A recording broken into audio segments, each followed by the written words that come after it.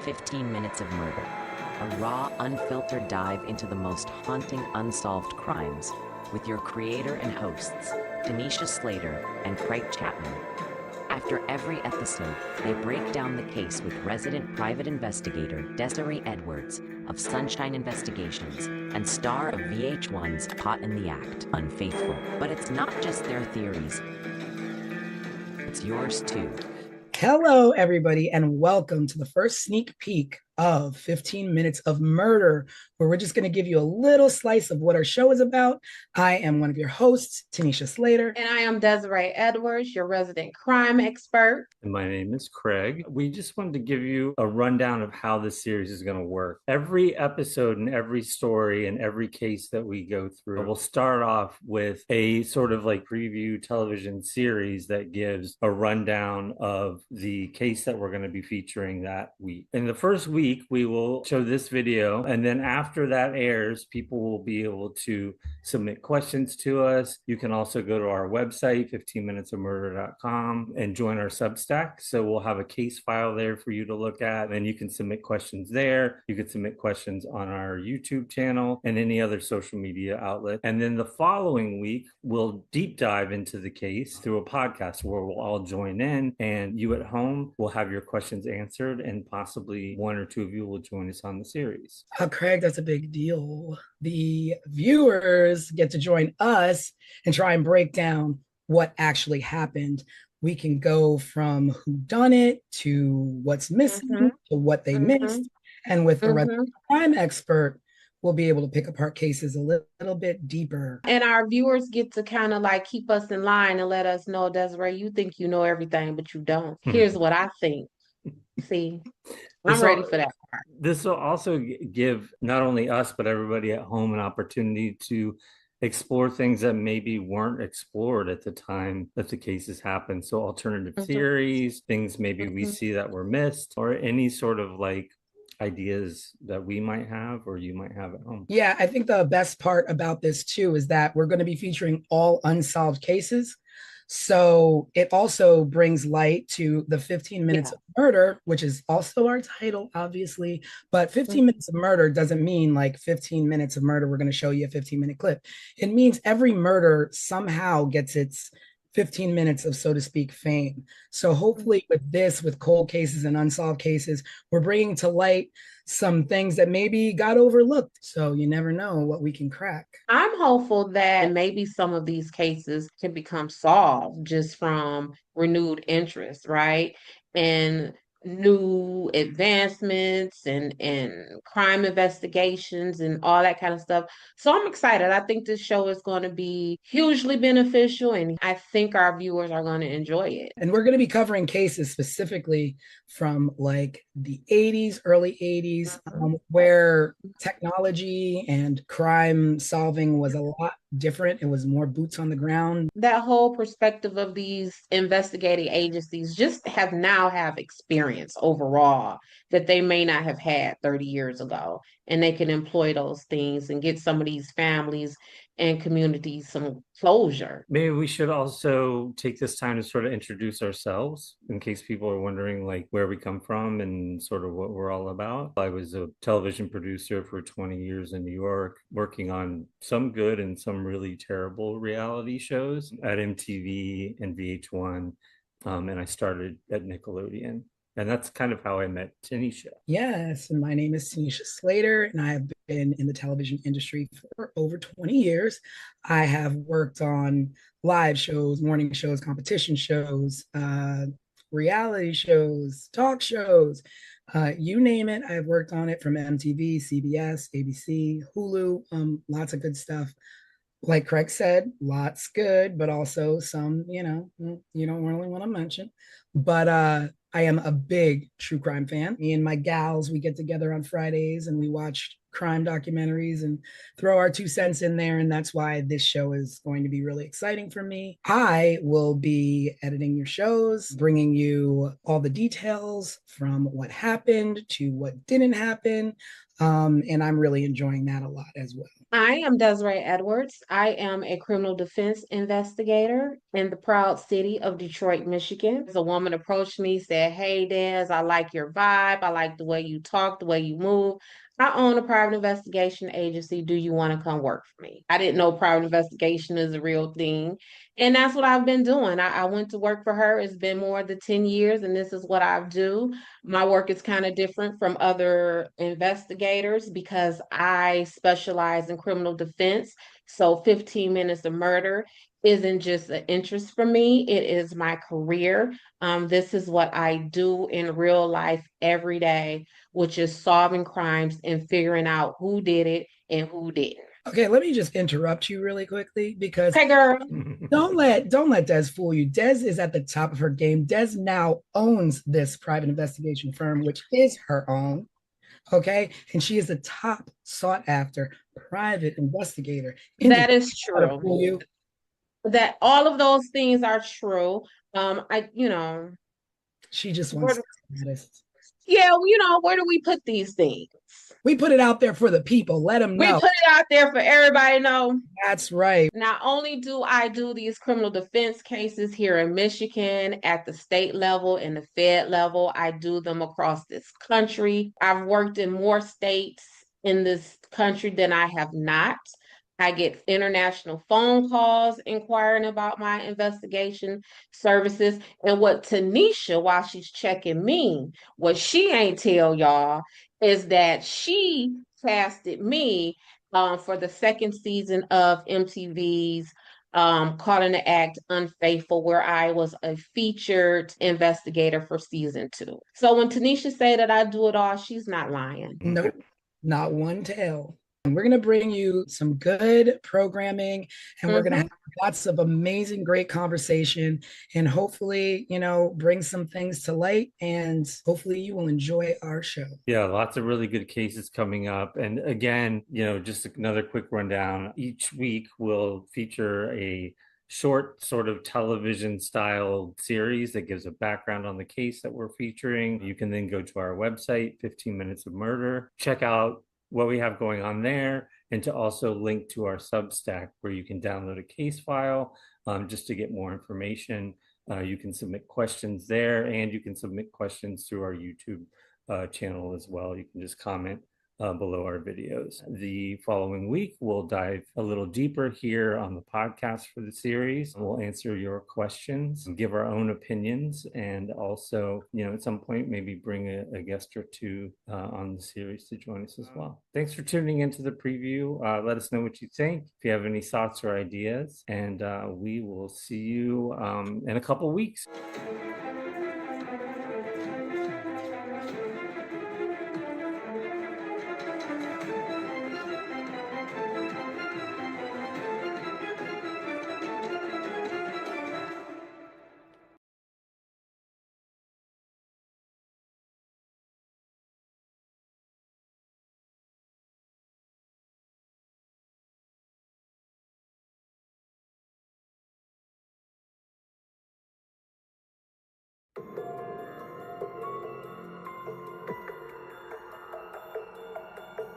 April 11, 1981. A quiet mountain town in Plumas County, California. A cabin in the woods, and one of the most brutal, unsolved mass murders in American history. This is 15 Minutes of Murder.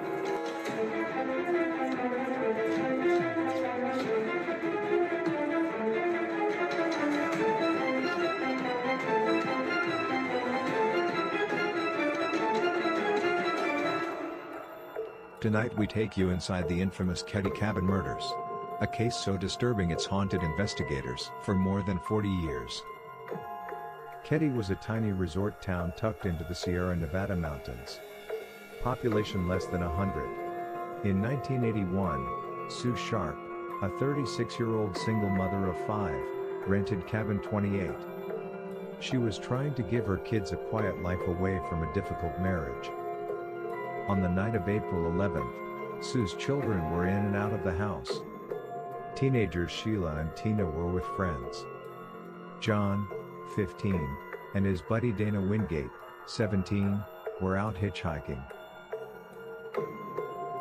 The two youngest, Rick and Greg were inside, watching TV with a friend named Justin. By dawn the next day, the peace of Cabin 28 was shattered. Sue's 14-year-old daughter Sheila returned home at 7 a.m. after spending the night at the neighboring cabin of the Seabolt family. What she found would scar her forever. Inside the living room, her mother Sue, her brother John and his friend Dana were dead, bound with medical tape and electrical cords.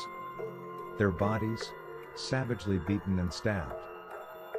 One of the boys had been strangled. And Sue was gagged with her own underwear, which was secured with tape, and her throat was slit. The room was chaos. Furniture was overturned, the walls and ceiling were splattered with blood. A butcher knife, a hammer, and a steak knife so violently used, the blade was bent in half. And then, one chilling detail. 12-year-old Tina was gone. Not in the house. Not in the yard. Vanished. Incredibly, the three younger boys were unharmed. As the murders raged in the living room, they slept through the night untouched, just feet away. Or did they? One of them, 12-year-old Justin, later told investigators he had dreamed, or maybe seen the murders happening. He described men with knives, even details of their clothes. But his story changed with every retelling. Who could have carried out such a savage attack? Suspicion quickly fell on two men, Martin Smart, a neighbor, and his friend Bob, a drifter with a violent history. Martin had a rocky marriage. His wife Marilyn told police that Sue Sharp had encouraged her to leave him. The night of the murders, Martin admitted he and Bo were out late. He later confessed in a letter, never shown to a jury, "I paid the price of my wife and I killed the problem." But no one was ever charged. Decades later, in 2016, investigators uncovered a hammer in a nearby pond believed to be one of the missing murder weapons. Still, DNA evidence has not yet solved the case. In 1984, a skull was found in the woods of Feather Falls nearly 100 miles away. Dental records confirmed it was Tina Sharp. How had she been taken? Why was she separated from the others? And why, after 4 decades, does this case still remain unsolved? The Ketty Cabin murders are among the most haunting mysteries in American crime history. A family slaughtered. A child abducted. Multiple suspects. And a trail of evidence that always seemed to go cold.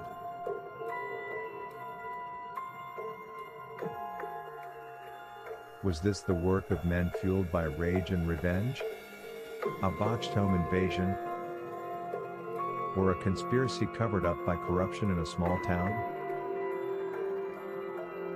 We may never know.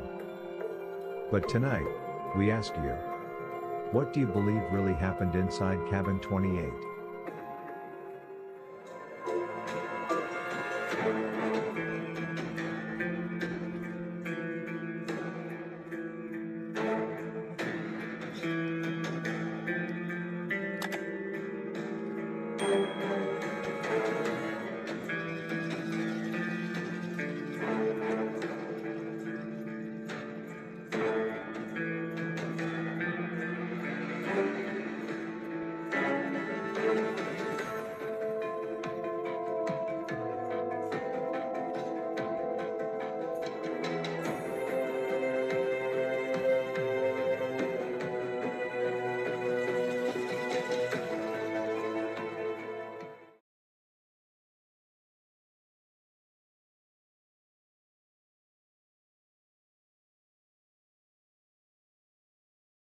When officers stepped into Cabin 28, they walked straight into a nightmare Blood smeared across the walls, bodies brutally attacked, 3 victims murdered, a child missing, and a crime scene so chaotic even seasoned investigators froze in place. And the horror that unfolded inside that cabin still leaves more questions than answers.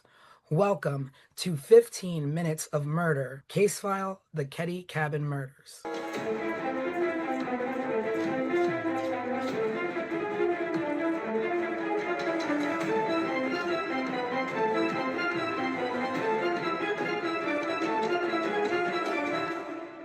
Hello, everyone. Happy Sunday, and welcome to the full podcast version of 15 Minutes of Murder, where we are going to deep dive into the Ketty Cabin murder case. We're going to be running down everything from top to bottom that you saw in the mini case file, and we're going to talk about some questions that our viewers have had and submitted on our YouTube. I am your host, Tanisha Slater, with co-host Craig and our resident crime expert, Desiree. Present. So we're going to be jumping into a deep dive of this first case that we've done, the Ketty Cabin Murders, where a family was slaughtered in their home in a tiny mountain resort. And it's basically a 40-year-old mystery riddled with corruption. So this happened on April 11th, 12th, Ketty, California. The victims are Glenna Sue Sharp, who was 36. Her children, John, 15, Tina, 12, Ricky, 10, and Greg, 5. John and Tina were actually murdered. And John's friend, Dana Wingate. 3 youngest boys survived the attack. One of them was a friend of the young boys, and they were asleep in the back room. So we're going to get into the background of the Sharp family and a little bit of the background on Ketty. So the Sharp family, they were a military family, and Sue was in a bad marriage.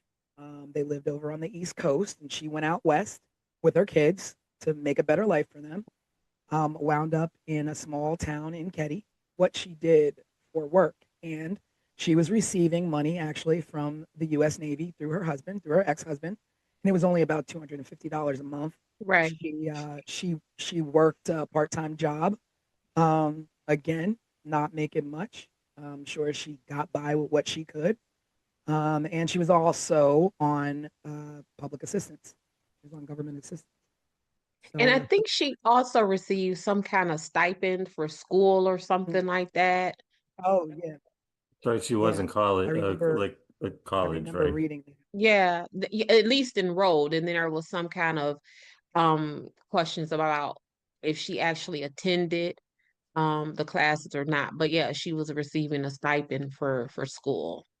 Yeah. So she obviously, you can give her props as being a mom trying to get her kids out of a nasty situation with an abusive husband or allegedly abusive husband.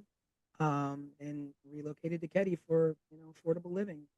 She had a brother or somebody that lived near Ketty, California, right? Yeah, that's when they lived in the, at least according to everything that I have come across, a really raggedy trailer park or something that was so bad that it made this cabin 28 in Ketty look luxurious. So that was their stop before cabin 28.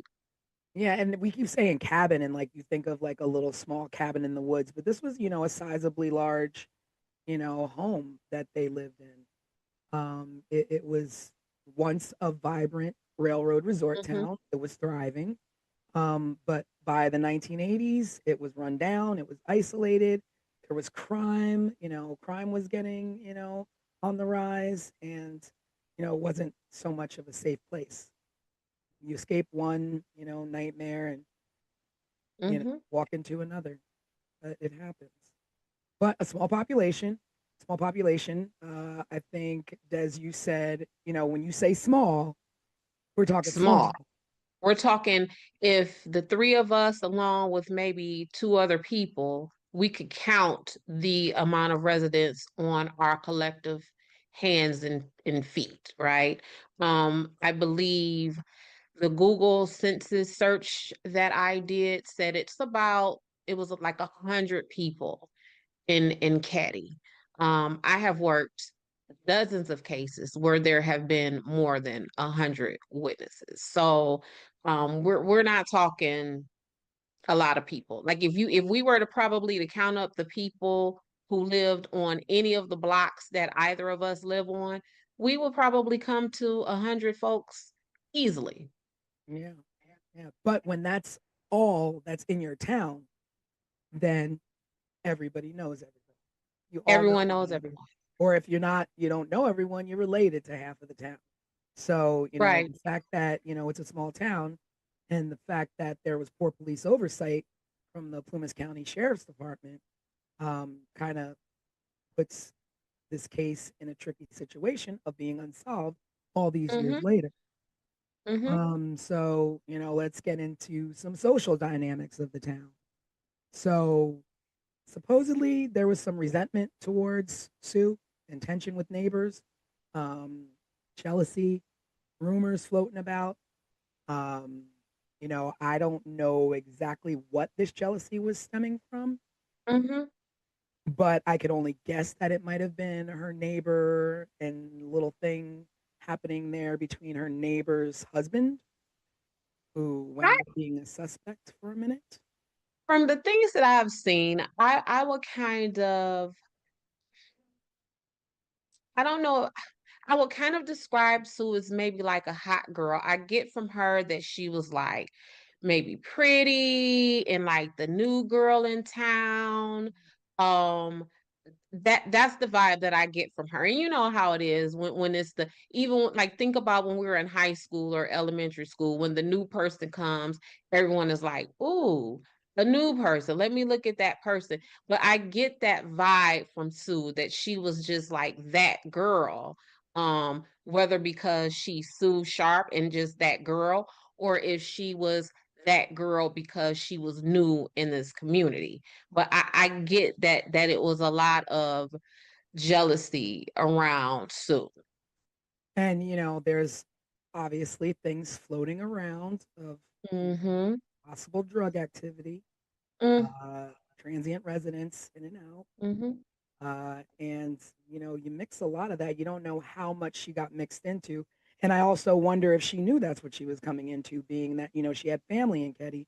Did she know that's the kind of town she was walking into with her kids? Yeah, I don't know if because see, what I don't know is how long her family was in that area, right? So if her family was there long enough to know that this was kind of like a shady population, and they were just like, "Hey, sis, bring the kids to come out here." But it definitely was a shady population. And I think somewhere I read it was because the the sheriff lived there in cabin 28 previously, and it was some kind of scuttlebutt about the sheriff living in cabin 28 and therefore being surrounded around a lot of lawlessness amongst the community with him living in 28. So it was, it was a shady environment. No, so I was gonna say, like, one of the things as you're setting up and going into the intro of the stuff that we're talking about, something that has always stuck in my head is the husband's name is John. I'm Mhm. sorry, James. James Sharp is Sue's ex-husband and this military person. What do we know about his discharge or whatever from the military?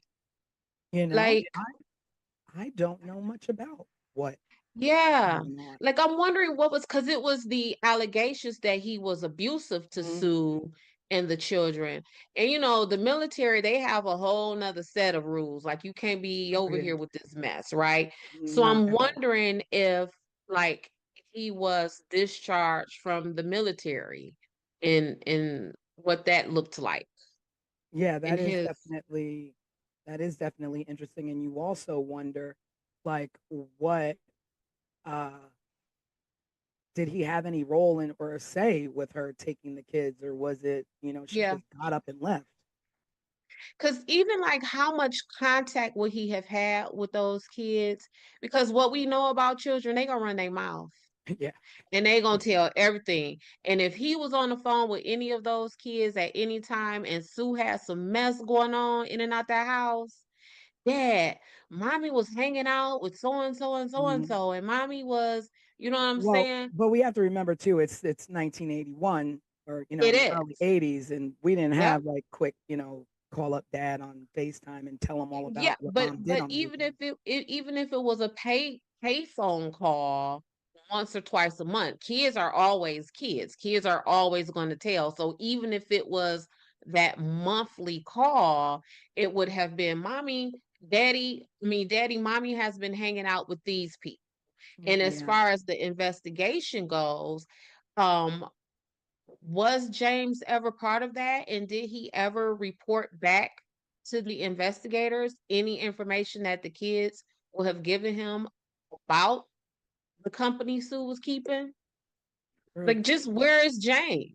I think that's a good question. Like all the research I did and all of the background I read about this case, they mentioned him and they mentioned that she moved a pretty long distance from the east coast of Mm-hmm. the US all the way out to Keddie, California, which I believe is like northern mid California somewhere up Yes. in the mountains. But that was the extent of it, just that he was abusive and that she bounced and took the kids with her. Yeah. Because I'm gonna tell y'all, when I'm working cases and I really want to find out some good stuff about someone, I will go into the family court side because typically courts have two sides, the criminal side, well, maybe three, criminal, civil, and then family. So I would then go into the family court side and run a person's name to see if there were any divorce filings, any paternity filings, any child support filings. And I will go and talk to that person and get tons of information from those people. So essentially, I'm going to find your baby mama or your baby daddy to give me all of the tea on you as an investigative tool. And I think that Mhm. if they didn't do that with James, they may have missed Mhm. a lot of information. But also the fact that, you know, a lot of people and a lot of things that I've read in the specific site where I read that, she wasn't exactly the ideal mom who everybody painted her out to be, and that she was actually renowned for leaving her kids and abandoning her kids and leaving them at home to fend for themselves, and that she spent most of her time with her best friend named Nina. So, I mean, you just don't really know what happened, because Right. but when I, people are saying, I mean, people are quick to say when you leave your kids, when you're not a good mom, people are quick to, point that out and just, spread that. yeah, and then I mean, again, you just said it is 1981. So was she leaving her kids or was Mm. she just like, because in 1981, leaving your I kids looked, mean, I was a latchkey kid. I had the I green string or put swear, on my neck. in 1981, it was you leave the house in the morning when you wake up, and then you come back at maybe street light time or something like that. So to say that she left the kids, right?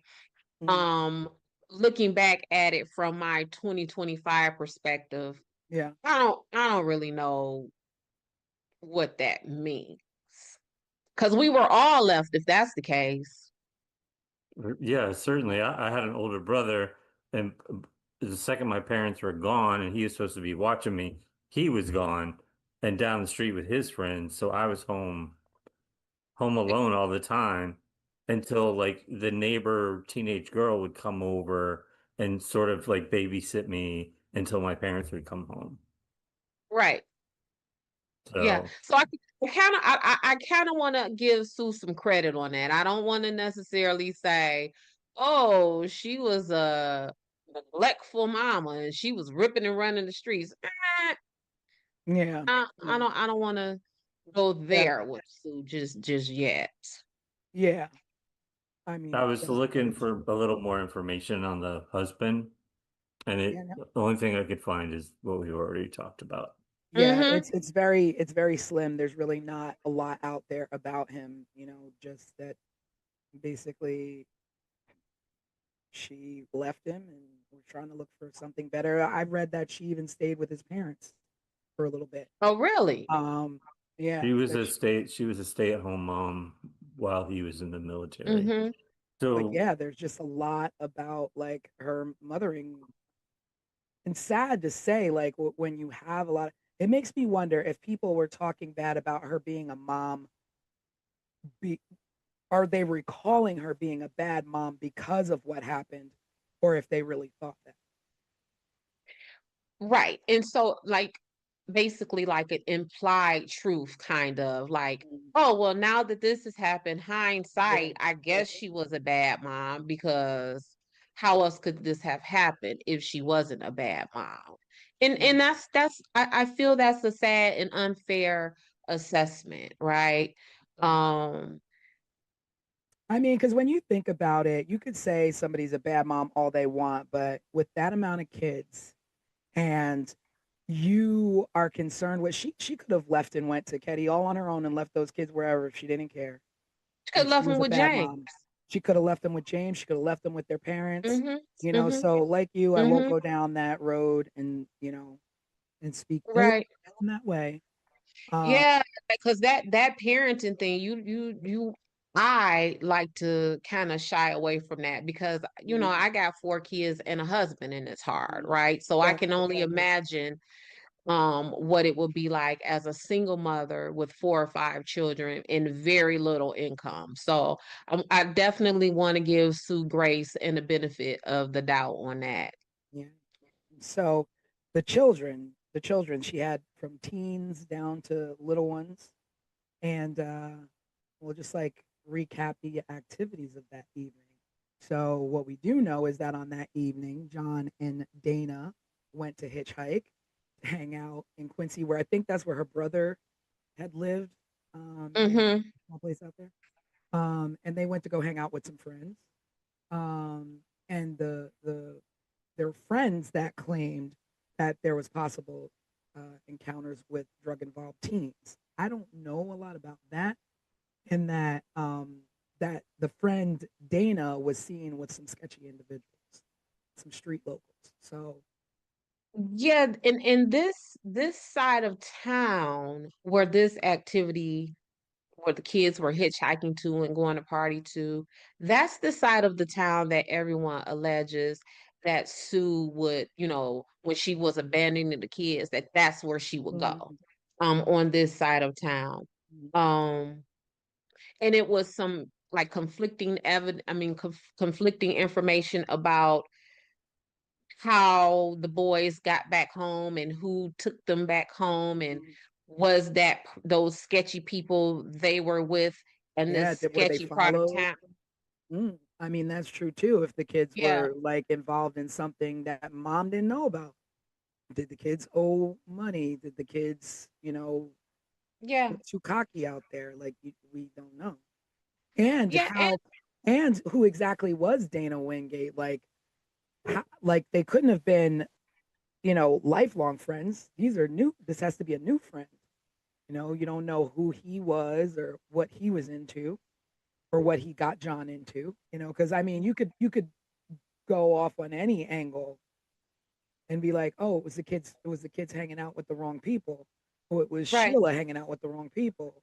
It was the neighbors who were jealous. There's just Yeah, so and that's what has frustrated me from the top to the bottom about this case because it has just been left with so many possibilities, right? So at some point, so if we start off with 10 theories or 10 possibilities, at some point a thorough investigation will narrow that down. So now we went from 10 to now we're at 6.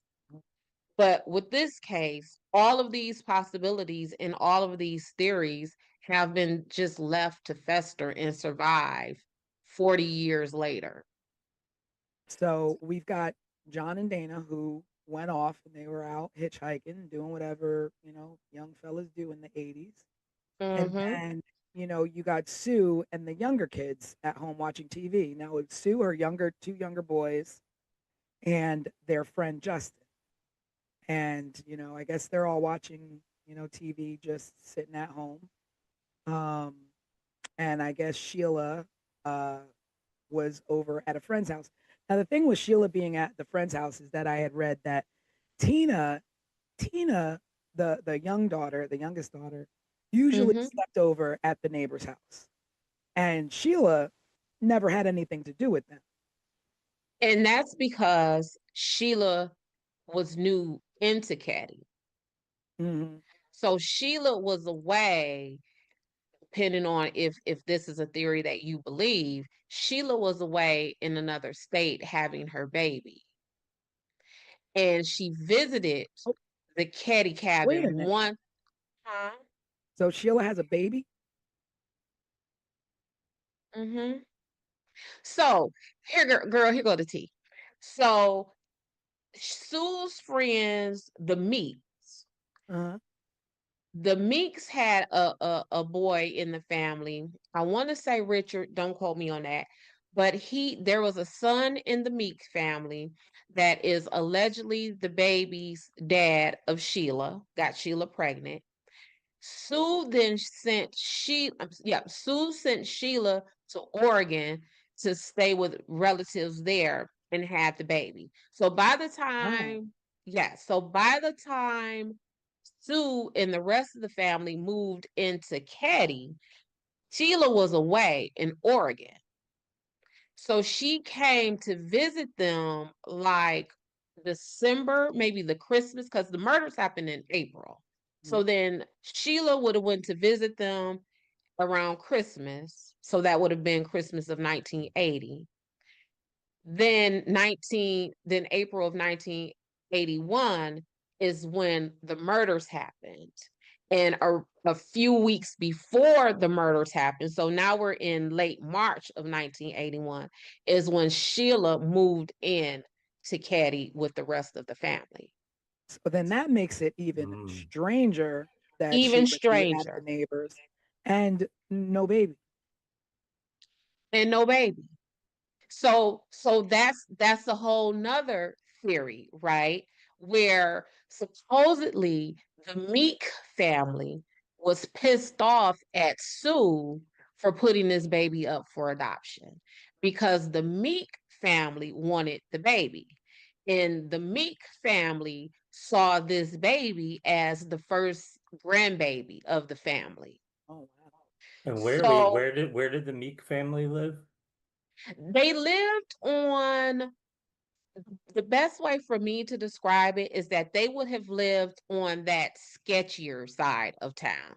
Not to Yeah. say that the Caddy cabin ain't the sketchy, because obviously it is, Yeah. but they live on that other side of the town. Yeah, Okay. because that now that you say that, it makes it even stranger to me because my mind started going to like what Sheila into.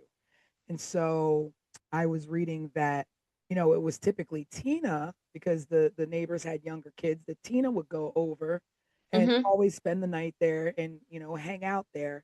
But that night, while Tina was there, Sheila went over and sent Tina home and Sheila stayed there. Mm-hmm. So Tina would have been spared had she stayed like she typically would at the neighbor's house. Right. But Sheila sent her home, Correct. which is odd. Which is odd. Sheila sent Tina home from the cabin that was right next door Directly next door. to them. And no one in that home allegedly heard any noise, any bumping up against the wall, anything coming out of that house. And what was also something to me about the Seabolts is that because that's the family who Yeah, lived the in that neighbors. cabin next door. They said, I got it in my notes because it stuck out to me crazy. Y'all give me 1 second. According to the timeline that I have, Sheila went to the Seabolt's house at around 8 p.m. Mhm. Um, then the Seabolts reported seeing a weird green van outside of cabin 28 at around 9 p.m. Then Tina is sent home at 9:30. Which is late for a 12-year-old, right? I think she was 10. No, she was Yeah, 12. and that's 10. But not only that, this is what struck me. This is a town of 100 people. So that means we're close-knit community, right? So if I notice a vehicle that I hadn't seen before outside my neighbor's home, and then the next morning I found out that neighbor's home that weird vehicle was parked in front of, people were right, murdered and slaughtered in that right, vehicle. right. I Or the mean, slaughtered in that CBD house. out. If we're a small town like that, whose green van is that? I've never seen that Yeah, green van. yeah, If someone pulls up in a green van in front of my house right now, I might just look out the window and be pissed off that someone parked in yeah, front of my house, right? But I live in a larger city. yeah. But in a small town like that, I and think then first to place I'm gonna go is to Quincy. Start looking for a green van. green van. But also when Tina was sent out to go home and you saw that weird, awkward Oh van, yeah, yeah, yeah. you're not like, Tina, hold on. Hey, I'm finna walk Tina home. It's a Right, car out here. right. It's just, Yeah, and we don't know I how don't. long that car was out there or when it mm-hmm, left. mm-hmm. So did someone send Tina away to be murdered? Mm. I mean, Tina was ultimately not murdered at first, right? we don't know that. I mean, We she could don't have know been that. murdered first and dumped, or she could have been held for who knows how long. Mm-hmm. She could have escaped from her captors and died on her own. Well, we know that she at least tried to escape because the Yeah, back pocket of her jeans was ripped yeah, when and I when when guess they when they found her remains. So somebody she was trying to get away from someone. But yeah, I think that timeline right there, that hour and a half timeline, has been sticking with me since I started doing my homework on this case. so. There were witnesses who did, report that they saw a bearded man with glasses earlier in the week, seen around the Sharps cabin. No, no leads were really ever followed up properly to check and see who that was, who the green van was. No, we don't know. And part of that is because um back to the Seabolts.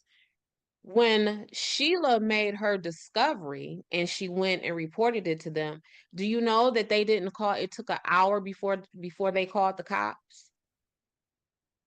How in the world? What are you doing for an hour? What are you doing? And they are the people who went back. So Sheila reported what she saw to them, and that the boys were in the bedroom. So they went back and retrieved these kids. So you would have seen this scene and you not call the cops for a Yeah. whole hour. How do you pull the Maybe, kids out without? maybe I mean, they walk through the living room and see everything that's happened. But let's Well, let's just let's just talk about the. I'm sorry. Go ahead, Craig. no, I was gonna say maybe we should just for people listening at home describe sort of Yeah, I'm going to talk about what the crime happened. scene. Yeah. So the oh, crime scene, they were found. The family was found on April 12th by Sheila. She was at the neighbors. She got up in the morning. She walked home, opened the door, and found her mom, John, and Dana mhm. slaughtered in the living room and bound with medical tape. bludgeoned, stab wounds, blunt force trauma, blood splatter everywhere, uh, Everywhere. everywhere. That it literally looked like there was just complete struggle and hours of torture. Mm-hmm. There was a knife that was bent in half. Like, do you know how much force it takes to bend a knife in half when you're stabbing somebody? That's violent. That is brutal. That is hatred. That is zero Mm-hmm. regard for human life Mm-hmm. and zero regard for a mother and children. Um, a hammer was used. Mm-hmm. To murder with a hammer, that is that's monstrous. Yeah, and in my work, um, knives, stabbings are some of the most personal um crimes, right? We know if I'm working a case and the victim in my case has been stabbed, I immediately think of the closest people to that victim, who has the most access to him, who, whether that is physical or just like in the family, in the friend unit, because a stabbing is a very intimate Yeah. is a very intimate crime. One of Sue's wounds was so deep that it touched her spine. Like that is the force. And just think about your torso, your body right now, like where your spine is. You know what I'm saying? Like someone would have to force that knife through your torso, through your chest cavity or wherever and reach Yeah. your spine. And your spine is deep in there for a reason. Yeah. And And It's so protected. that knife, in the pictures, it almost looks like they would have had to like push down on them, like Mm-hmm. almost cave them in a little bit to reach down in that deep. Yeah, I don't even know how you would the direction and motion you would need to stab someone to get to a spine. Like I don't even medically, I don't even know how that's possible. If nothing else, like I said, we were created for our spines to be hidden and protected because they are literally the backbone, right, of our existence. And for you to reach that, and so I I want to mean, say, just for our viewers who are like love timelines and accuracy and things like that, Sheila allegedly returned home that morning to make this discovery at 10 a.m. so the kids, so you're Wow, thinking kids now that I'm thinking, like, kids are early birds, especially that age that of young, the yeah. children that were Mm-hmm. there's no way they didn't get up and walk around that house before Sheila got there and possibly Mm-hmm. seen what was happening. Uh, The neighbor, was it the Siebel father, was the one that went to the back door to get the boys out. The boys that survived came out the back door. They didn't want to take them through mm, the house to see the murder scene, essentially, is what I read.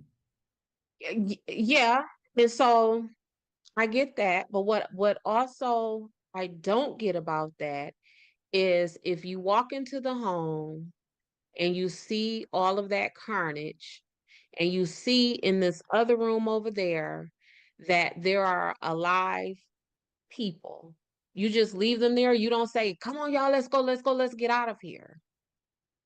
What do Yes, you she left and she went back next door, right? right? She went back next door, but if she would have saw them, why wouldn't it have been, "Come on, y'all, let's get out of here"?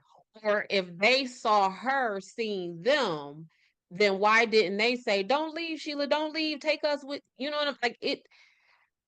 I don't know. It's just so hard because it's just like, you want to put yourself in that situation, like just visually to try and think of what you would do or what happened. Mm-hmm. But if I walk in the door and I've just gone through having my own child, let alone these are my baby brothers, like I'm storming through there, I'm going out the back door with them. Is someone still in the house? Are they still Right, there? right. Like, how do you? Where's the sister? Where's my little sister? Yeah, where's my little sister? Like what? Yeah, what are they? Ricky, Greg, Justin, where is Tina? Yeah, Hmm. Yeah. I mean, Where's Tina? So it's again, it's we could do this. This caddy stuff is enough to well, carry. it's like the theory or whatever is that either one, the killers weren't threatened by young kids or even worried about these kids being able to identify them or be able to pick them out of a lineup, or they knew them and were like, let the kids, that's not what we came to do. But what did you Hmm. come to do? Like, what is the Right. point?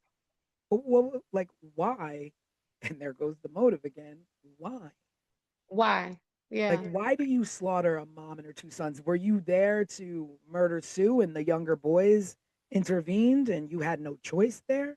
Hmm. Or were they all sleeping? Like when the boys came home, like what were they doing when they were approached or when someone broke in? Did they break in? Did they sneak in? There was no signs of breaking in.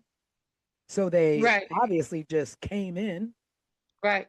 Yeah. Well, no one needed to break in, because the way the house was laid out, like you see how the in the pictures, the front of the cabin looks very cabinish. Mhm. And the back of the house looks very houseish, Yeah. right? And that's because it's a addition back there. And the older son, I want to say is John, he lived back there. And there was only one bathroom. And so they kept the house open so that John could come in and out to access the bathroom and, the kitchen and, sit around with the family. So the door would have always been open. No one would have needed to break in. No, there wouldn't have needed to be a sign of forced entry. So like thinking and knowing and knowing about the case, three basically grown-ups, because when you're a teenager you're big enough. Hmm. I mean, you see the boys, they're not little, you know They were so 17 at the time, right? yeah, so I mean Hmm. they're nearly on their way to being young men. So there were multiple weapons. I mean, I don't know from experience, but I do know that murdering someone is a physical exerted activity, Hmm. um, because you're fighting someone to overtake them. And Yes. so, can one person overtake two boys and a young mom trying to protect her kids? So, is there more than one? Yeah.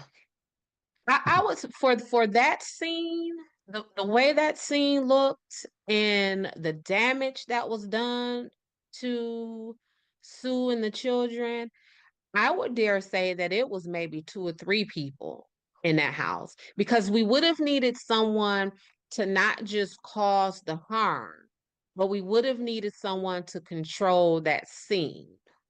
Because otherwise, you know, someone coming out the window, Yeah, someone's running out the back door. And yeah, in fact, while we're talking about the back door, there was a weird fingerprint or thumbprint on the railing of the back stairs, and linked to who?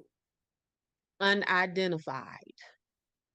Yeah, that's what. So, Ketty, this is what we're talking about. And but that jives with, maybe that's the reason why there is no forced entry, because if you are Sue's friend and you visited the family regularly, you would probably know that they kept that back door open. So if you're coming in to murder them, Yeah, where are you coming from? You're coming from the back door, and you may have planted that thumbprint on the rail as you're coming up and down the stairs. But yeah, that's the Wh- cabin. Well, yeah, wh- so that takes us to the investigation, right? Which had all kinds of problems. Oh, some of which we've already discussed. Yep. Let me say this too, y'all. So this is the full timeline that I know it. So we have Sheila going to the Seabolt's cabin at 8:30 p.m. that night. Then the Seabolts reportedly see the van outside cabin 28 at 9 p.m. Then Tina leaves the Seabolts to go home at approximately 9:30 p.m. Then John and Dana, depending on who says it, arrived home at sometime between 11 and 11:30 p.m. And then the murders supposedly take place between we don't know. Between we don't know. So around 1:15 that morning, the folks in cabin 16 woke up because they heard noise. Marty and Bo left the bar that they were hanging out at. Who is Marty and Bo? So Marty, Marty is I know who Bo. they are, but we know. should explain who Go they ahead, are. crime expert. we're Yeah. about to. We're about to. Okay. So Marty Smart is Jason, the one of the little boys who are in the bedroom. That is his stepdad. It's Justin or Jason? Jason, what did I say? It was Justin, right?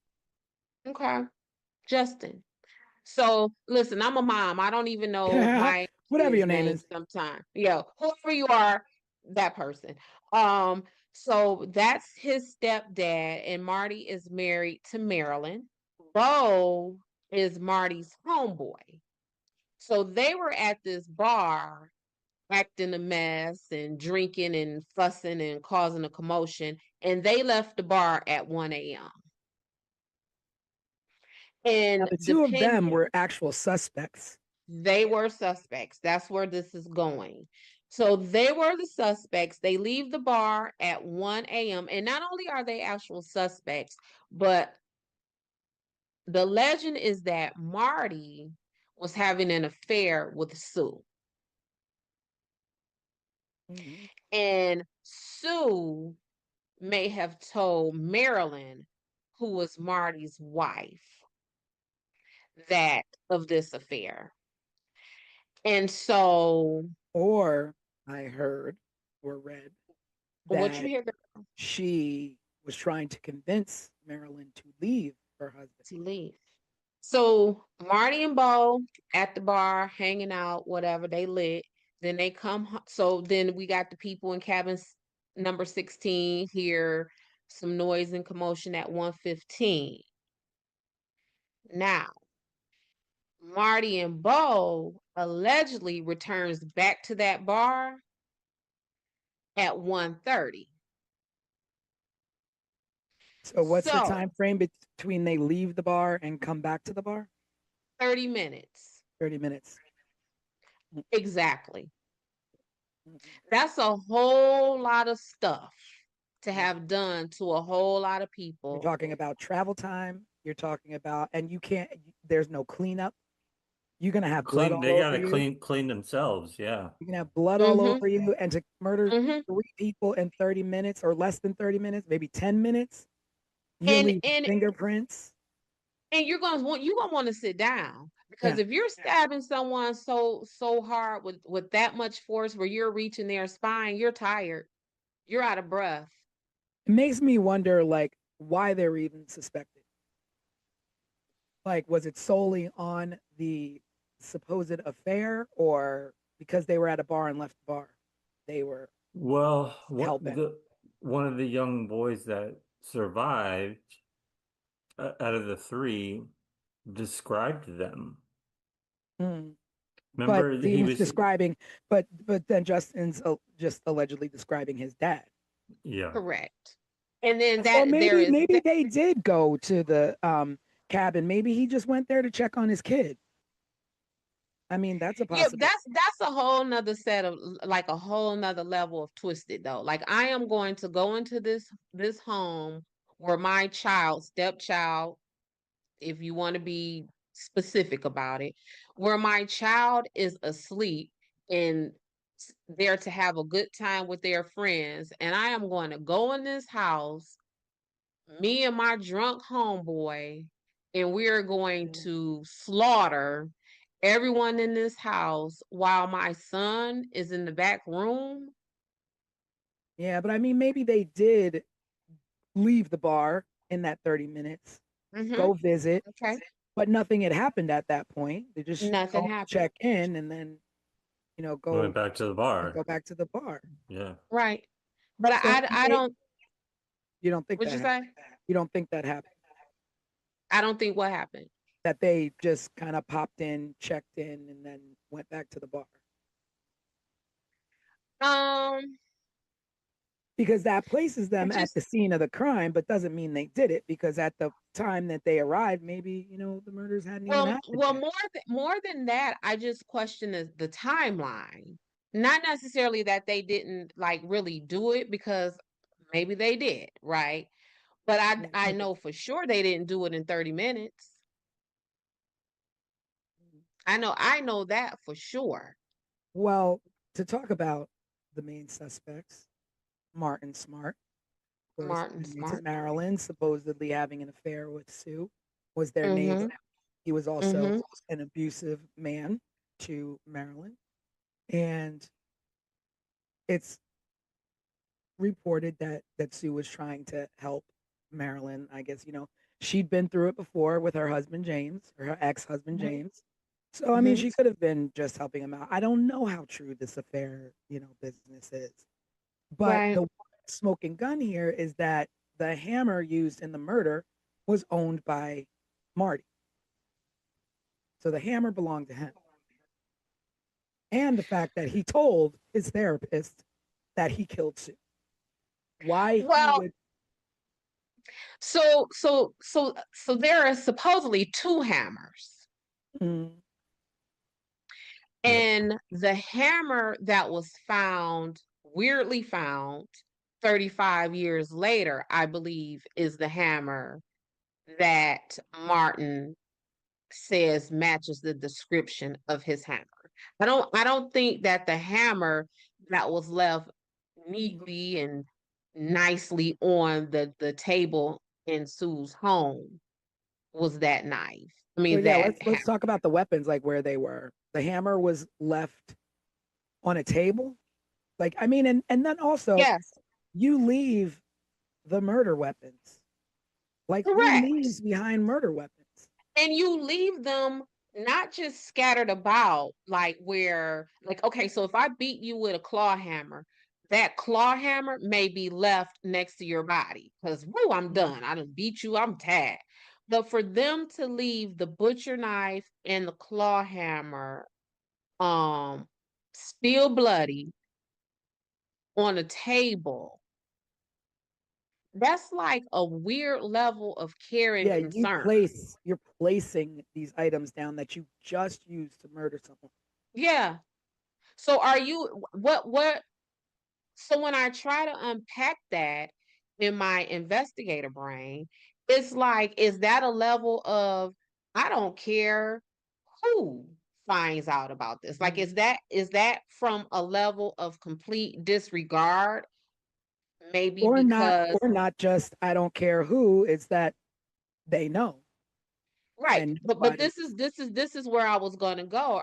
Do you, because if we're going to run with the theory that Martin Smart and his homeboy did this, did Martin Smart and his homeboy leave those weapons at that table because they disregarded being caught because they are close friends with Mhm, Sheriff Doug Thomas? And if mhm. I just killed these people, I don't care where I leave this nice. My homeboy is the sheriff. He got my back.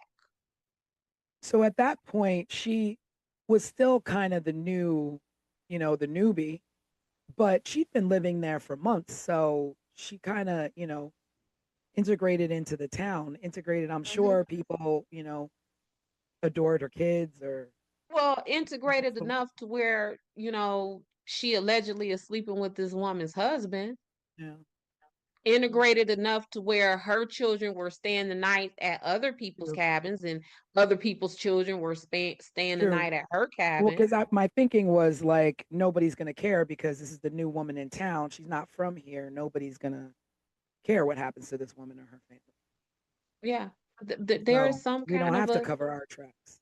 yeah. And there was one more thing that I did read, which was strange. So I read that Ketty, the electricity in Ketty, the light supply or whatever, was the lights were controlled by cabin 28. So in order to turn Yeah. off the lights in the town, you would have to turn off the lights on cabin 28. Mm-hmm.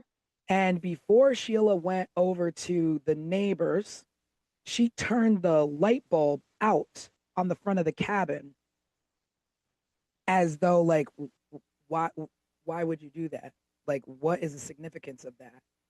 So that I saw that too. And the way it was described, I couldn't figure out if she physically like untwisted like And I think it was the like a light bulb. physical untwisting because if you would have turned the light out, if you would have manually turned the light out, then it would turn off the electricity for the town. But if you unscrew just the bulb on the porch, you would only leave the porch dark and not the Okay. town. Okay. So I thought that So was strange. so that was the one thing that was strange. The other thing for that was strange about that to me is how would she know that? And what I mean by that is that my children don't live with me. So whenever they come to my home, they are sometimes just as confused in my house as they would be in yours because they Mm, don't live here, right? mm, So how would she have known that much?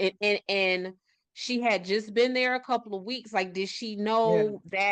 know it? Oh So it yeah, makes by the me way, think, Sheila, yeah. So it makes me think like it's like you'll know the house because it'll be the only one without the porch light. it'll be the only one without the porch, without the porch light. And if that was not intentional and just a coincidence, like Mm, yeah. that's horrible luck. But Yeah. also, um, how often during the night would Sheila see Sue doing that? Would Sue Yeah. Yeah. regularly Was it go out? something that she would regularly do to Right, save? like because otherwise, how would Sheila had no? Because that's like a quirky thing to Yeah. know. Yeah. It's like if you're overthinking that theory, and I'll, there's no shame. I mean, I did go down a rabbit hole as we talked on the live. I like my rabbit Mhm. holes. And I That's what went down, investigators do. yeah, and I went down a rabbit hole on a site called Ketty 28. And when I say the theories from this site are really like, so if you're doing your own research, visit there on this case if you want to go a little further and deeper. But I try to stay away from it because I don't want to make any accusations more than there already have been, like Sheila and this light bulb situation. But that is definitely a strange thing uh, to think about happening on the night of murders. I mean, I don't know if she did that every night. We don't Right. know. It could just be coincidence, but it Can is we definitely strange. can we double back to this hammer? Because this hammer Mm. low key almost took me out. Like this hammer almost took me down a whole rabbit hole. And I'm gonna tell you why. We find a hammer 35 years later, and that hammer is still significant enough for us to report it. So what I mean by that is if something happens right now in 2025 and then we find the tool that was used 35 years later, do I immediately be like, oh, snap, this is the tool that we were looking for at 35? You know what I'm So saying? Like, where you're thinking planted. I'm thinking, not only am I thinking planted, I am thinking planted because the person who allegedly found this, girl, let me tell you about this story if you don't know this part. Yeah, yeah. So, this man was with a woman and they were attending a wedding. and the woman claims to have lost her ring. The man went and got a metal detector. Yep, that face. He went and got this metal detector, and he's out looking for this this ring with this metal detector, and what is now at the time they're searching a dried up pond. And it is in this dried up pond where this man is with the metal detector looking for a ring that belonged to a woman who attended a wedding. And then we find, well, maybe the pond was not empty at the time. Maybe it was a reservoir and it just happened to drain. I don't Maybe, know. maybe I don't know. That's strange. But ain't that strange? And so what this guy finds, instead of the ring, he finds the hammer and then goes and reports it as though the first murder in the town is in the back of his head. And he's like, let me go report this hammer because this has to be the murder weapon. And it's 35 years later. Yeah, because if I found a hammer laying somewhere, I wouldn't think anything of it. You wouldn't think anything of it. I would just probably throw it to the side and keep doing what I'm doing. Yeah, I probably wouldn't even touch it. I just keep on moving. I wouldn't even have thought about it. Yeah. Oh, a hammer. A hammer. And so that's the second hammer. Yes. Yes. And that is the hammer that allegedly matches the description of the hammer that came up missing from Martin Smart's house. I know. I want to say Martin Short all the time. Me too. We're 80s babies. Yeah, I know. Can you tell? So at that point, when he found the hammer, then Marty was already dead. I guess so, because he found the hammer in 2016. So was Marty dead? So because they had him in, they questioned them, but now it's like he's dead. So there's nothing that can be done finding this evidence to try and close it out. So who's to say the man who picked up the hammer didn't do it? Well, I think of course the evidence I'm going just crazy. was not going to close this out because it was reported to the detective from the Sacramento Department of Justice, because that's who they called in to work this case, to take it out of the jurisdiction or whatever for the Plumas County Sheriff. But those Department of Justice people were not homicide detectives. They were organized crime agents. So, not to say that they don't know how to conduct a homicide investigation, but that's that. Yeah. So to recap about botched evidence, now we're talking about a hammer found 35 years later in a dry pond. So there was contaminated crime scene evidence. There was no neighborhood sweep done. There was no forensic preservation whatsoever. There was interviews were delayed, and in delaying interviews, you give people enough time to get their story straight. And tips were ignored. So people giving tips of saying, hey, I saw a green van the night of the murders. Hey, I saw a strange man. These things were ignored or weren't followed up on. And I don't know whether that's from a small town and not having the experience, but I mean, you have the common sense. I mean, there's common sense. Literally our country is steeped in crime. I mean, you watching old episodes of FBI and all this, and you're the police chief of a small town. I mean, I'm pretty sure you know what to do first. I mean, everybody pretty much knows what to do in the first 48 hours. In the first 24 hours, question everyone. I was about to say, you just talk to people. Comb the neighborhood. And as far as like stepping in and contaminating crime scenes, I get that. Like, you don't know what the hell to do when you walk into something like that. But I think even back then, what you're saying is contaminating a crime scene. It may not have had the same importance that it may have today. And the reason why I say that is because contaminating a crime scene in 1981 means what? It Because means half walking in the half the front door with your hand and turning the door. It means stomping and because walking all over. because half of the technology and science that would have been used to comb through that didn't even exist in True, 1981. So true. what But again, you don't want to walk into a crime scene stepping on blood spatter or touching anything. Touch nothing. Even I know, grab a pen and pick up the Yep. gun with a pen. Like, don't touch anything. And I can't imagine what they did walking in there, collecting Well, evidence. and And not just them walking in there, but the Seabolts, whomever from the Seabolt cabin had to go in and get the kids out. Even if they took the kids through the back, that is still a crime scene. what Did did It's, they anybody do? question the kids?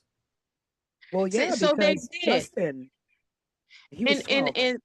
yeah, they talked to the kids, and Justin is the one who gave them the varying descriptions. So at one time they interviewed the kids and Justin said he saw this. And then another time they interviewed the kids, Justin gave a different account of what he saw. And that's the part where I say they needed to call in that forensic psychologist, because at that point we need someone who is specifically trained to withdraw that kind of memory and recollection out of someone through their trauma, through their sleep, taking into account that they are 10 years old or 12 years old, or however old he would have been. To just have a regular homicide detective to interview those kids, they got what they got because Yeah. of that. But also, like when he's saying if a kid, if they're claiming the kid slept through the night and saw nothing, Mm-hmm. how do you have Justin who is telling you what he saw? And Mm-hmm. if he saw something, did he see men hanging out there before he went into the room and nothing and everything was fine? And they knew these people who were in there and that's what he saw? Or did Or he how see the murders happening and ran back to the room? Like the questioning of the children, the ball was dropped there. Or how about, did you see your daddy? Yeah. Hmm. I mean, I mean, we don't know what's in those case files of Yeah. what Mm-hmm. was said Mm-hmm. or Yeah. what questions were asked to them.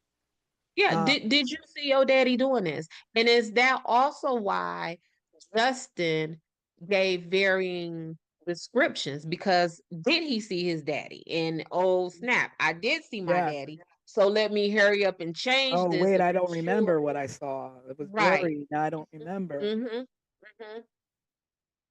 Yeah. Well, that would make sense if he did see them before, just hanging out. But then they have the alibi of being at the bar. But then is everyone at the bar telling the truth? I mean, we don't have, surveillance cameras to prove when they walked in the bar, Right. when they walked out of the bar. They might have never even been at the bar.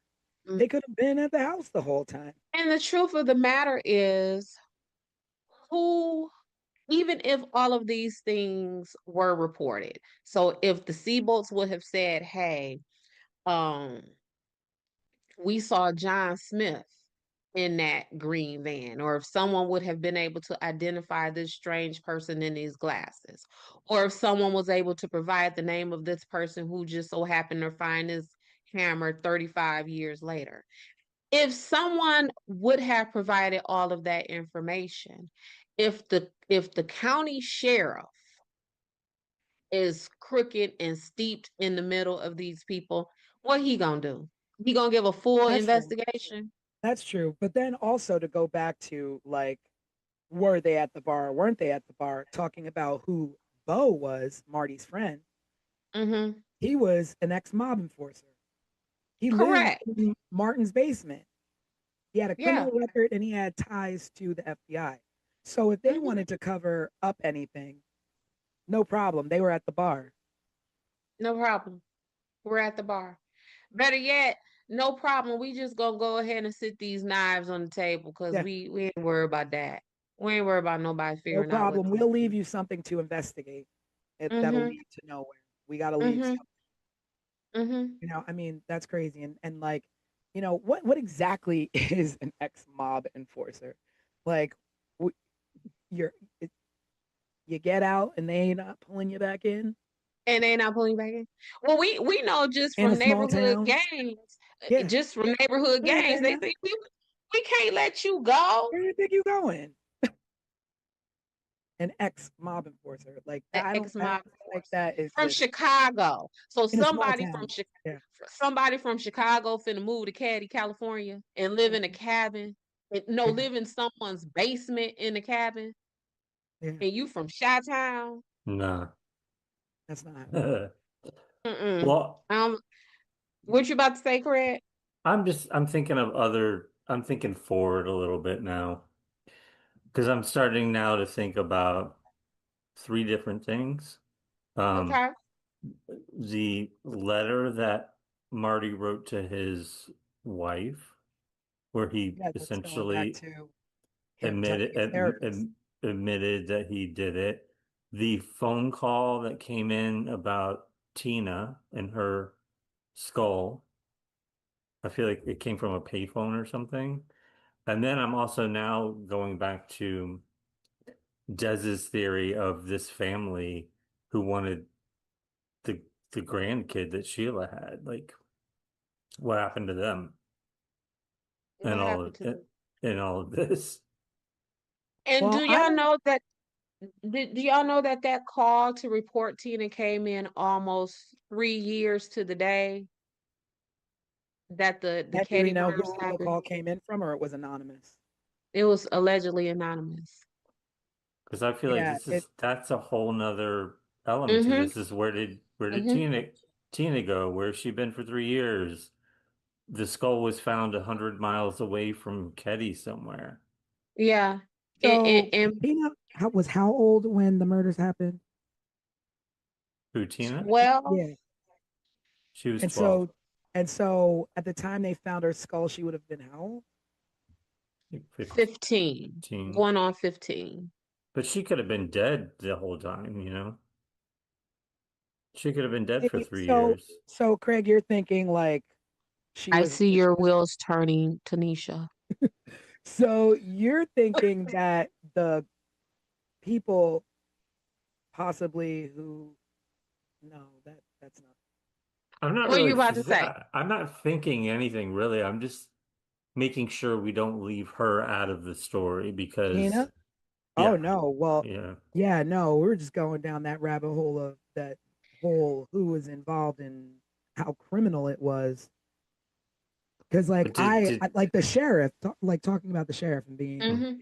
Mm-hmm. tied to not only Martin but Bo as well. He was close friends to Marty. So again, he was at the bar. You know, he he like had conflicts of interest with everybody involved. He lived Right. in cabin 28. He knew the layout.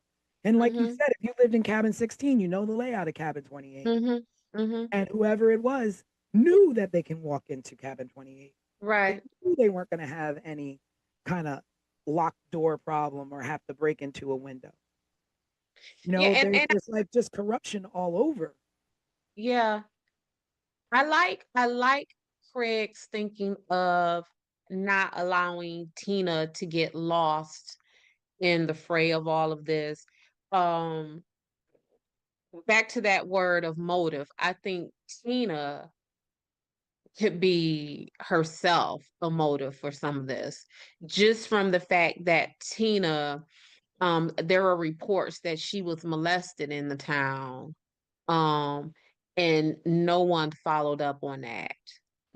Just there's It's just a history of Sue and her kids just being screwed over during the time that they were in Caddy. yeah.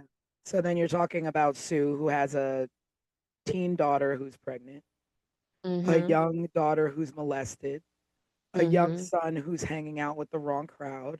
Mm-hmm. Um, and it could have, I mean, the angles could be anywhere. And when I think about it, it's just like you always say, what's the one odd piece in everything? Like what's the odd placement in these murders?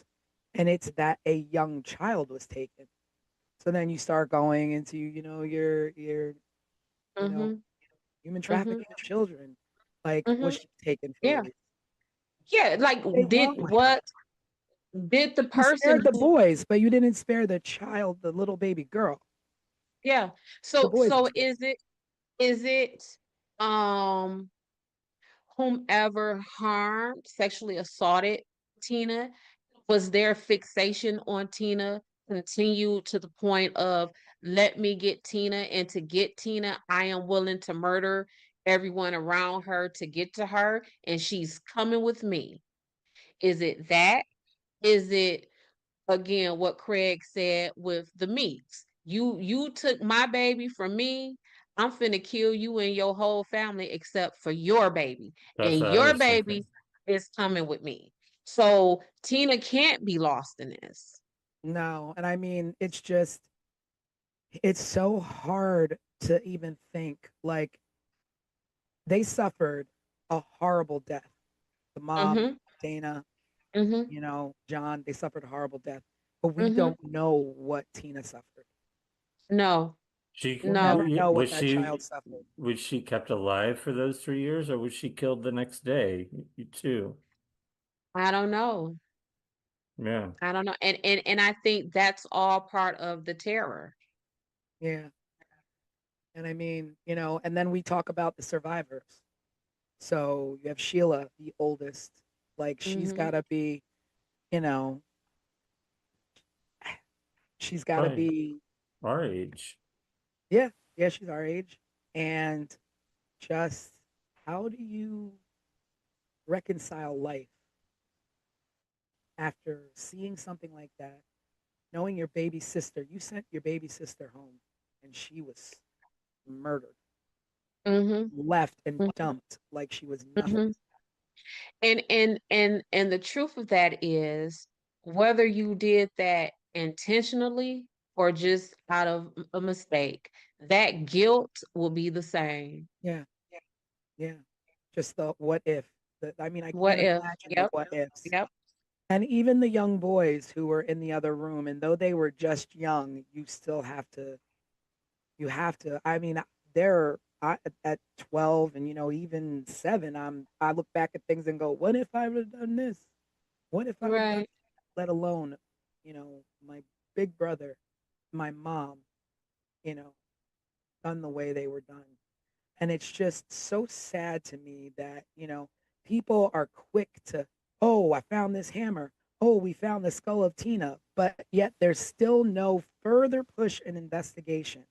And Sheila to this day is still trying to investigate and have, answers for her family. And I don't, get nothing. You get no, two random tips from left field, but you have no investigation into those things that lead to just dead ends. yeah. And Sheila Yeah. Sheila did do an interview, I think, with People in 2016, Mm-hmm. talking about her experiences. You can also find a lot of videos on YouTube of with her and her brother revisiting Ketty, actually, and it's very hard to watch them revisiting and recalling memories from that time.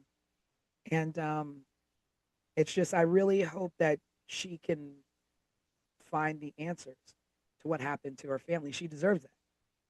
She absolutely deserves that. And I think, um we all do. Mhm. Yeah. Um just because I think that the Ketty murders are so gripping because we all feel that human dynamic of this. And granted that for a lot of people who are listening to us, a lot of people who have researched this case on their own, these are people who, like, they may not have even been alive yet when these murders had taken place. But it's something about this case that just pulls at all of your human being fibers. Yeah, and I think too for me the draw was that this was our time. You know, these are the Hmm. kids. This is when we grew up, Right. and you know, in the 80s, things were like that. It was, you know, you were free to ride your bikes until the street Correct. lights came on, then get home. You know, you were over your friend's house for dinner, your friends were over your house for dinner, and it Hmm. was that it was a little bit of a more of a carefree. You didn't really worry too much about your neighbors. You could Right. leave your doors unlocked in some places. Right. And to just think like you put yourself in that like, you know, I think of the friends that I grew up with and I'm like, I just can't even imagine. Right. And that's what makes me offer so much grace and Yeah. consideration to Sue, because that was all of us, whether our parents were somewhere, CEOs of General Motors, or I don't know, cashiers at White Castle. Mhm. Our story was the same as children, that we were out and about, Mhm. not just so much left alone as we were just out and about. Like you watch, I don't know, you watch it, right? You watch Yeah. Dare, you watch Yeah. any of these times, right? Stranger Any Things. Yeah, Yeah. any Spike Lee movie where he, That was the 80s. yeah, that is what that element was when it comes to children. So that's, again, I don't want to, you know, dog Sue out about that, because that of this whole case, that right there is the one thing that was closest to the normal Yeah. than anything else. And also, you know, you in saying that you don't want to, you know, you don't want to dog Sue out for the way she raised her kids. And I mean, I give her credit for breaking away from an abusive man and Mm-hmm. wanting better for her children, whether she let them run about or not. And kids are going to, I mean, you could try and raise your kids as great as you want, but there's all kinds of influences out there. And Right. just like you don't, you know, want to dog out Sue, I don't want to, you know, put this like Sheila did it. You know, she's the only one who survived and the boys were too young. Like this is just, you know, your brain tries to think of anything to grab onto to explain away what happened to these people. Because guess what else Sheila has to deal with? It's not just the guilt of, dang, did I send my sister over there inadvertently to be killed? Or, dang, I don't know who killed my family. She also has the burden of being the sole survivor, and everybody like, "Oh, you did it." Yeah. And not only that, she also has to live with the fear of Right. being no one's caught, someone's still out Hmm. there. What did Hmm. they want? Did they want my mom? Was it me? Was it my Right. who was it? Like you still live with that fear and that like, you know, that just you cannot trust anyone in your life. It, it's also her two younger brothers. They were ones that I could never find any information on during this Yeah. whole research Yeah. process. And I But they're mean they're that's still alive and they're still out there. yeah. But I mean, you know, at that point I'm like, you know, they have to be protected.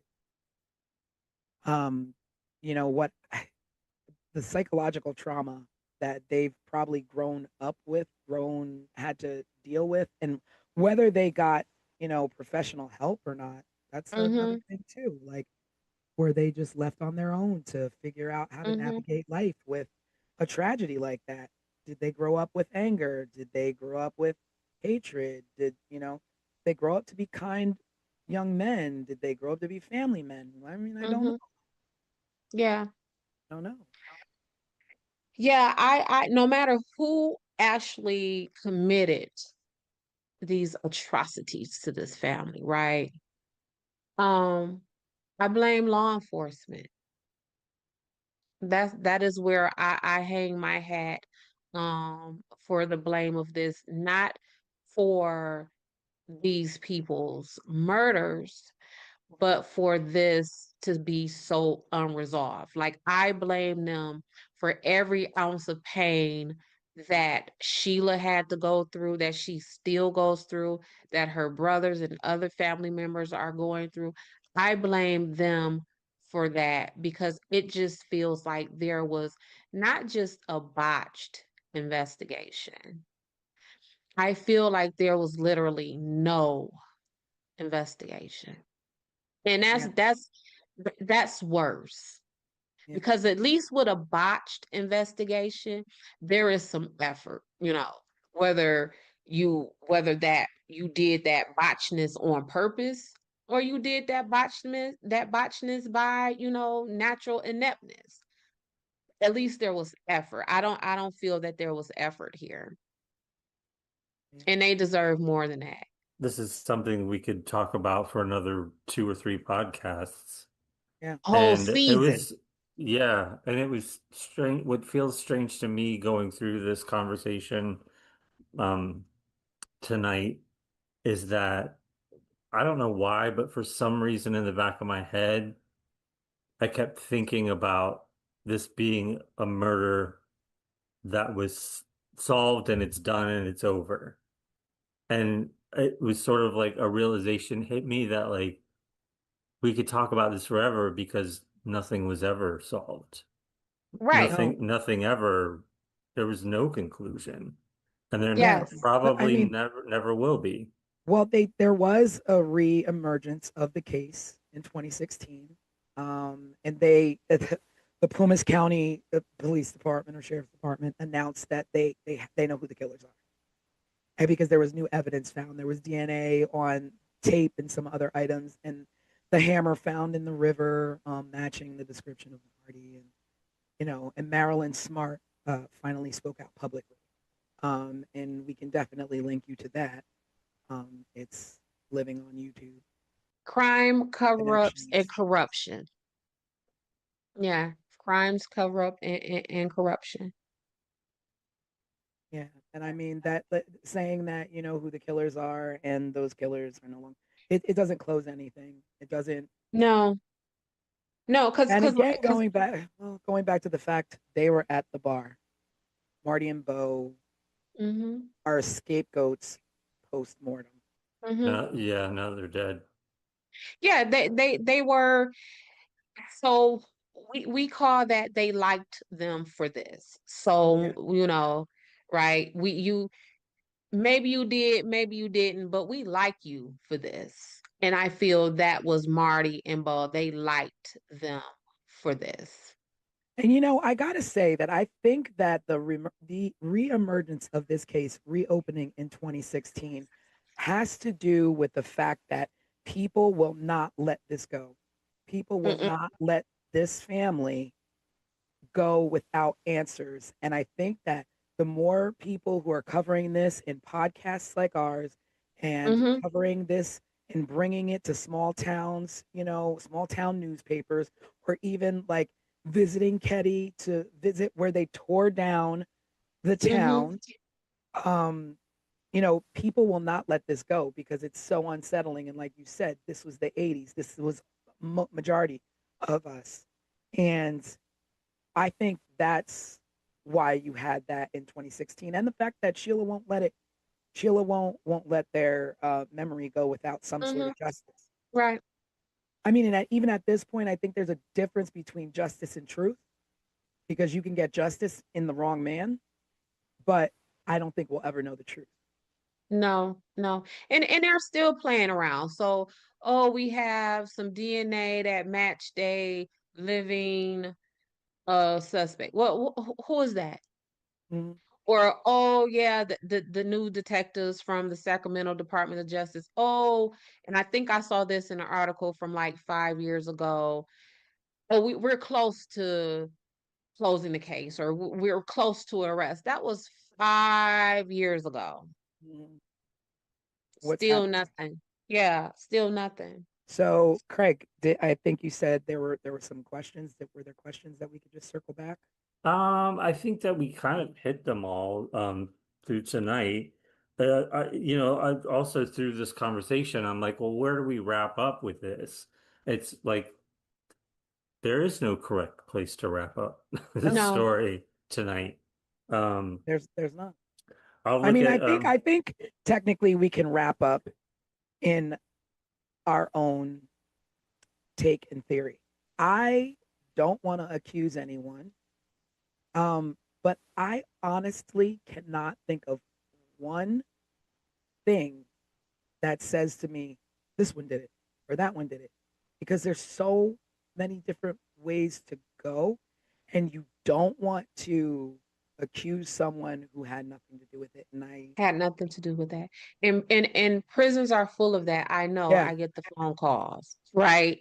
But again, that's what I mean by the brunt of the blame, at least for me, lies with law enforcement. Because again, if there were 10 running theories at the time, if y'all would have done even a piece of investigation, maybe now we're only down to 6 theories. yeah, yeah. Do a little bit more, maybe we're down to 4. Like you chip away at it, right? And there was no chipping. No one had a wood chipper in Ketty regarding Sue Sharp and her family.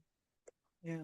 I So think if we wanted to take a question that we got from one of the viewers at home this past week when we released the overview of this case, and of course everyone listening or watching this should check that episode out. We also have a case file that gives a little bit more of an outline of who was involved and how things sort of went down as well. But Kirsten chimed in, and we're encouraging everyone at home to be involved. So please send in your questions for any future cases that we're gonna be covering. Um, Kirsten said, when the case was reopened and DNA was found to belong to a living suspect, why did the case stall? And I think we kind of just covered that question. Mhm. Yeah, again, always, because that is their role. That the police, this is their role to investigate and get to the bottom of this. Why did it stall? Well, we kind of just, like Craig said, we kind of went through some of those theories. Um, yeah, of I what mean, it might short of doing what Desiree does in the real world is hopping a plane to Ketty and knocking on some doors. knocking on Um, doors, Otherwise, a phone call is not going to do it in these right? days. Because it doesn't matter how much DNA you have, how many fingerprints you have, how much surveillance footage you have. Um, if people aren't giving you stories, then you almost have nothing. Like I don't walk around with a DNA testing kit in my pocketbook, right? You know, just talk to me and tell me what I need to know, and then I could branch off from there. Just it is only 100 people. Yeah, but again, it was 1981, and we're now in 2025, and the likeliness that you will get a recollection that is accurate to what actually happened, if there are any people Mm-hmm. who are surviving and willing to talk. Um, Mm-hmm. I don't know. But at the end of this, our first case, the Ketty Cabin murders, it all comes down to botched police investigation. Botch police. And Yeah. that's who we would have to put it on, because it's still open to this day, even Mm-hmm. though they claim they know who the killers are. Mm-hmm. It's still an open case, and we Yeah. don't have answers. And maybe you all out there can keep researching and going down the rabbit hole to, you know, find some other leads or other theories. And of course, keep up with us on 15minutesofmurder.com, where if there's any new breaks in the case, we will update as well. But until then, like Desiree said, this falls on the police, on this county police. Yeah. Great. So tune in. On Wednesdays, we go live for a little while. If you want to check in with us on Wednesdays at 7:30 p.m. Eastern Time, we'll be on our YouTube channel live, so you can chat with us in the reel. And then next Sunday, we'll be starting with a new case. So you won't get this podcast version. You'll get the produced episode that gives an overview of the case that we're focusing on next. And then, of course, keep following that channel, that timeline. And get involved. We want to hear yeah. from you. We want to hear your thoughts. We want to Yes. hear what your theories are. We want to hear from you, even if you want to speak out and include something that we might have missed in the episode. And I love me some Tanisha and Craig, but I would love to talk to some different folks. You know, I keep it spicy. Yes. And going forward, we're trying to work and build on some exciting things to bring to you. I won't reveal what they are, but we're working on some extra features for our podcast. That's all right. Well, that's it for this time, I guess. Yeah. Yes. Thanks for tuning in, everybody. And Thank we y'all. will see you Bye. on Wednesday. Bye, everybody.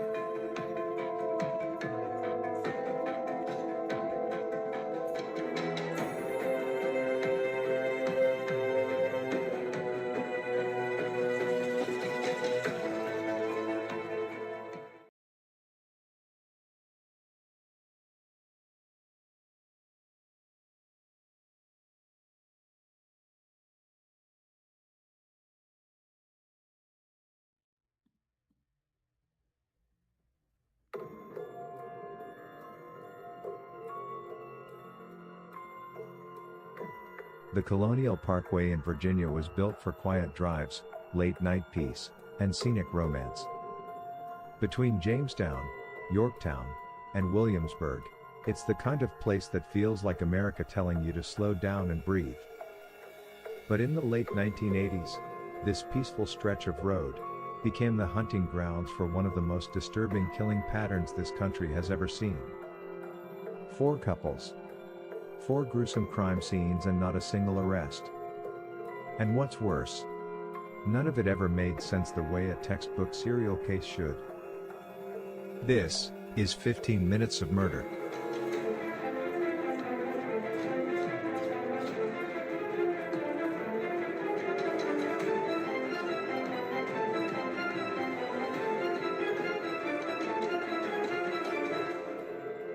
It begins in 1986 with 27-year-old Kathy Thomas, a U.S. Naval Academy graduate. She was smart, driven, and extremely respected. Her girlfriend, Rebecca Dowski, a 21-year-old college student at William and Mary. Rebecca was kind, academic, the type of girl obsessed with making her future matter. Kathy and Rebecca were in love. They drove the parkway that night, simply to be together and to talk privately, away from the world judging them. They were last seen by witnesses on October 9th leaving a computer lab on the William and Mary campus. What was supposed to be a serene night wound up being the most brutal scene in the string of murders on the Colonial Parkway. On October 12th, their bodies were found inside Kathy's Honda Civic near the riverbank. They were bound with rope and medical tape. Their throats were violently cut so deep, they were nearly decapitated. There were also signs of strangulation.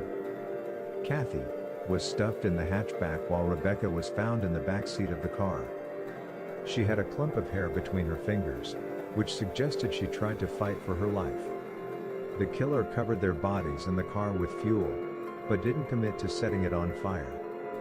The car itself was pushed slightly over the embankment. Like the killer wanted to hide them, but not too well. This didn't feel random. This feel was more like a rage that knew exactly what it wanted. an extremely violent overkill compared to the later victims found.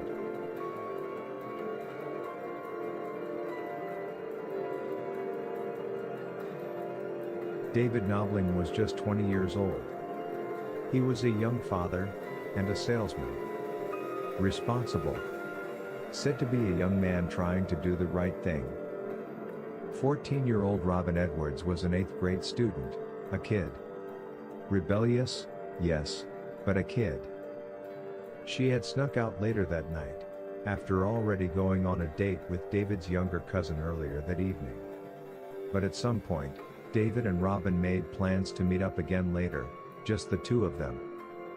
Despite Robin being underage, it was presumed the two had a romantic, sexual relationship. One of the last calls Robin made was to her mother, letting her know she had made it home safely after her date.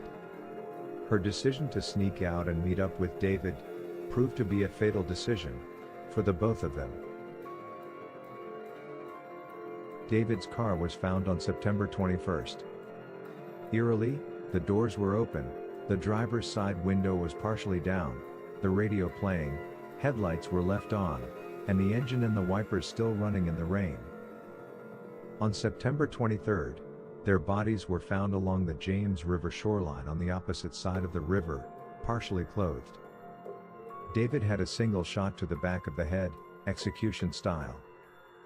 Robin was shot twice, once in the head and once in the shoulder. Robin's jeans were unbuttoned, and her bra was around her neck. State police later released she was sexually assaulted.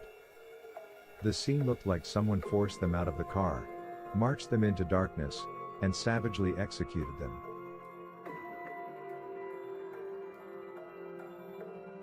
Richard Keith Call was 20, from Newport News, Virginia. He was close with his family, worked locally, and was known as responsible and protective. On April 9, 1988, Keith picked up Cassandra Sandy Haley, an 18-year-old college freshman he had recently begun casually dating. Sandy was well-liked, social, and excited about young adulthood finally beginning. That night, they went to a friend's party. The plan was simple: leave the party, drop Sandy home, then Keith would return home himself. They never made it. Keith's car, a Toyota Celica, was later found abandoned along the Colonial Parkway. It was left neatly parked, keys missing, wallet left behind, with no signs of forced entry or violent struggle. Their clothing and belongings left inside suggested nothing chaotic happened inside the vehicle. Police later confirmed the clothes left behind were in fact the clothing Keith and Sandy were wearing at the party. It was suggested they may have gone skinny dipping and possibly drowned, but it was early April, and the water temperature was 40 degrees, making that suggestion highly unlikely. But the fact remains, to this day, Keith and Sandy have not been found. This disappearance became one of the sharpest and most frustrating voids in this entire series of murders, because you have victims, but no bodies, no cause of death, and no physical closure for their families.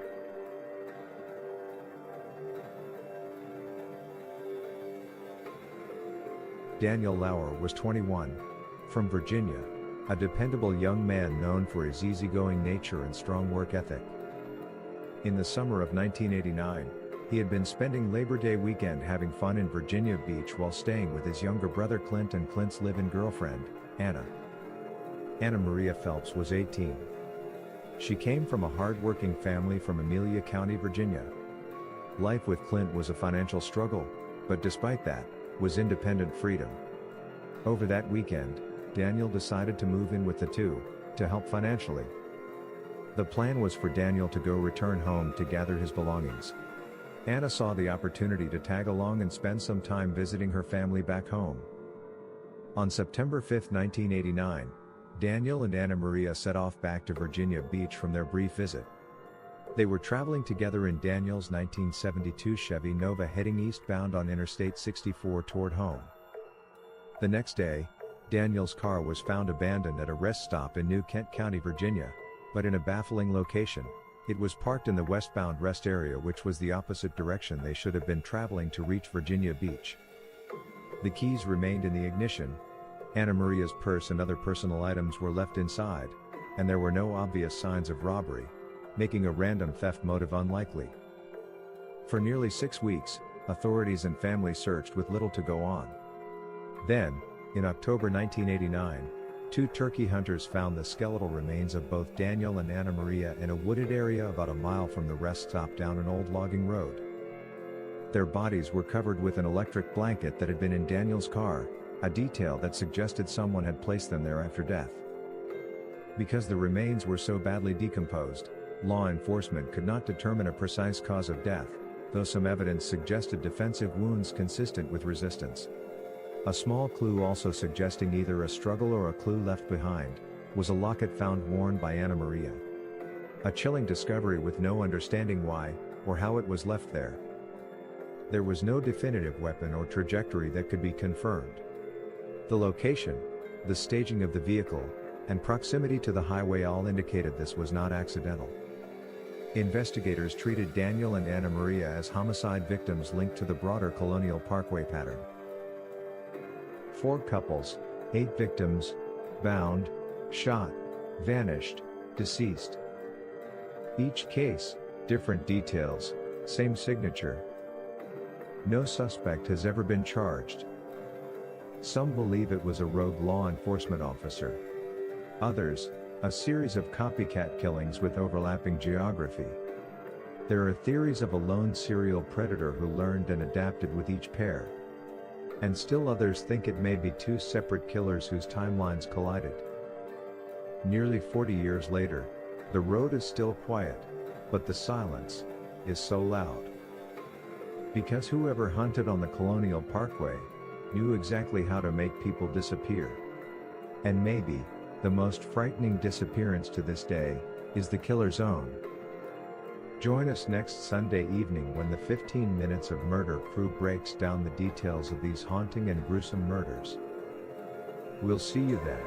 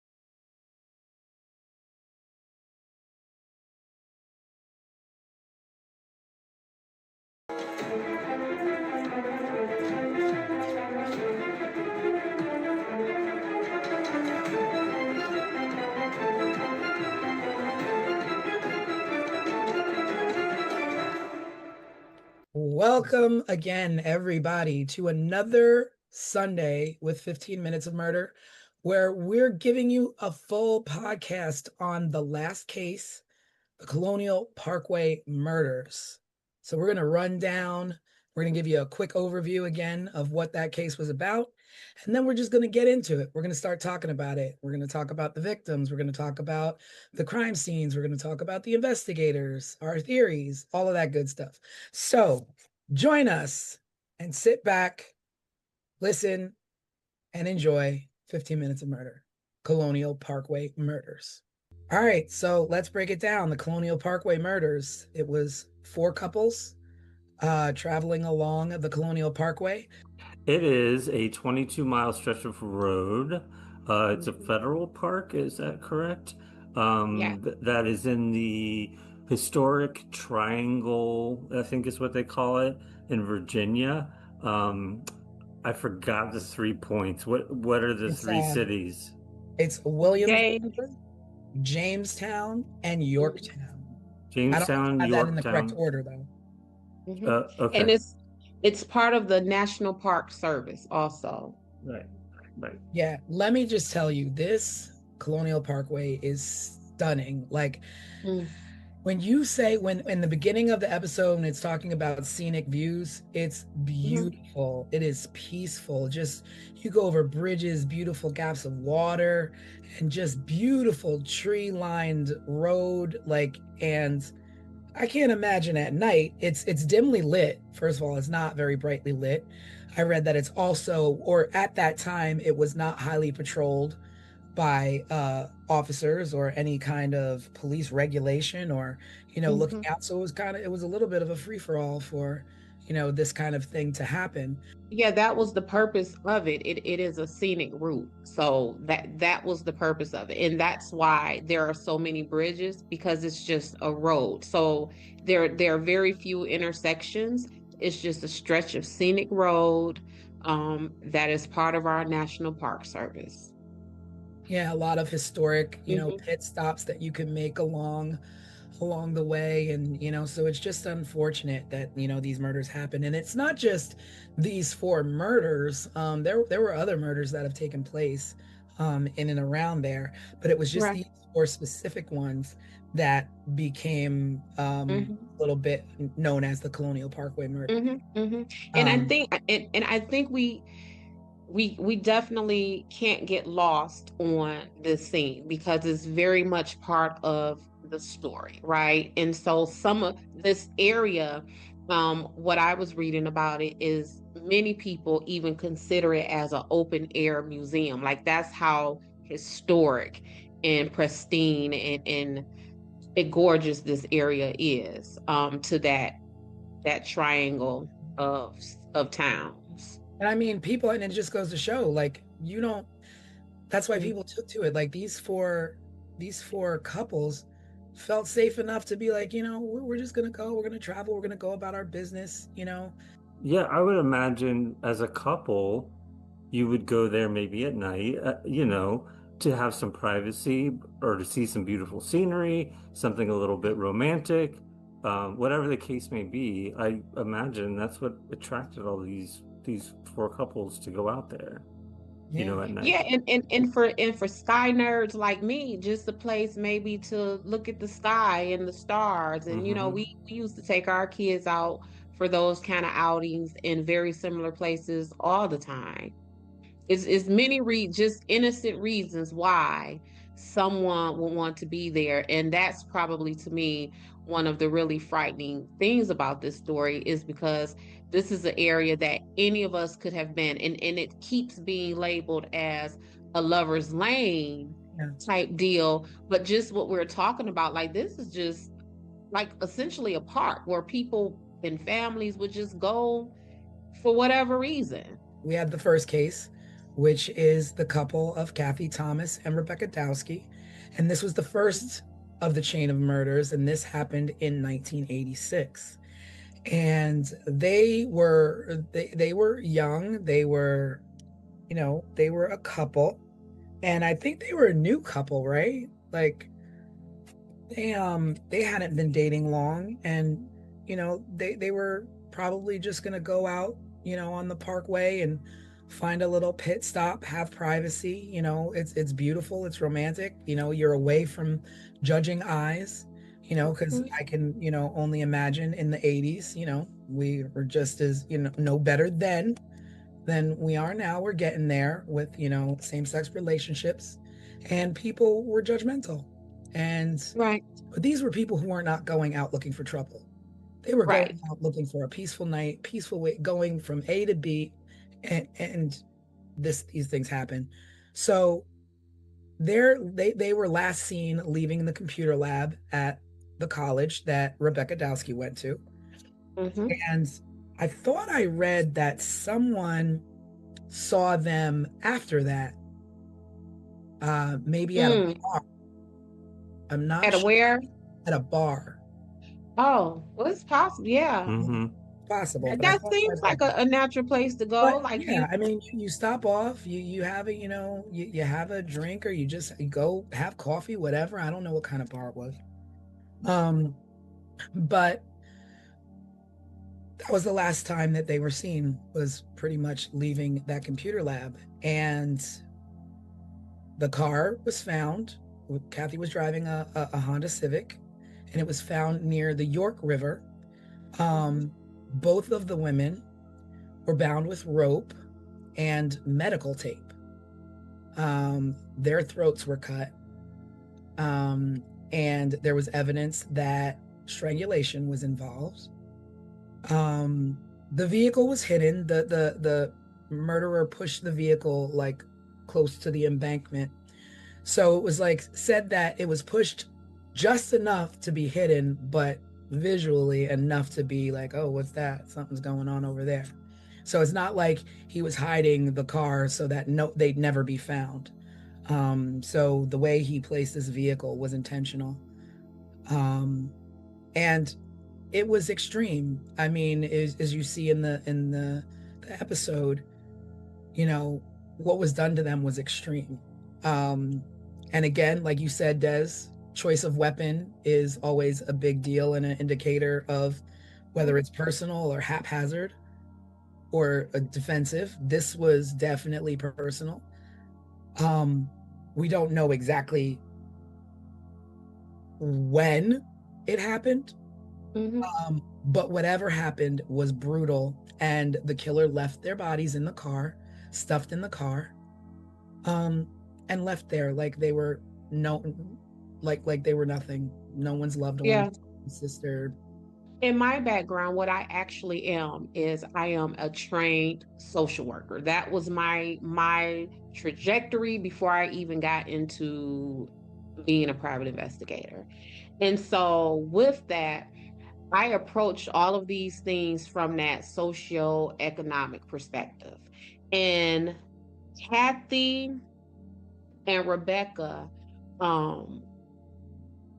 struck me immediately, because one of the things that I first thought of was why, you know, for me, whenever I hear about unalive people who identify as LGBTQI plus all of that stuff, like why are we in a society where whenever any of these people who identify with these groups are found unalive, like immediately we think of like the most heinous things? Because when I thought of this, I thought, oh, hate crime immediately, right?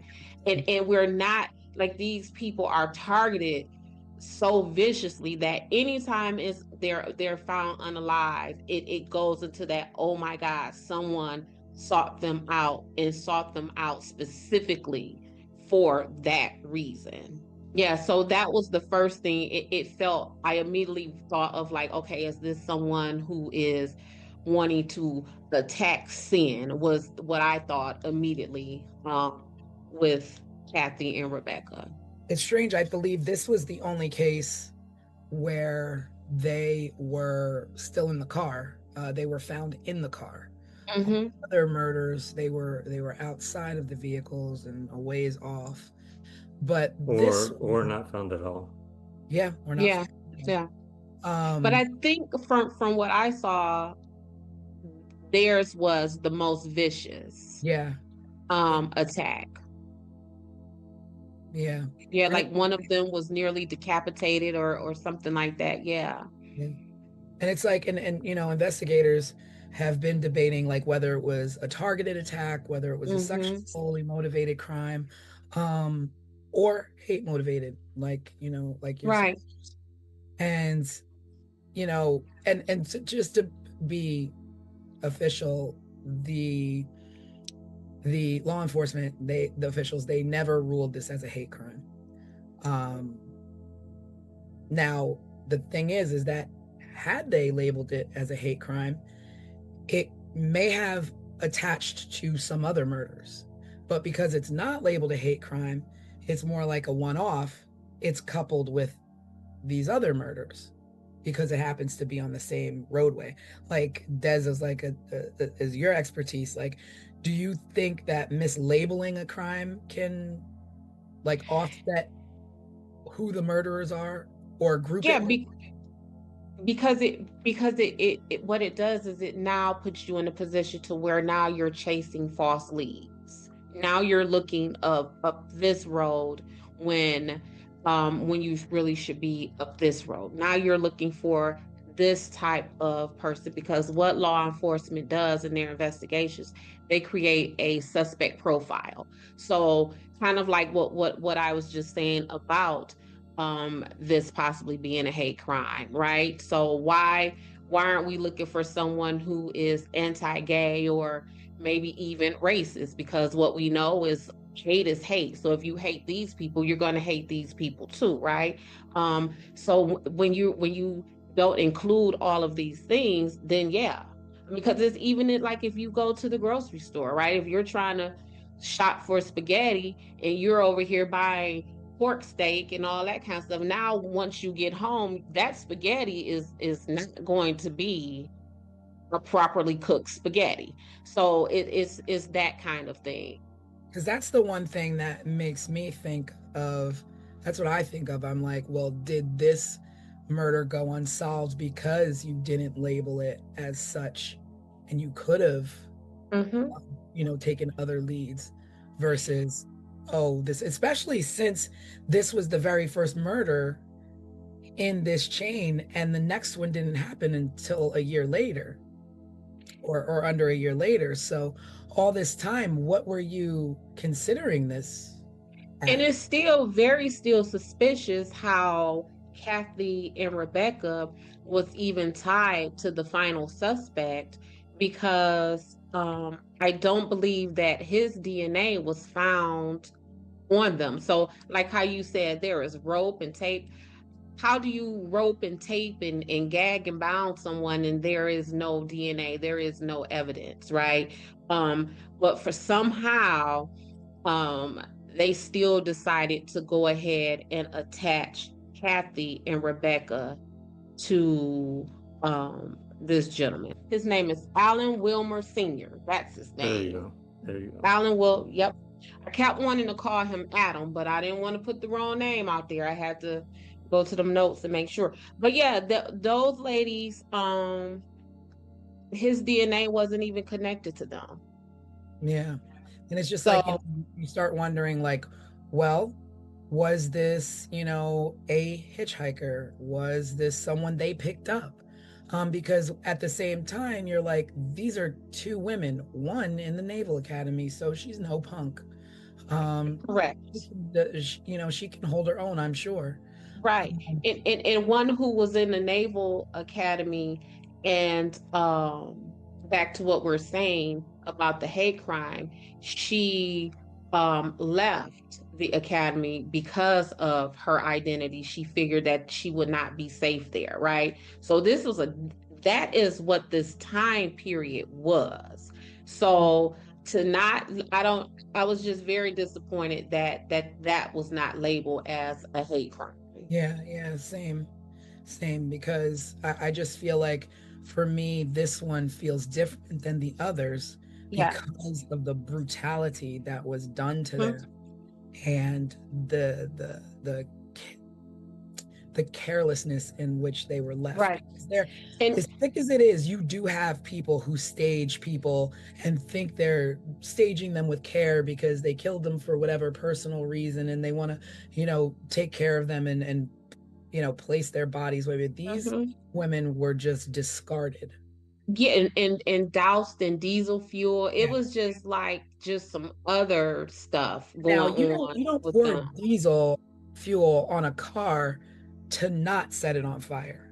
So what was the intention there? Like, was this person Right. interrupted while they were doing so? I think I read that diesel fuel doesn't ignite in the same way as regular gasoline does. So maybe the intention was to catch the car on fire, but they just couldn't get it to start. Or maybe it was poured on them to try to compromise any DNA or other evidence that may have been left. Yeah, but there's Um, just so much there that is. so my continued suspicions behind Rebecca and Kathy is that her brother, Bill Thomas, says that they were told by investigators that they suspected that a police officer was involved in Kathy and Rebecca's murders. And so kind of like what we talked about in on this week's live is like you got to have a whole lot of evidence and suspicion and circumstances for investigating law enforcement agents to believe that another enforcement person committed stuff like this. And for investigators to be the ones to say that, not even like word on the street is. Nope. And then for them to say that to the victims' families, like they don't take that lightly. You know what I'm saying? Like we see in the news all the time when police are beating people on the side of the road and, oh, we're not going to say anything, that what do they call it? The blue wall of silence. So for them to tell her family, we think we have something and it's a police officer, that stuck out. That wasn't something that I was able to easily overlook. And now, is that like, would you like fault that to like just inexperience or just nervousness, or like literally who in their right mind, part of a force, says it might be one of us without any evidence, without anything to back it up and say, okay, well, we have this suspect that's one of our own and we're going to go forth and we're going to question these people. Like, I don't understand who does that. Like a rookie? Well, for me, it compromises a lot of the investigation. I won't say all of the investigation, because immediately I then begin to think, well, if you all are suspecting that your suspect is one of your own, then how do I, as a criminal defense investigator, take much stock in the rest of the suspects that you have lined up? Because now I am immediately thinking, are you trying to cover up what your officer or a officer would have done? Because if it's a scandal as is, imagine, and back in the 80s, police officer serial killers, we can't have that. And police officer serial killers on federal land, we can't have that. So we have to figure out who else we like. Remember, that's what they say. Who did you like for this? So we have to figure out who else we like for this. And then comes the string of suspects that we have. So we got to divert that attention. It got to go somewhere else. It can't stay here. And which one of you idiots told this family that? Because now we got to fix this. Yeah. Well, I think it comes up in some of the later cases too that they suspect either somebody impersonating law enforcement or a law enforcement person because wallets were left out. Glove compartments were left open, windows were rolled down part way. Everything you would do when you get pulled over by a cop, you're going to reach for your glove box. You're going to reach for your glove box first to pull out your insurance paperwork, your registration. You're going to reach for your wallet next because you got to show them your ID, and you're going to crack the window to be able to talk to the cop. Right. And so that's that walking down. So Rebecca and Kathy were first on the timeline. So they were told Kathy's family was told that it was a police officer. The next couple, they were told that we feel it is someone impersonating police officer. So it appears like that is them trying to walk back that initial statement to the Thomas family and well, maybe not a cop, maybe it's impersonating a cop. And then now that it's just impersonation. What you say? It's funny you would bring that up, like, oh, now it's first it was one of us, now it's impersonating us. Because this is a year later. So the second case a year later in 87 was David Knobling. I don't know if it's Knobling or Nobling, and Robin Edwards. And both of them were found along the James River shoreline. They were both shot. So very different than the victims. Partially clothed, And the truck that they were in was found elsewhere. And like Craig said, the door was open, the headlights were on, the windshield wipers were running. There was no robbery motive because everything that you would take as a robbery was left behind. Nothing was taken in way of, oh, let me, gain access to these people's identity, their wallets, their purses, their what have you. None of that. But being shot is completely different than being stabbed. Like, to me, those two things, to me, serial wise, don't go together. Don't go together. Don't go together. Don't go together. But their case, kind of similar to Rebecca and Kathy, ignited not just my investigator, insight, but that social worker insight. So again, this was a man who was 20 years old and a father. Mm-hmm. And Robin was a 14-year-old child. Mm-hmm. Yeah. Now that I don't know where to go with that. So right. So for me, it was like I said with Kathy and Rebecca, is this, like this person's attack on sin type deal. Mm-hmm. Yeah. And so back then, the 20-year-old guy with the 14-year-old girl, it wasn't as gross and creepy as it is today. Yeah. But it was still gross and creepy. Yeah. And what you say, Craig? I said, yeah, it still was. Yeah. It still was. And so again, that was my. But I want to interrupt you with that, because you're saying it's gross and creepy, but the only way that if there's a murderer who is murdering people based on sins, you have to know the established relationship between the two, because they could be brother and sister.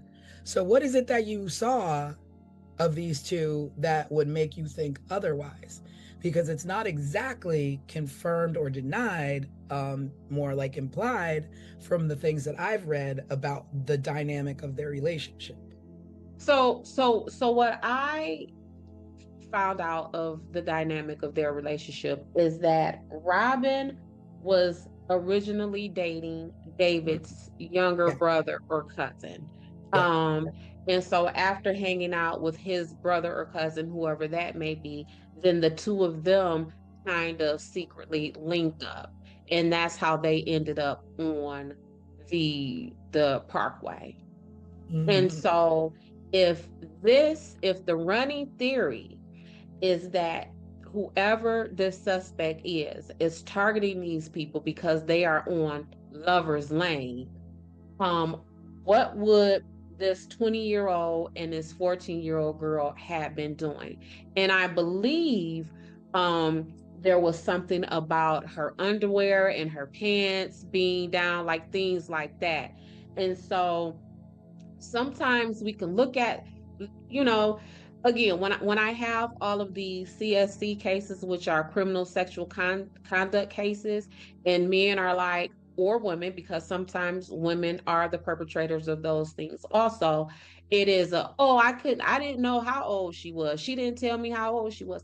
Well, you can look at, let's be for real. Yeah. Like let's really be for real. You have a child of your own, good and well. Yeah, and I don't care how big and how developed your body is. I can look at you, baby, and tell you are 14, and that's because I'm not looking at you in that kind of sexual way, right? So it's all of those things that make me believe, like, tied my thoughts of the attack on sin, or what I'm saying, with David and Robin that I had with Rebecca and Kathy. Then my ideas began to change as the couples started to roll in. Mm-hmm.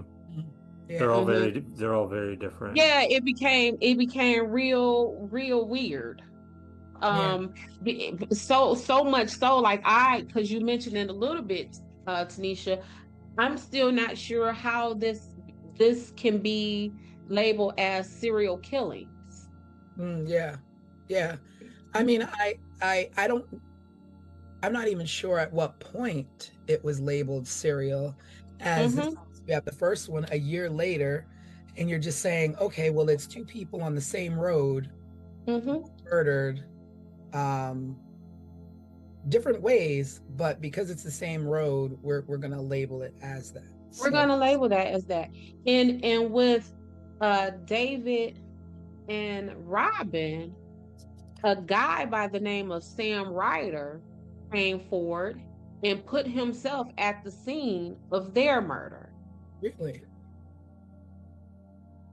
Interesting. He went to law enforcement and told them that he was an eyewitness, that he was on Ragged Island, which is where they were found.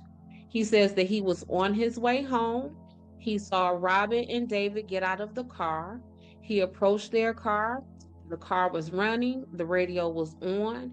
And he said, as they went to the back, like wherever, you know, down into the brush or whatever, he heard 2 shots.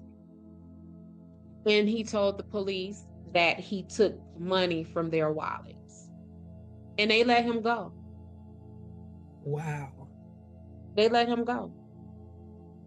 And after that is when they developed a task force. And from that task force, what you say? After the fact. After they had a person, whether he did it or not, but, you know, was the only eyewitness. And he places himself at the scene. He says, and at that time, I don't even know if the police had even put in the media yet that they were shot and all of that stuff. So he's giving the police information that's not even viable information.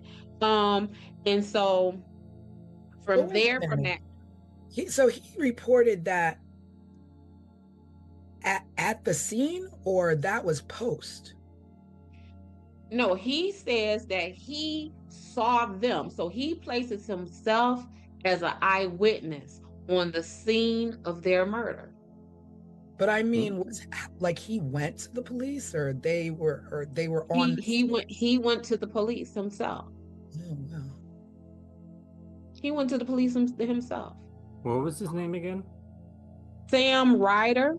At the same time, I was curious if it was like how long it was between him reporting that, or if it was he was at the scene, the police were at the scene, and he just kind of strolled up. No, so he didn't. The way that I understood the story is that he went into a precinct or whatever they may have had then and reported to the officers, you know, everything that I just said. And like I said, I don't know if at that point investigators had released any of the details on what happened to them in the media yet. But it turned out that their demise was described as them being shot execution style. And that theirs that was an up close killing. Now, mind you, this man just put himself on the scene. This man just came to you and said he heard shots. Did he hear the shots because he legitimately heard the shots when they were down at the brush or wherever they were? Or did he hear the shots because he fired the shots? Well, they were both shot once, execution style, in the head. And he says he heard 2 shots. And he says specifically, I heard 2 shots. And not only did he say he heard 2 shots, he went on to tell a story that would organically place his fingerprints and his DNA at the scene. Right. Because he says, I rummaged through their vehicle, their wallets was out, I took their money. See, now I'm going back again and I'm like, okay, so did he take their money before or after he heard 2 shots? Or did he take their money? Or is any of that true in the sense of, did he really take their money, or did he come to law enforcement to tell them these things, place himself at the scene, so just in case they find his fingerprints, that's why my fingerprints are on the scene, because I didn't do nothing, I just went through their wallets, I just stole their money. Because Yeah, that's all that what I'm saying is that if I'm police, if I'm like detectives, police officers, what have you, and a guy comes to me and says, I took these people's money out of their wallet and I rummaged through their things, to me it would be, okay, well, did you do that before you heard the shots or did you do that after you heard the shots? Because if you did it before you heard the shots and you saw them walking down there, okay, you're a thief, you saw an opportunity. But if you took that stuff after you heard the shots, you're a cold-hearted son of a gun, because you know what just happens following two Right. shots. Right. You're gonna do that. I'm gonna hold you. I'm not letting you go. I'm not letting you go. And like I said, these shots that he heard, did he hear them because they were out in the distance, or did he hear them because he's the one who fired them? But whichever way you decide to turn, the point is this man is a viable suspect, and why did you let him go? Yeah. I feel like this every case, every case we talk about, there's some failure like this. Mm-hmm. Yeah.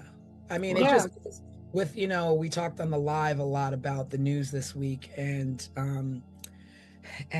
the Brown University shooting and the professor that was shot at his home in MIT, the MIT professor that was shot at his home in Brookline, Massachusetts. And it's like, when you talk about just a perfect 1-2 of police work and media working together, Mm-hmm. I mean, this was one for the record books. But it's just like, back then we didn't have that at all. So it's just like, nobody's knowing who the cops are letting go. Nobody, because if media was all over things then as they are now, and you had a man walk in and say, this is what I saw, media would have been all over that dude as soon as he walked out of the police station reporting that kind of information. Mm-hmm. Yeah.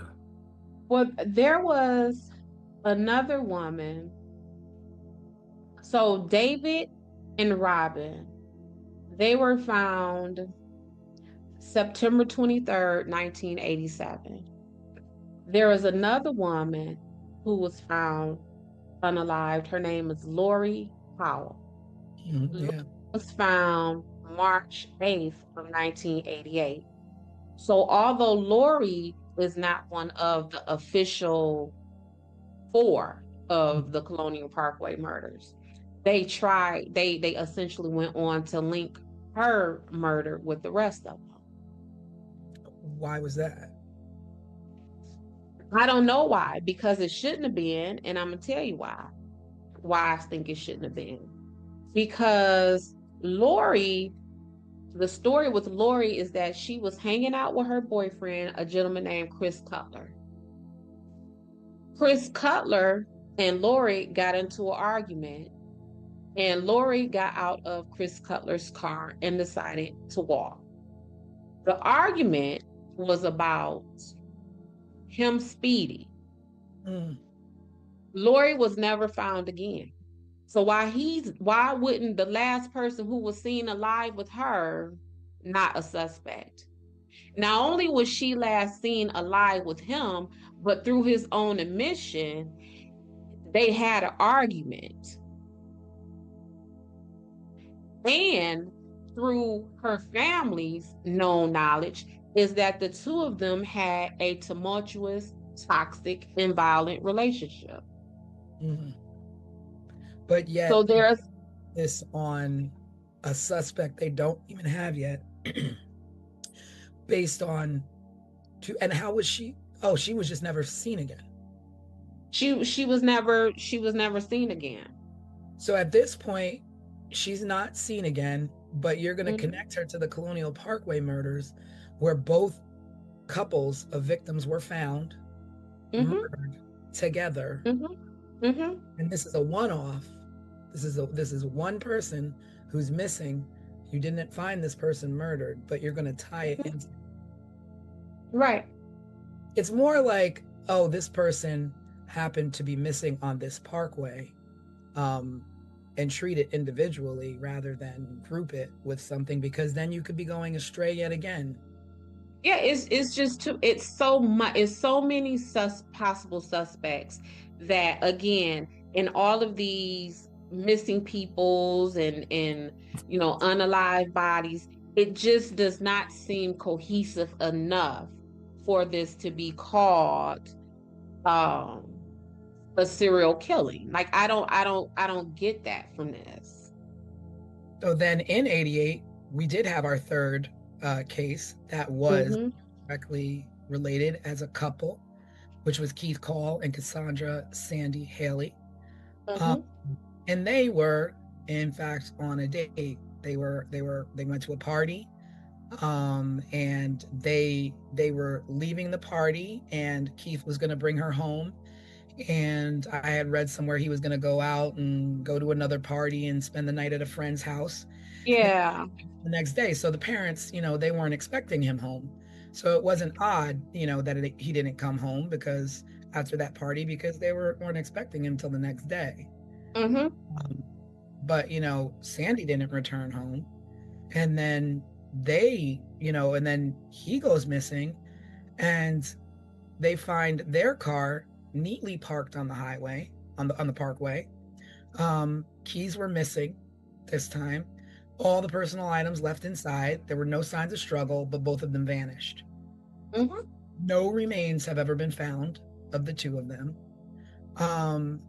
And it's the first case that has no bodies found. So now it's the first case with no bodies found that are couples, because Lori was not found, but she was singular. So you don't put, this is like a difference between missing persons versus murdered victims. Mm-hmm. Mm-hmm. So if it's single, then it's going to be a pattern. There's no pattern here. No, there is no pattern here. The only pattern here that I found is the way the investigators seem to have gone out of their way to make Wilmer the suspect in this. So Cassandra and Keith, like you said, their bodies weren't found. But the investigators went down to the water area where their car was found. And they used cadaver dogs. And the dogs went down to the water and attempted to try to get into the water. So investigators believed that meant that maybe they went swimming or something like that.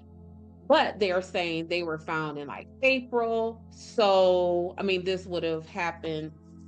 When did they happen? Yep, they went missing in April, so the water would have been too cold for that kind of stuff. But that the dogs went down there, wanted to get into the water.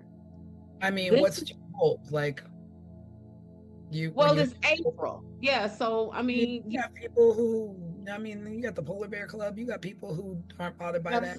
Correct. And this with that in this day and age, right?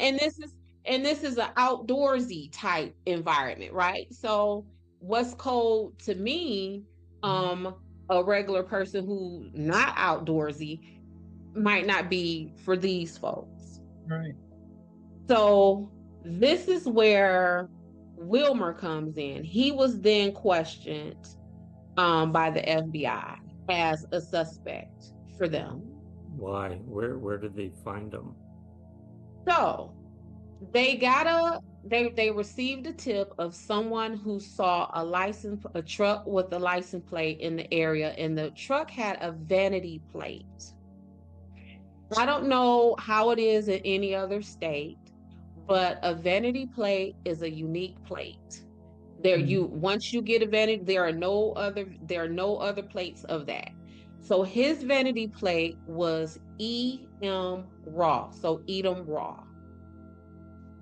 He was what they referred to as a waterman, and we can go into that in a minute. Yeah. So he was a fisherman essentially. So he fished for fish and clams and oysters or whatever else is there. So they saw his vehicle there, and they went to question him. But this is what ties there was in between, right after Richard and Cassandra, there was Teresa Howell, who came up missing. So what the cops did was they tied Wilmer to Teresa. And so what they did was they matched the DNA that was found on Teresa with the DNA that was allegedly found from David and Robin. So now you see them trying to build up this suspect after we have walked it down from this was a police officer. Because my first question of that would be, and this is why I wanted to be very clear about this vanity plate, because I don't know an idiot, a drug addict, or anybody who will drive their vehicle that is registered to them with the vanity plate to a murder scene. Where they have murdered if all of this is correct, they have murdered maybe 6, 7, 8 people at this point. Up until this point. And then they're gonna take their vanity plate. And you're gonna take your vehicle? Yeah. So, I think it's more like they liked him. They liked him. They liked him for this. Yeah. And so then as they questioned him, the FBI, not Craig, not a regular person like you or I, Tanisha, but the FBI administered a polygraph test. And he passed it. So they let him go. But this is also why when we have had discussions before, Tanisha, where I have always said I'm not particularly impressed when investigators talk about they got DNA, because all DNA proves is that you existed. Yeah. That's all it proves. It transfers so very easily. You can have someone who was, SA'd and there is no trace of DNA there, or you can have someone who has someone's DNA on them but that doesn't mean that you were SA'd, right? So DNA just leaves too much room for interpretation, and you can place it in whatever boxes and categories that you want it to go into. Because again, we want to talk about how inadmissible polygraph tests are. Well, if that's the case, FBI people, why did you give him one in the first place? And then now that he passed the polygraph test, now what? You want to keep at it? Yeah. And that is exactly what they did. So like when we're like thinking of this and like now all of a sudden they're like, oh, it was law enforcement. And then it was not law enforcement. It was somebody possibly impersonating law enforcement, down to this actual suspect that they want to place. But then he passes a lie detector test. It's like, so this isn't, if these are all done by the same person, then this person is extremely smart and calculated on how to get away with murder.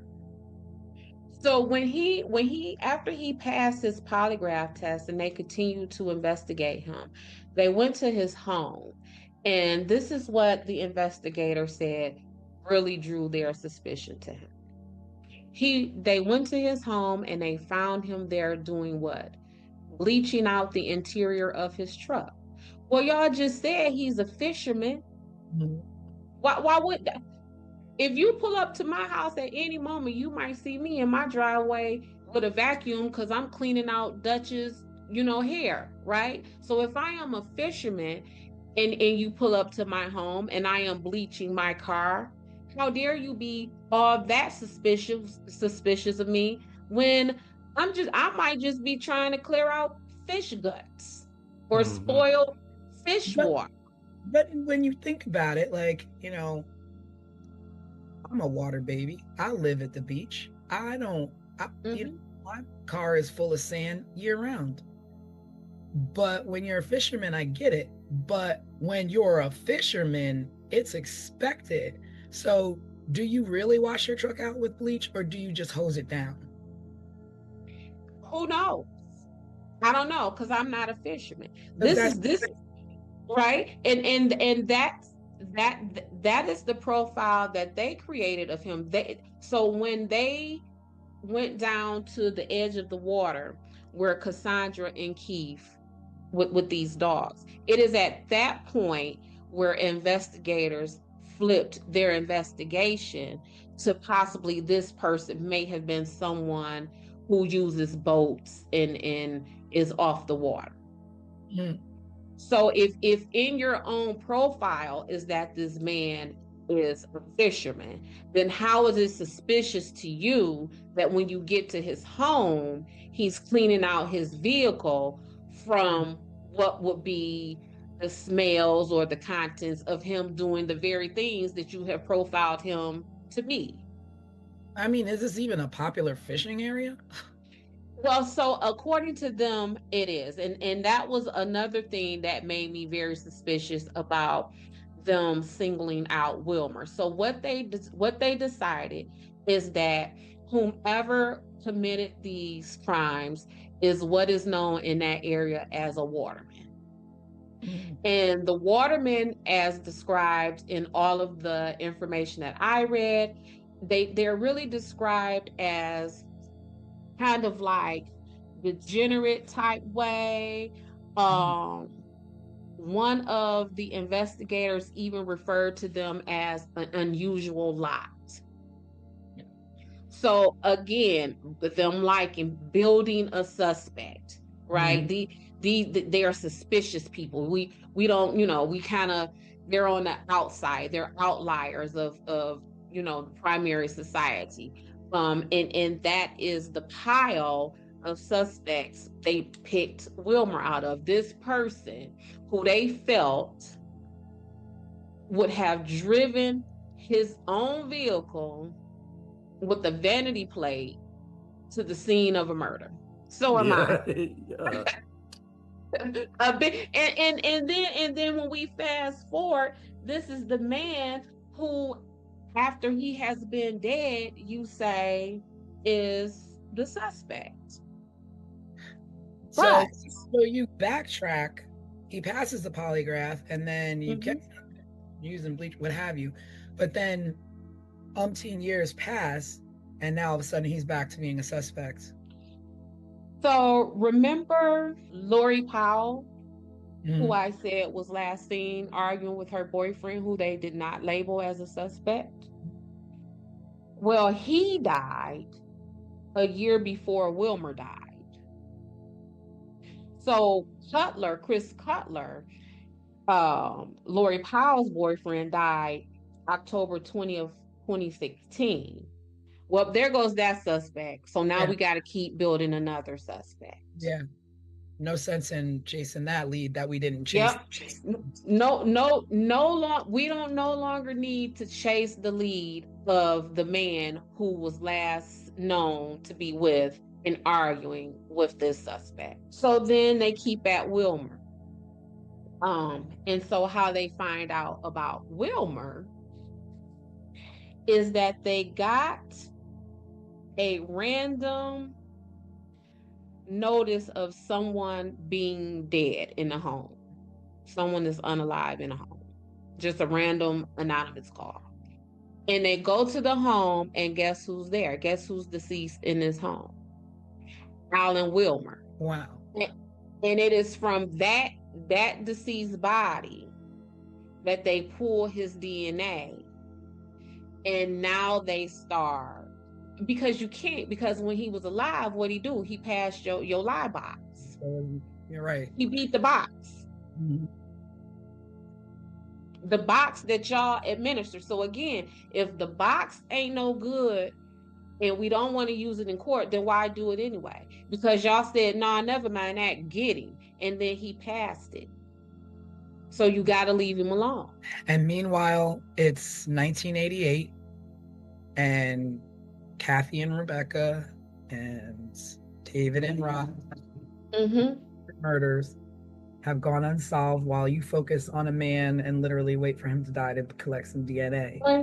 Let me go back a little bit. So again, this connection between Chris Cutler, who was Lori's boyfriend, and Alan Wilmer, who ended up being the final suspect, they have almost the exact same backgrounds. So how they're like, oh, the person who did this had to be a fisherman. Well, Cutler, he was known to be a self-employed fisherman. And that ain't a rumor. That is what I found in his online obituary. So here's another possible suspect, but he died before Wilmer died. You go from, like you said, what do you call them? What did you call the fishermen?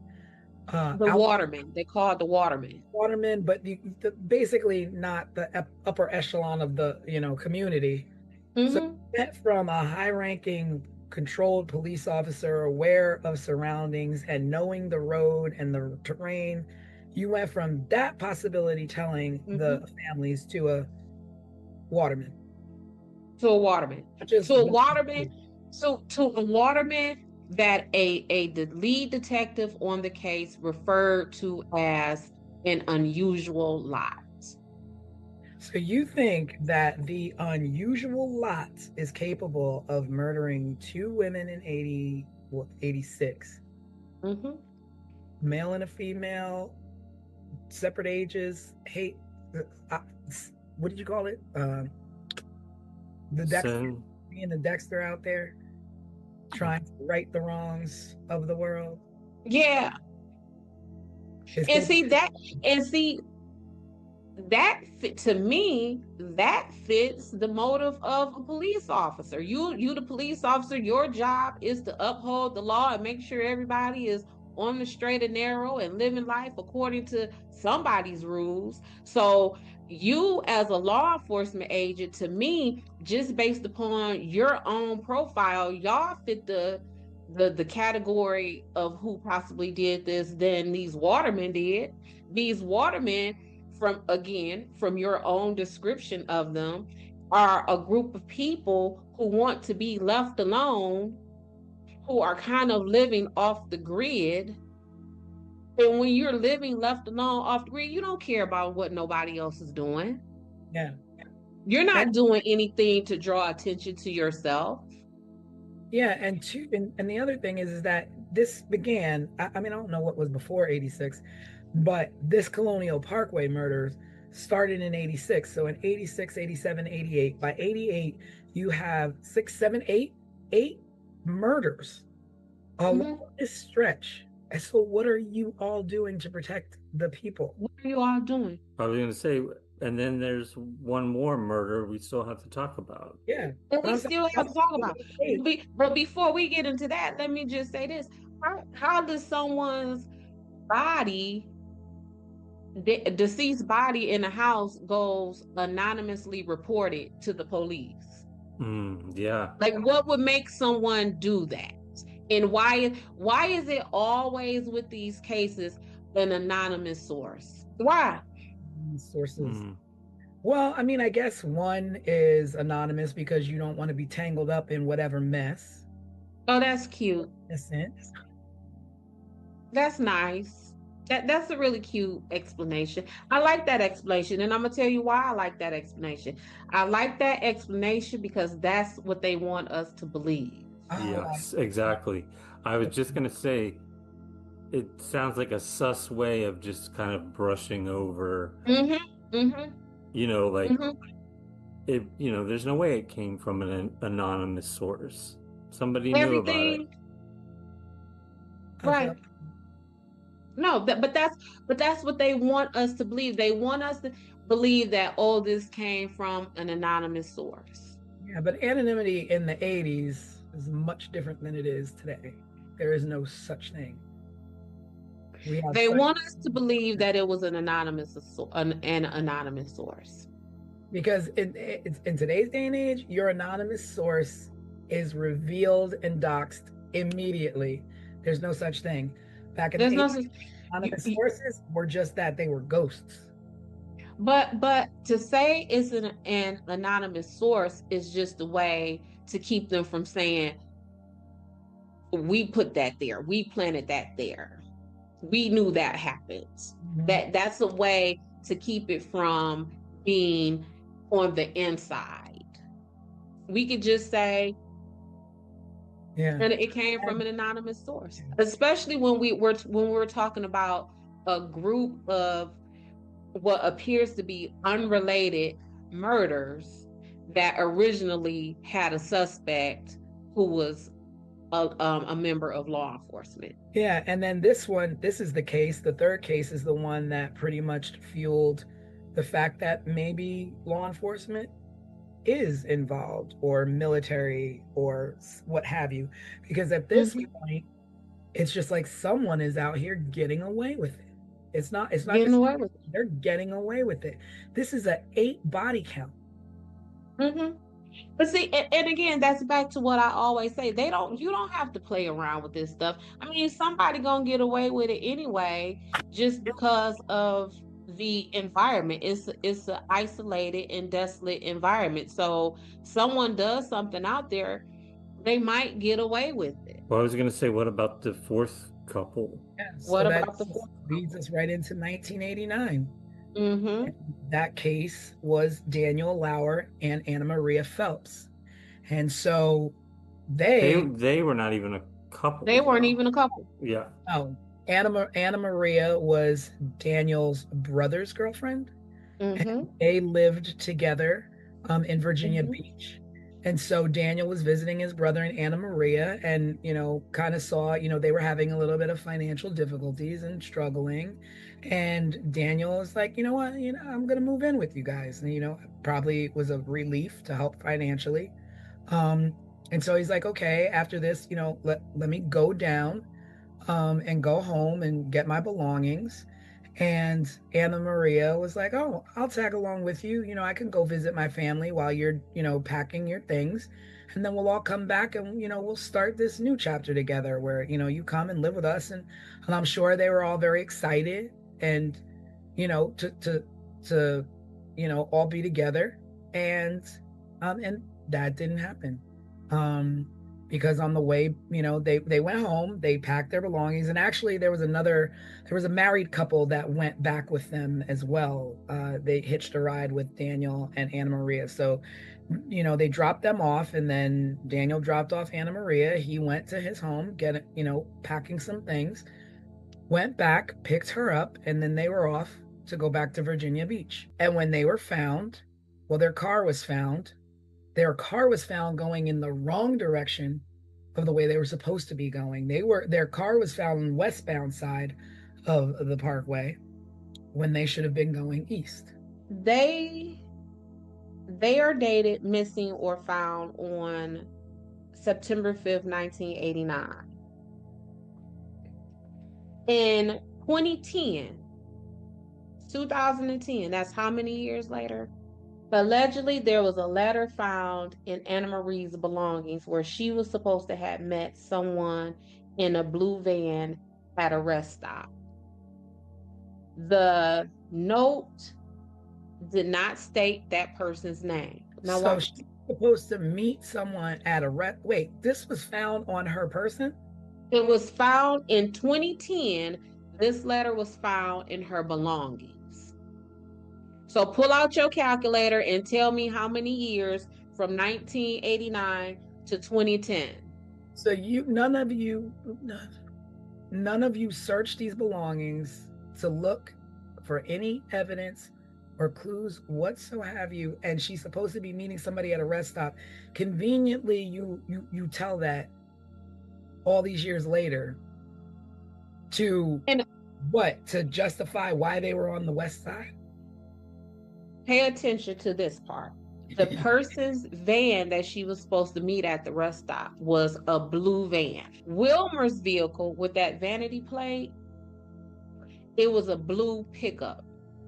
And if you look at, depending on if the angle that you looked at his van, it may have looked at his truck. It may have looked like a van because it was a Dodge Fargo pickup truck. And for those of us who know nothing about vehicles but watch television, think about Fred Sanford's pickup truck. It looked like that, whereas the big fat bold front. So if you saw it from the front or the side, it may look like a van.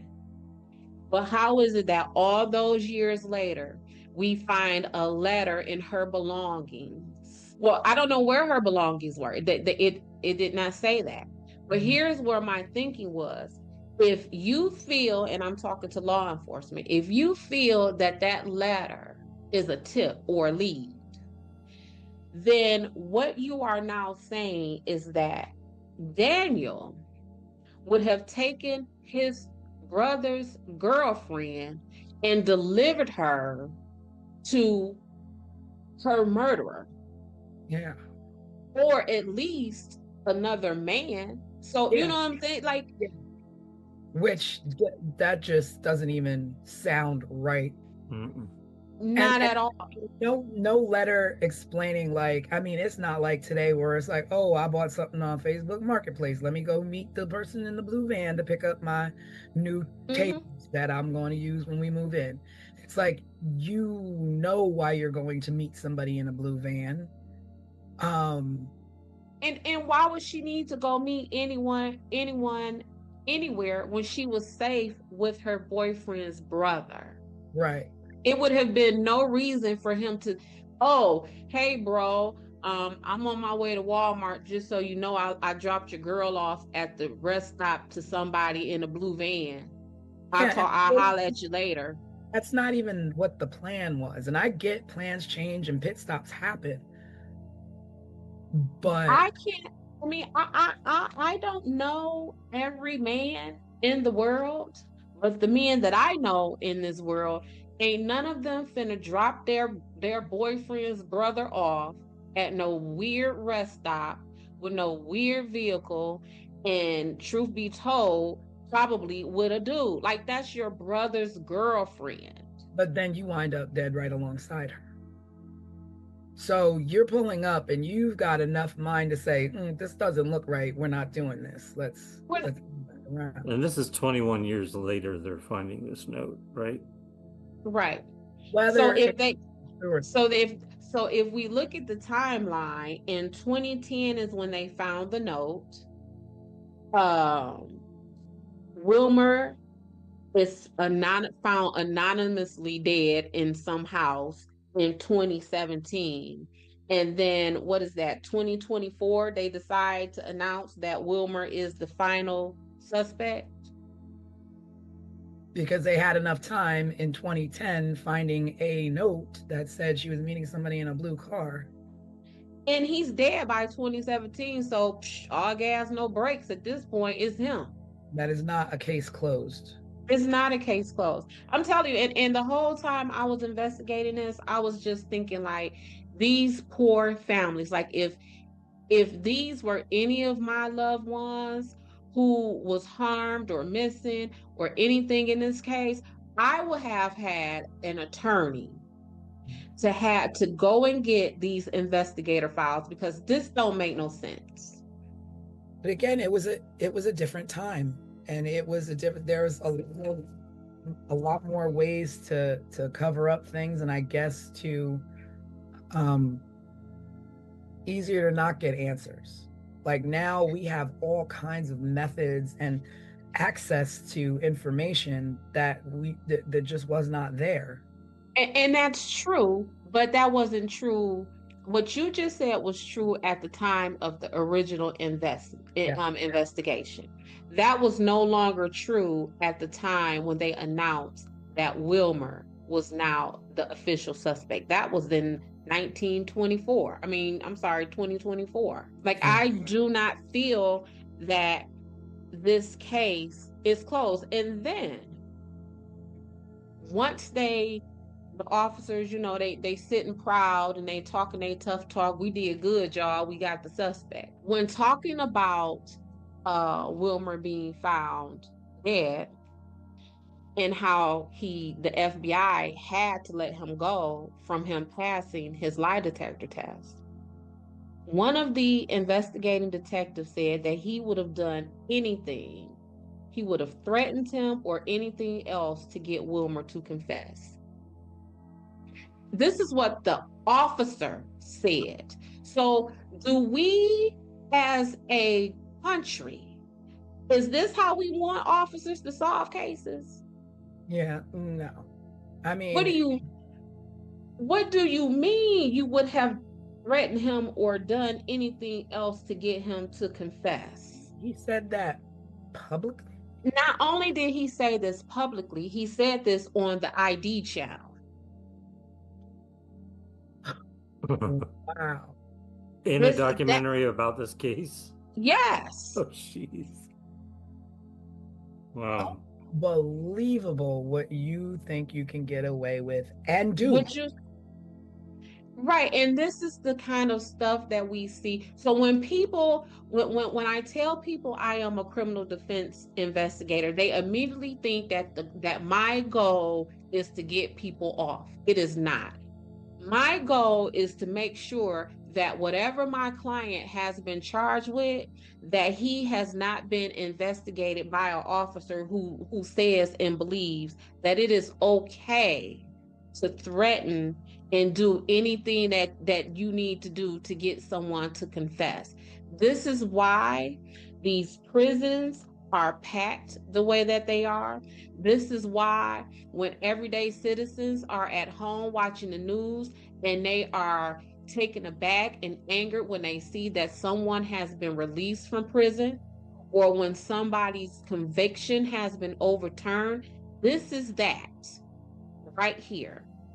What do you mean you would have threatened him or done anything else to get him to confess? But now that he is gone, now that heat is off of you all from your original statements from Kathy and Rebecca, that a member of law enforcement did this. We have gone from that all the way down to this degenerate waterman who passed a polygraph test. And then they said, oh, he passed it because, he's a psychopath and he's so smart and he's so this. Well, if he was so smart, why would he drive his own vehicle with a vanity plate to the crime scene? So we can't have it all these ways. You can't have your cake and eat it too. And so putting it back to him being this degenerate and all these labels that you want to put on Waterman, which are so stereotypical. Correct. But also talking about the way how all these cases tie into each other, the way that this investigation was actually botched. They searched a fairly wide area to find the bodies of Daniel and Anna Maria and were unsuccessful. And it wasn't until 6 weeks later that they found their skeletal remains down a like a path or a road going towards the water or whatever. And it was like a hunting trail or something. Yeah, like a hunting, two turkey hunters found their remains down a trail, and these bodies were almost done with, I don't know if it's care or being hidden, but they were covered with a blanket, with an electric blanket from the car. Again, the same MO, nothing's taken, wallets left behind, belongings left behind, and Anna Maria's locket was left behind. Now, was it left behind because she left it behind as I was here, you could find me? Or was it in a struggle? Was it purposely left by the killer? Again, was it left in the car or did they find it in the woods? It was in the woods. It was out thrown about, I want to say somewhere near, like Tanisha said, in the woods, or maybe down near the water path where those dogs would have tried to get into the water. But yeah, it was left behind. Yeah, and cause of death is undetermined because it was 6 weeks before they found them, and evidence washed away, a lot of rain, weather elements, and nothing's traceable. And because they were so badly decomposed, there was no way to tell how they were murdered or how. Yeah, I mean, by then it's like animals have gotten to them, weather has Right. gotten to them. So yeah, they definitely liked him, and like I said, me being a trained social worker, all of these themes really popped out at me. You know, one with the non-heteronormative couple of Kathy and Rebecca. Then we have this disenfranchised folks of these watermen as the suspects. Because the truth of the matter is, Wilmer, I mean, you know, we look at what's his name, Gacy. He was a business owner also, but this man, he didn't have a criminal record. So I don't have a criminal record, but I'm just going to start, slaying, murdering, knifing, choking and strangling and shooting people on the parkway. A whole bunch of people. Very violently. So he didn't have a criminal record. He was a business owner. He passed that polygraph test. But somehow, after telling these victims that this person the suspect at first was a member of law enforcement, to now we're walking it back to, oh, this person impersonated someone, to, no, we got to do even better than that. We have to get down to a suspect that gets us far away from who our original suspect is. So they turn to the usual suspect. And they turn to the usual suspect. So where does that leave everything in the end? Wilmer, is that his name? Wilmer, Alan Wilmer. It leaves him 7 years after his death is being called the official suspect. And what was striking to me, 7 years in this work, we typically destroy files at the 7-year mark. At that 7-year mark is where you can comfortably and ethically begin to purge files. It's that way for everything, right? Your taxes, your I believe reports. So. It's like I believe it's that 7-year mark, and 7 is often just the statute of limitations across the board for stuff. I believe, like in some jurisdictions, it's 7 years for you to file suit for civil matters, like 7 for it to be 7 years. So it's a whole lot of weirdness. Well, maybe we should start talking about, I mean, this is a theory, right? Mm-hmm. The one that you've put together does. Well, were there any other theories that we haven't talked about that may have come up during this whole time since these murders started to now? Like you said, I feel like I don't feel like they're serial. I feel like the first 2 could have been individual hate crimes. And the other ones, I mean, the fact that they have singular murders in between them that don't fit any kind of pattern. And then our last victims weren't, Daniel and Anna Maria weren't necessarily on the highway, but, adjacent to the highway, but was roped into it. I don't really know how this is. The only thing that makes these the Colonial Parkway murders is the fact that they were murdered on the Colonial Parkway. And if law enforcement use these outline cases of Lori and Teresa as a way to tie Wilmer in as being the suspect. Then why, when we look up Colonial Parkway murders, why isn't their faces there? You know, it's crazy What's- because you like to think that people and law enforcement are a lot like that, and I don't want this to always be like we're always coming down on law enforcement or what have you. This is like a case by case individual, like, Mhm. and they themselves listed and labeled it to families, to a victim's family, as possibly being their own, and not only that, possibly a person impersonating them.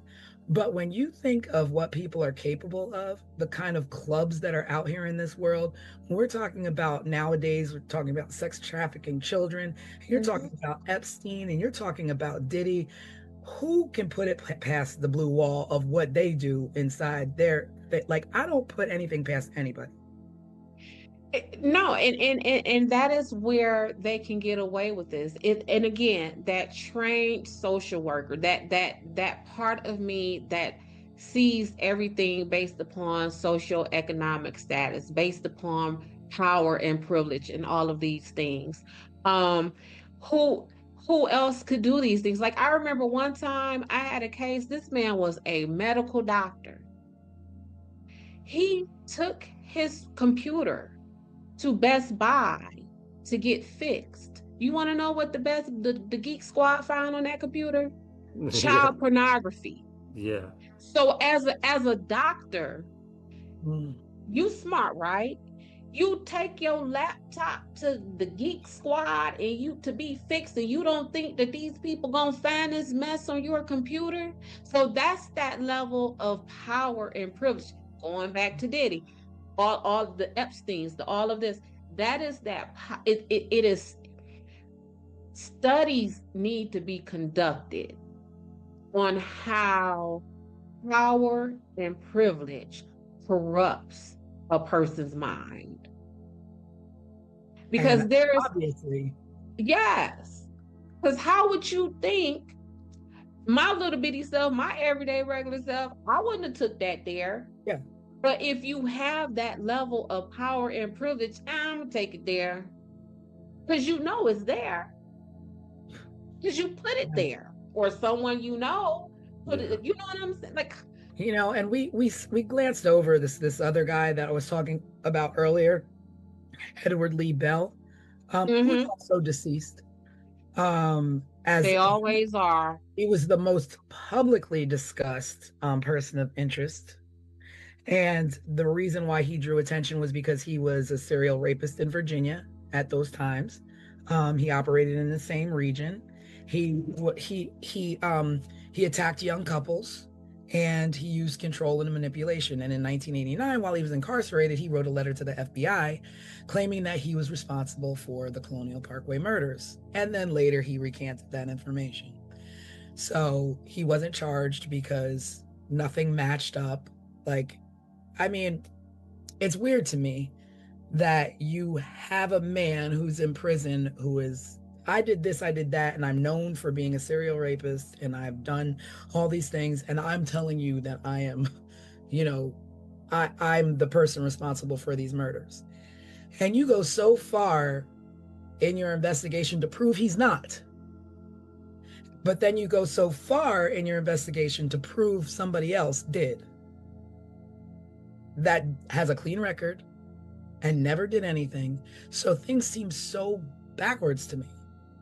Well, one of the things is that I get from my clients all the time.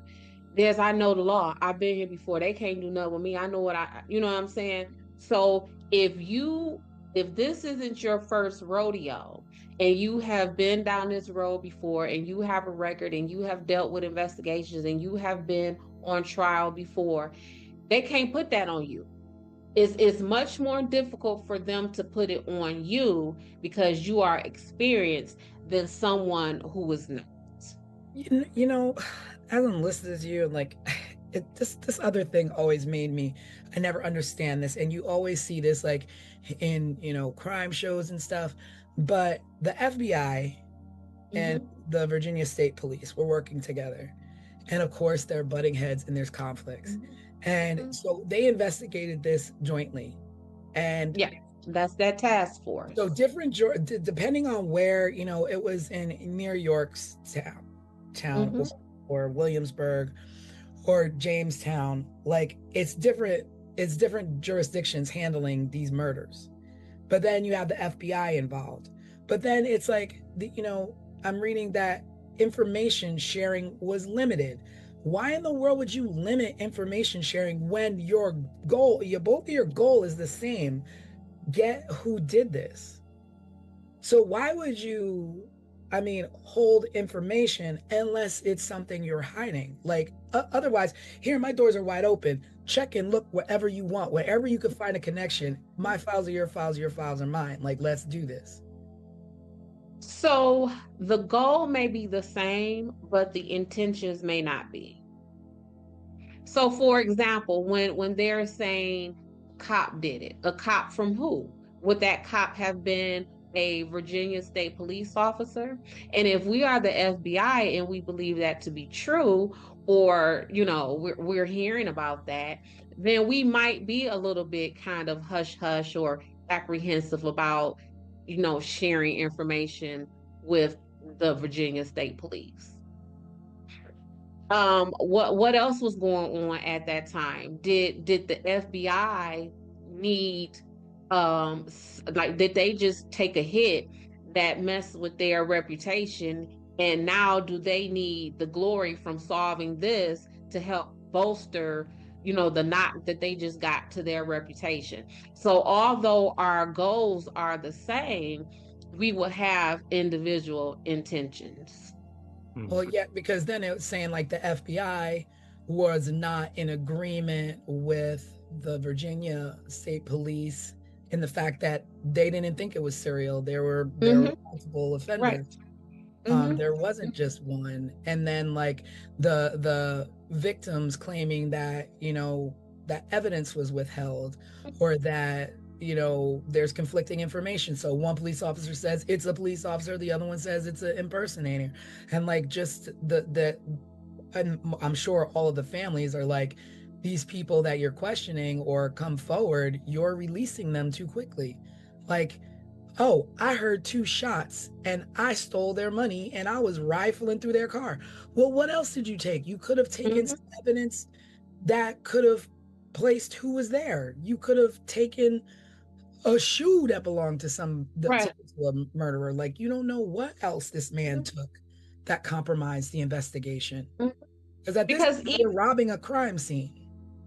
Because even like the whole Wilmer thing, like when I said that officer who was like, oh, I would have done whatever I had to do to get him to confess, that in that same documentary that I watched, he went on to blame the FBI for even releasing him in the first place.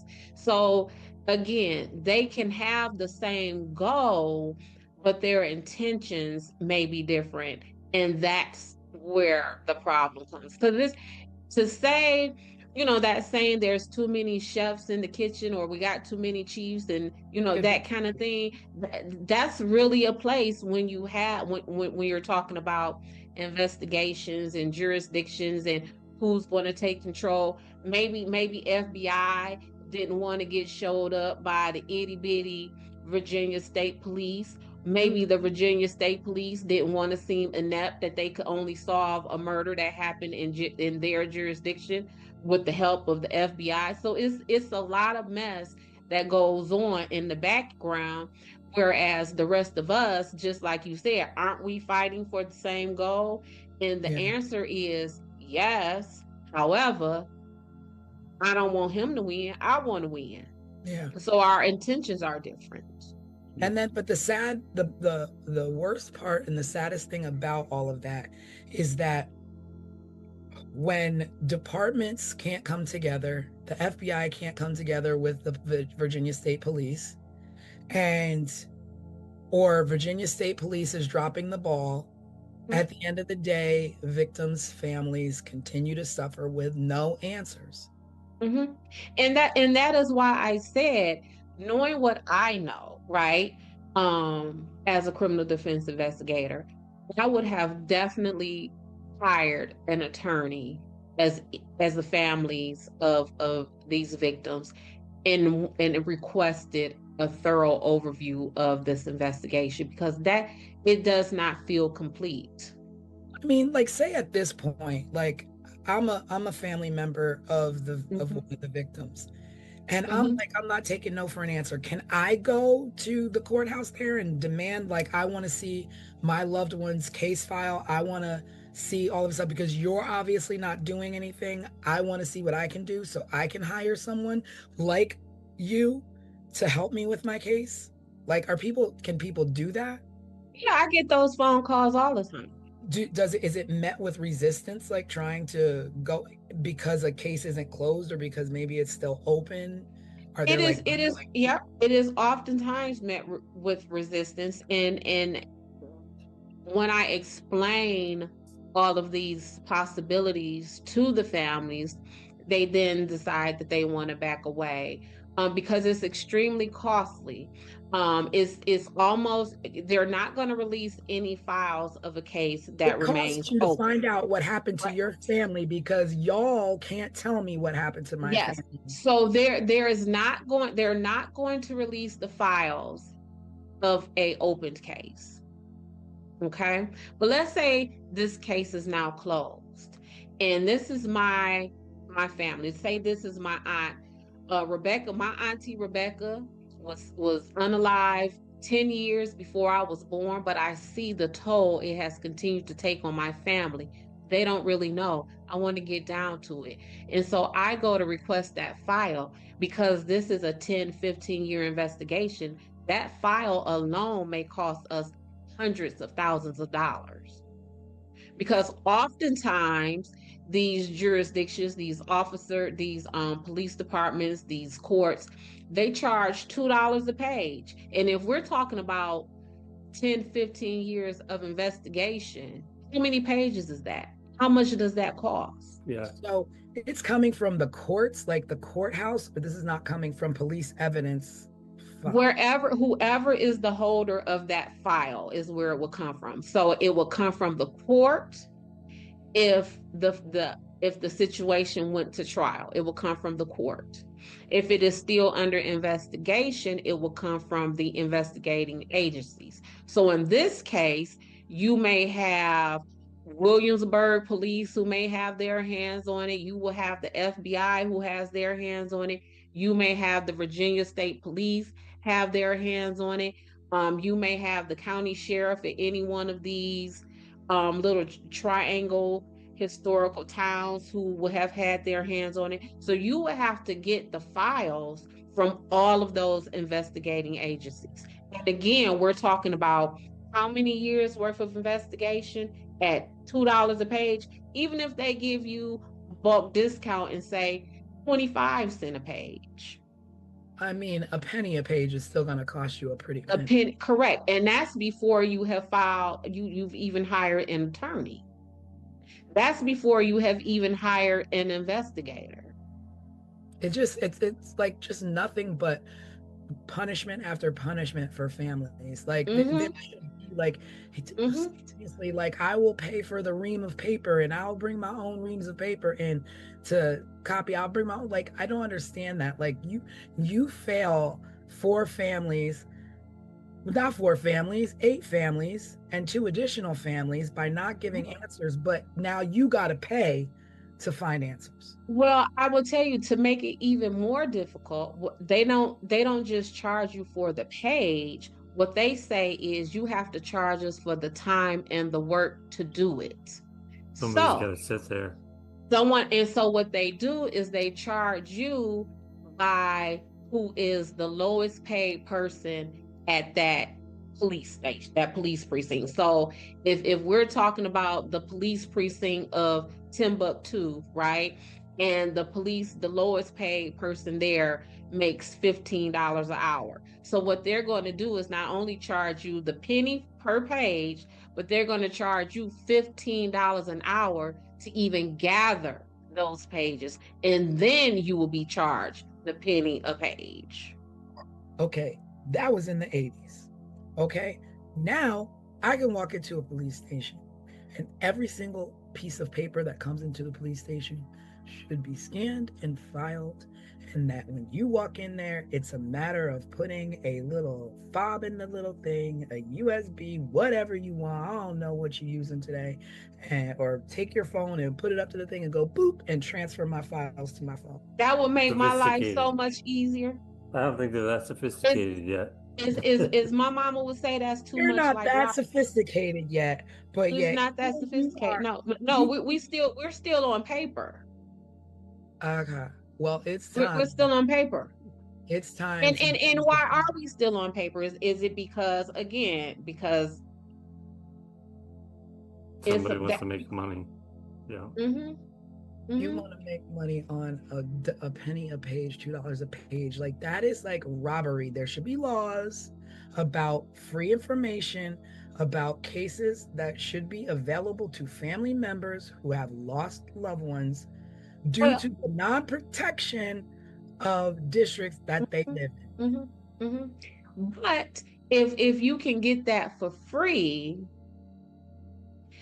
now we got to really do our job, because here come everybody wanting. So we got to tack all these costs. And again, so you got to pay that hourly rate.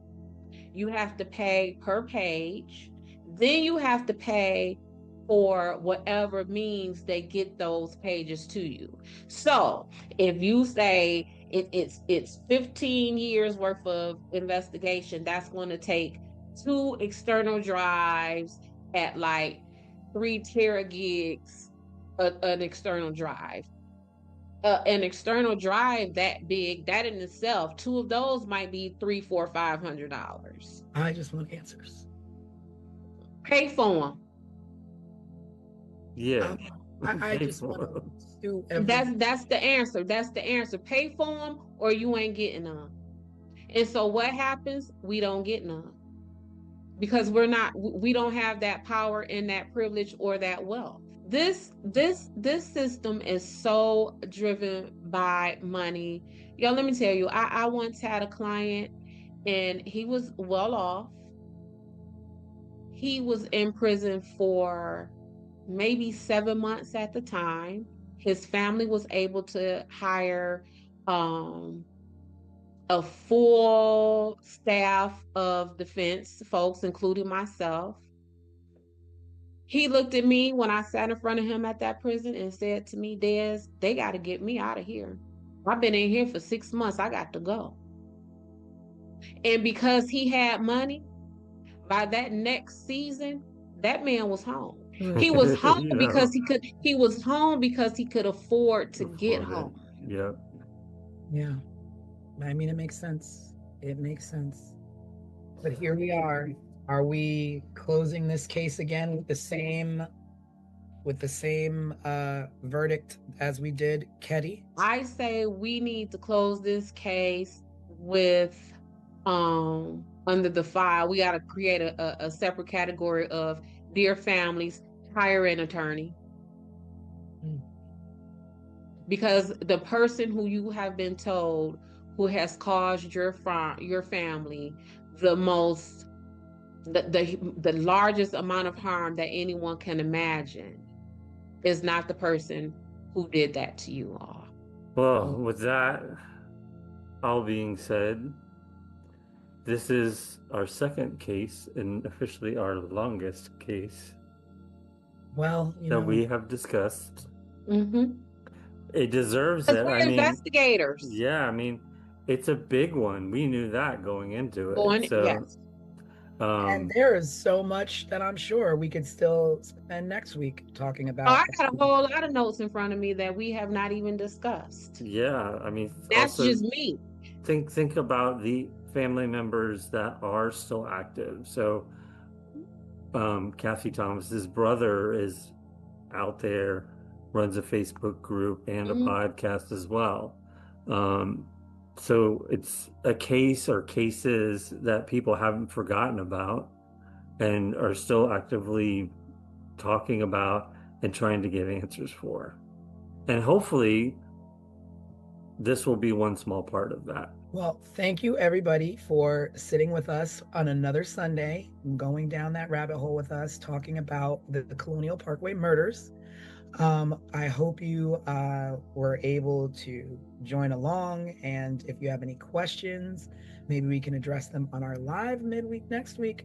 But we do have an all new episode coming out next Sunday. No details this time. You have to tune in and subscribe to find out what it's going to be. Yes, tune in on our Wednesday live. Every Wednesday, we go live 7:30 p.m. Eastern Time. And this Wednesday, maybe we'll give you a little hint of our next case. Maybe. And you all see what kind of time I am on with this kind of stuff. If you have any disagreements or you want to add anything to what I have to say, hit those comments down there and let us know, and we can include that in our next live, or maybe even have you on our next podcast. Yeah, and speaking of, let's give a quick shout. We did have a couple people that have been very responsive that helped us shape tonight's discussion. One was Al, who just wrote in and said, you have me into the whole whoDunit shows again. Great show, which is great. Yeah, that's awesome. Amazing. Yeah. To have some interesting. Yeah, I think something we're doing. And I think that was our goal. Yeah. So, hearing that comment tells me that we, at least as far as I am concerned, we have hit that first marker, which is to reignite people's curiosities on these kind of things in a way where they are not just being fed information, in a way where they are being invited to ingest it and digest it and add to it, stir the pot with us. Because I really feel that oftentimes a lot of this stuff that happens, these investigations, they occur in a way where they do not want us to think this stuff through. Because we see just here right now, if the everyday person is thinking these things through and not just accepting what is being given to us, then these investigations and these outcomes will look completely different. Yeah. And if you want to explore more, you could always watch our case overview of the Colonial Parkway murders. It's on YouTube. We also have a previous case that we covered, the Keddy Cabin murders. Say it again. Say it 4 times. The Keddy Cabin murders. That was our first case, so take a look at that if you haven't already. And please be sure to subscribe and let your friends know about this if it's something you really like. So tune in every Sunday. We release new content. Every Wednesday we go live, and in between all of that, we trickle in little shorts and posts and information as well. So yes, hit us up, and we will see you Wednesday night live. Yes. So that's Christmas Eve. So. Oh. So then we get to have an audience. So it's you and your family, and y'all can sit around and watch us. Exactly. All right. We'll see you then. Bye. Bye, everyone.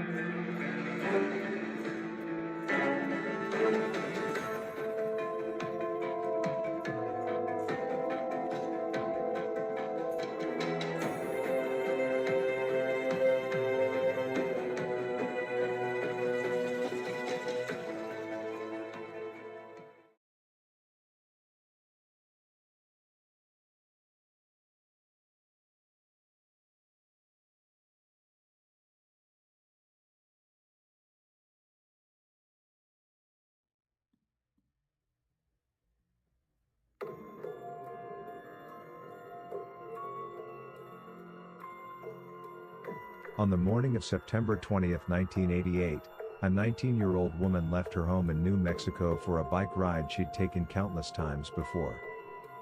She never came back. No body. No bike. No witnesses who could say what really happened. But 10 months later, a single photograph would change everything. A photo so disturbing, so controversial, that more than 3 decades later, investigators still debate whether it shows Tara Calico alive. This is 15 Minutes of Murder.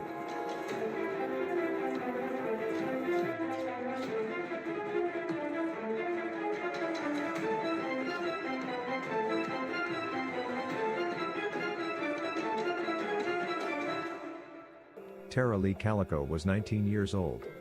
She lived in Belen, New Mexico, a small town where people noticed when something was off. Tara was athletic, outgoing, and driven. She was attending the University of New Mexico, studying business. She had a job. She had plans. This was not a case of a girl running away.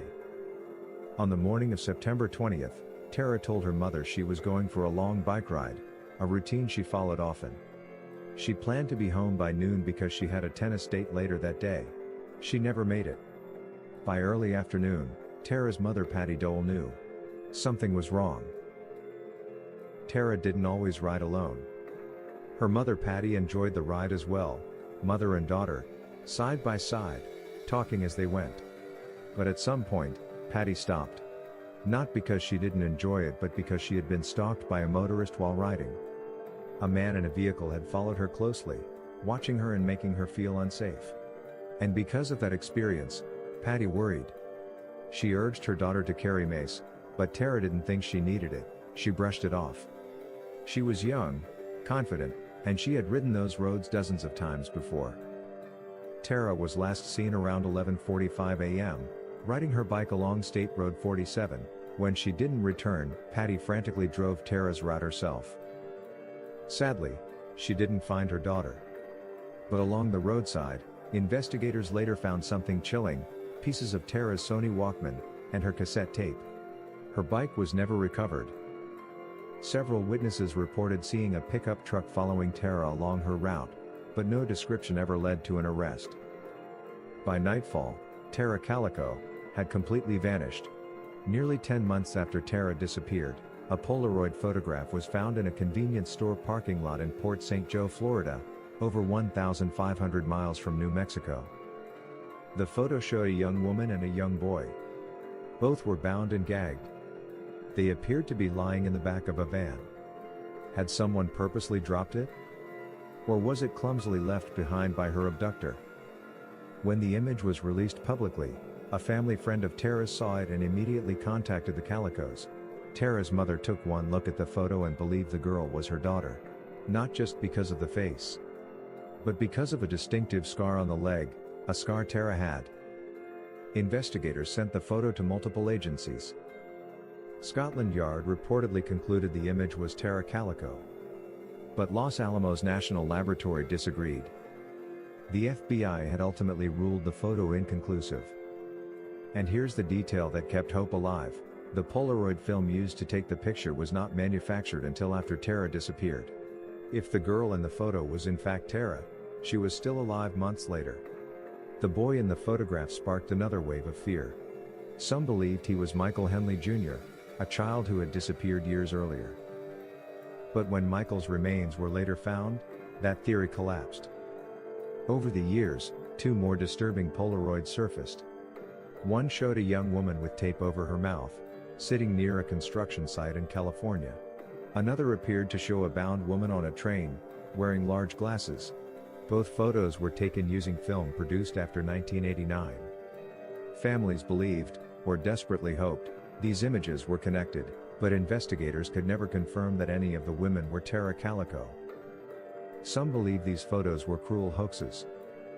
Others believe they were glimpses of something much darker, something organized. To this day, none have been definitively linked. In 1998, Tara Calico was legally declared dead. Her death was ruled a homicide. But in 2008, a former Valencia County sheriff made a stunning claim. He stated that local teenage boys had accidentally hit Tara with a truck, panicked, and covered it up. No arrests were made. No remains were found. No physical evidence was presented. Decades later, in 2023, authorities announced they had identified individuals connected to Tara's disappearance. At this time, law enforcement believes there is sufficient evidence to submit this investigation to the District Attorney's Office for review of potential charges. Currently, the identities and specifics of the persons of interest are sealed by the court and will remain so until a court order otherwises. But no charges have been publicly filed. And the details remain sealed. Tara Calico's parents, Patty and David, died without ever knowing what happened to their daughter. They left this world with so many questions. Was their daughter abducted? Was the photograph real? Was the truth buried by fear, or in silence? Somewhere between hope and horror, Tara Calico's story remains unfinished. Tara and her family have no answers, no justice, and no peace. The National Crime Information Center's NCIC number for Tara Calico is M4611178833. This number is used to identify her case in the national database maintained by law enforcement agencies across the United States. If you have any information regarding her disappearance, you are encouraged to contact authorities, Valencia County Sheriff's Office at 505-866-2400, the FBI at 1-800-CALL-FBI, or submit a tip online via tips.fbi.gov. Thank you for watching.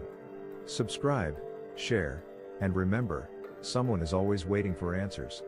This was 15 Minutes of Murder.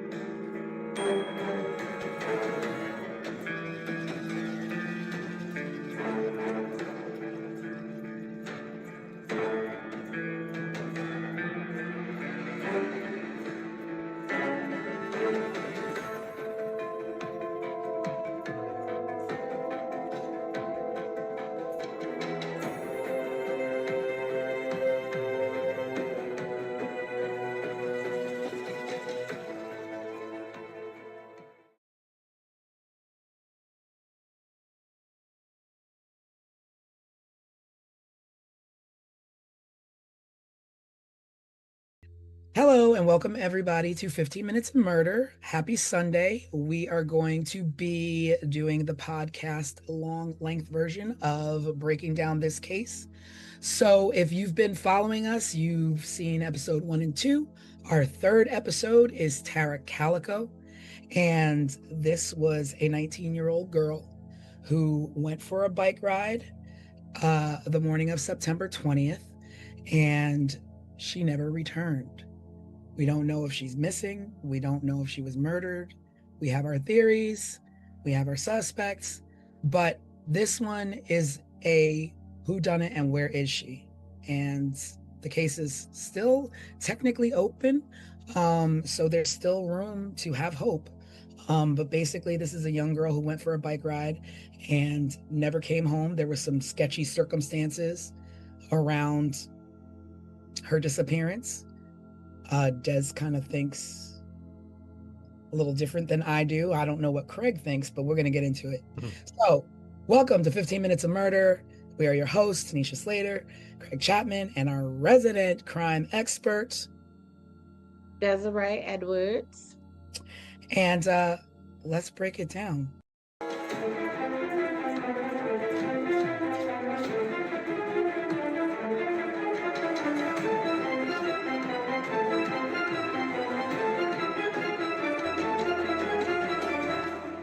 So, Tara Calico, she was 19 years old. 19, a baby. A baby. Yeah, Innocently, innocent, doing innocent things, going for a bike ride. Now, she used to go on this bike ride with her mom, or her mom would come with her sometimes on the bike ride, but mom got scared off. Now, I don't know what mom gets scared off the way she got scared off and continues to allow her daughter to ride this bike alone, 19 or not. Absolutely. And to say I'm scared off, use mace, but take my bike that I was stalked on. Yeah.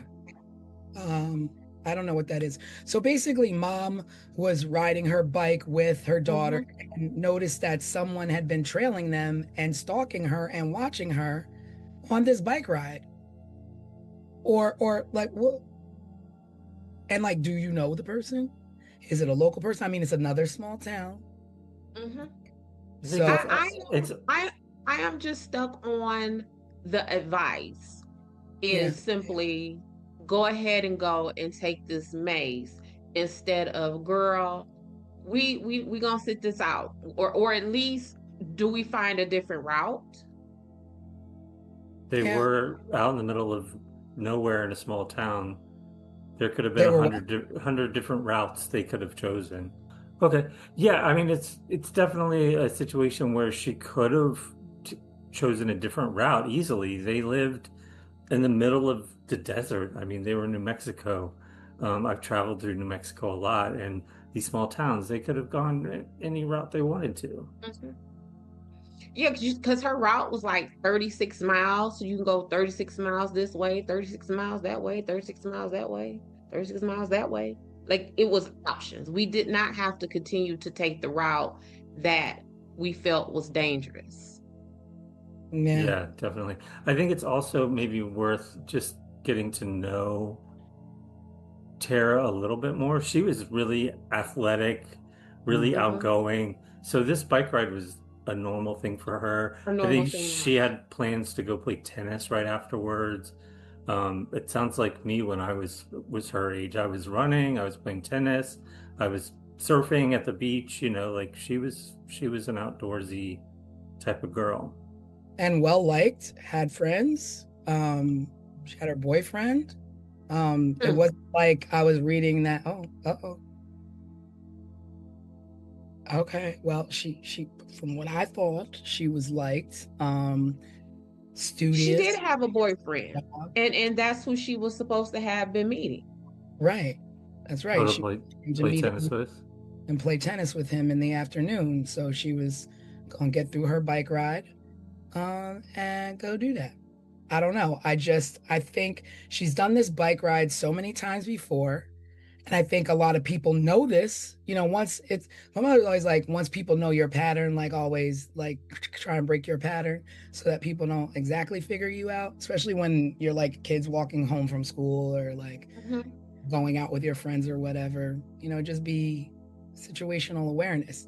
Seems like maybe she didn't have that, being that she didn't even listen to her mom telling her like, some stuff is up, like maybe you should chill a little bit or carry mace.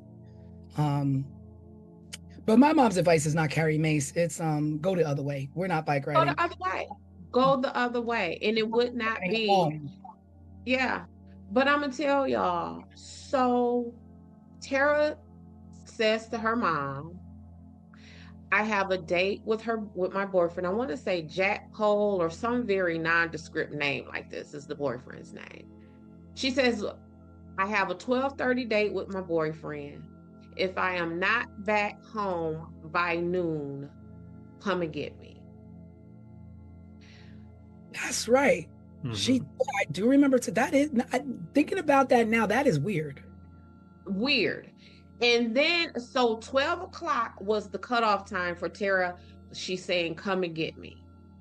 Well, the reports are stating that the last person who saw her alive was at 11:45 a.m.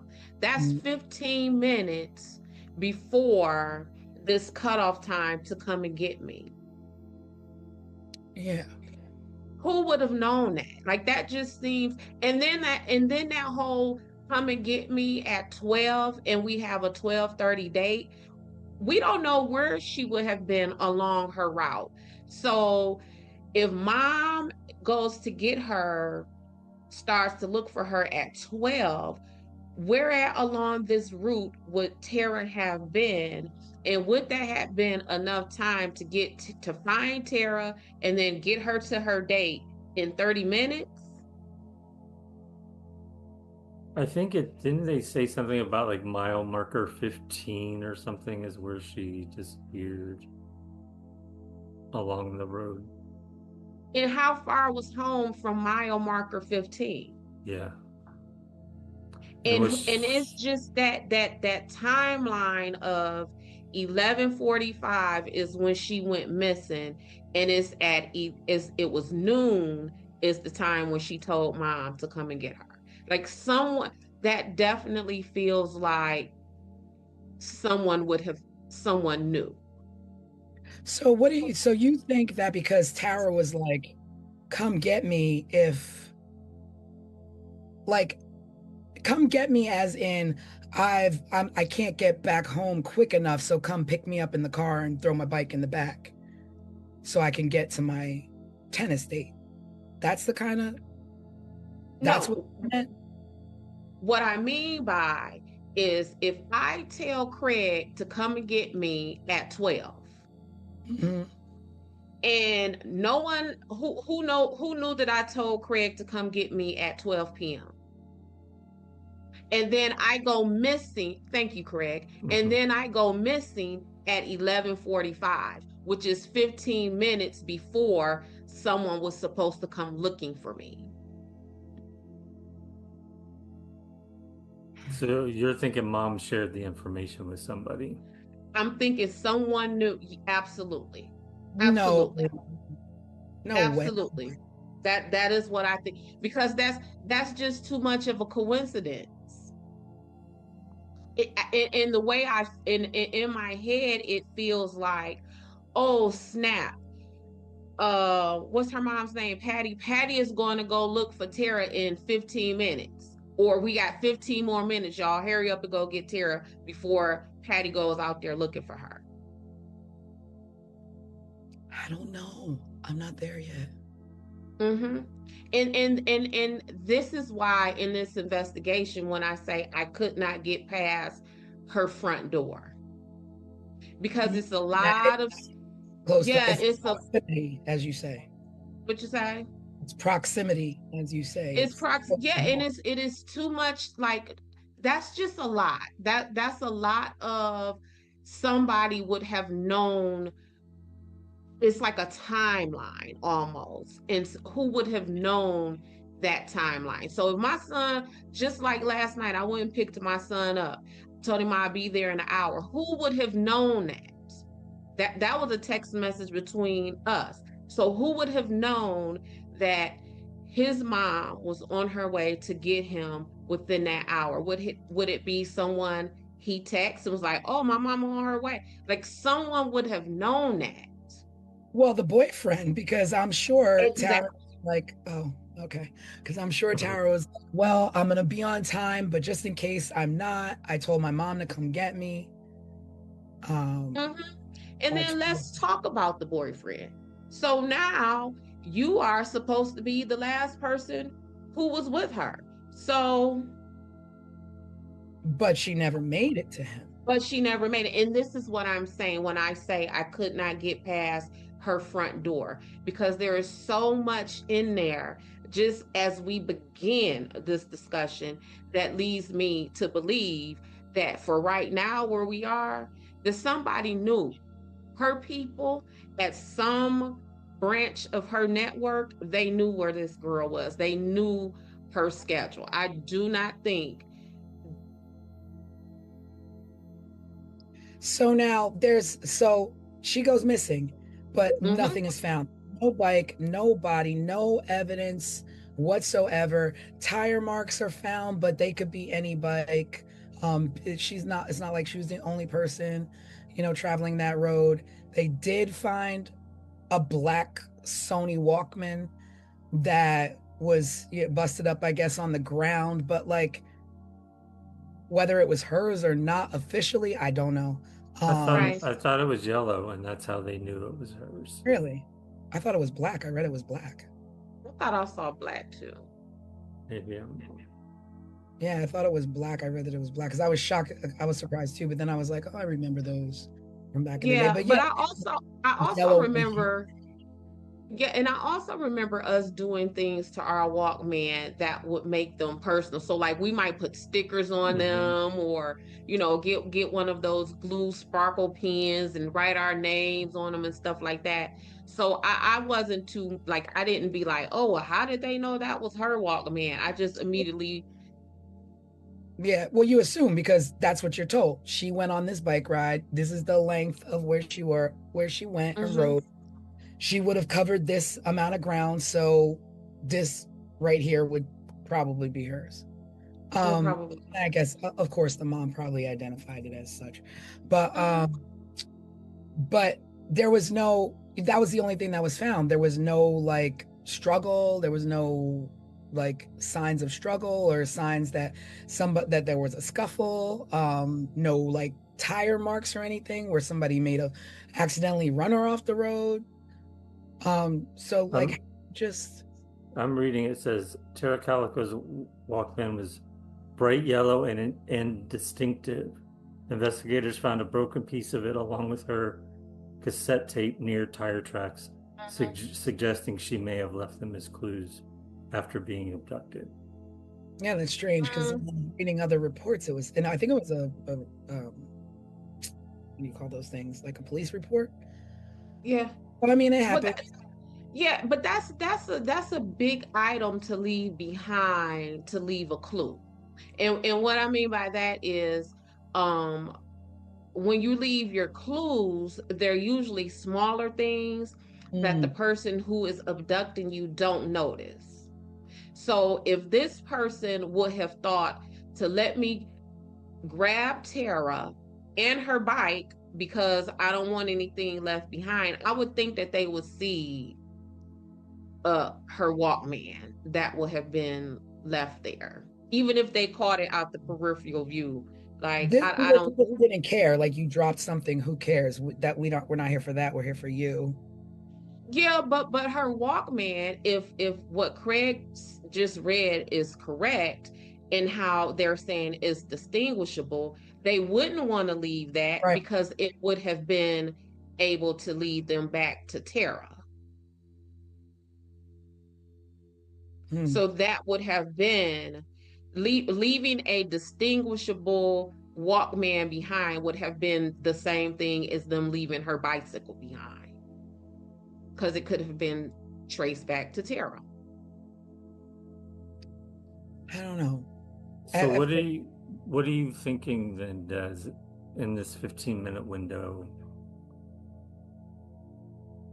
Well, what I really think, what I really think, and it may be a very unpopular opinion, but for right now, what I think is I think that Tara's stepdad had a thing for Tara, and that yes, and that Tara, yep, and that Tara rebuked him, and that he harmed Tara, and yep, and that is why because there was I read something about that the mom just latched on to this picture. Right? Yes. So the picture. Right. So Tara went missing. She'd been missing and nobody seen. I mean, they were looking for her and all and a picture surfaced in Florida, in St. Joe, Florida, which is 1,500 miles, right? It's far. Other side of the country. It's 1,500 miles from Belen, New Mexico. And there's a picture found in a rest stop or a convenience store area on the ground of a female that looks to be about around Tara's age and a young boy with tape over their mouths and tied up in the back of what they're saying is a van. And there's something about this photo that made me be like, that is very weird that the mom kept insisting. Right. And so first of all, let's quit playing. That is not Tara in that picture. You don't think so? I look at it over and over, and there's parts of me that think that it resembles Tara's 16-year-old picture photo, but not Tara at her 19 years age. No, I don't think that's Tara. And here is where I go with this. I don't think it's Tara, and the authorities don't believe it was Tara either, because it was the analysis of the photos remained inconclusive. This So agency yeah, so said it's her, and this Scotland agency Yard said it is not her. said yes, FBI said no, and Yep. then the national what is that, the my gosh, I can't think of the name of it, but it was a third agency that wound up being inconclusive. So it's like yes, no, maybe. Yep. And I feel that dad, although he was stepdad, I think him allowing Tara's mom to clutch to this picture is him allowing Tara's mom to not focus on him. So basically, him in the photo is not allowing Tara's mom to look inside the house. She's looking outside the house. Absolutely. Absolutely. Because like I said, because go ahead. In the photo, there's the mom is saying, oh, until the day she died, because the mom, all of them are gone now. The mom, biological father, stepfather, they've all passed away. And the mom, to the day she died, believed that that was her daughter in the photo. Yep. For two reasons. One, she said that there was a scar on the girl's leg that Tara had. And two, which is weird to me, there's a book, a V.C. Andrews book next to the girl in the photograph that the mom said was Tara's favorite author. And that book was next to her. Well, I'm going to tell you about this book. So, V.C. Andrews was the bomb in the 80s. Oh, yeah. I don't know who was the bomb. So I just so happened to Google that book. That book was a bestseller. So at that time, a whole lot of people would have had that book. But the irony of it being her favorite author and it being there with that girl in a van randomly. On top of nobody in that picture, and I don't care how sensationalized the media want to make that picture, ain't nothing gruesome about that picture. Though nobody in that picture look like they're under duress. They don't look stressed out. I read that, but then it's just like, well, what if not Tara? And then this is a whole other thing, but if not Tara, this is a young boy, like even if it's a joke, like there's a young boy and a girl tied up in a van with tape over their mouth. I don't know what I would look like. I mean, well, I guess so that picture was found, a year after Tara went missing. We don't know when the picture was taken. But I would think that even if it was taken a week after she was abducted, that there will be some kind of signs of struggle and like fight and stress with Tara, because we opened with Craig saying how fit she was and how active she was. What we know of Tara would have fought. Whoever abducted Tara, I would imagine they would have almost had to beat that baby to death to get her in that van. I think that if with Tara, what we know of Tara, again, that there would have been some kind of defensive wounds. I don't think Tara would have sat there long enough in that position for them to take that picture. I just, y'all, I don't. If you're scared, you do. But they don't even. If you're scared, you shut up and sit there and just look. And when you're scared, your eyes look scared. When you're scared, your body is tense. None of it. Tara and that boy, like.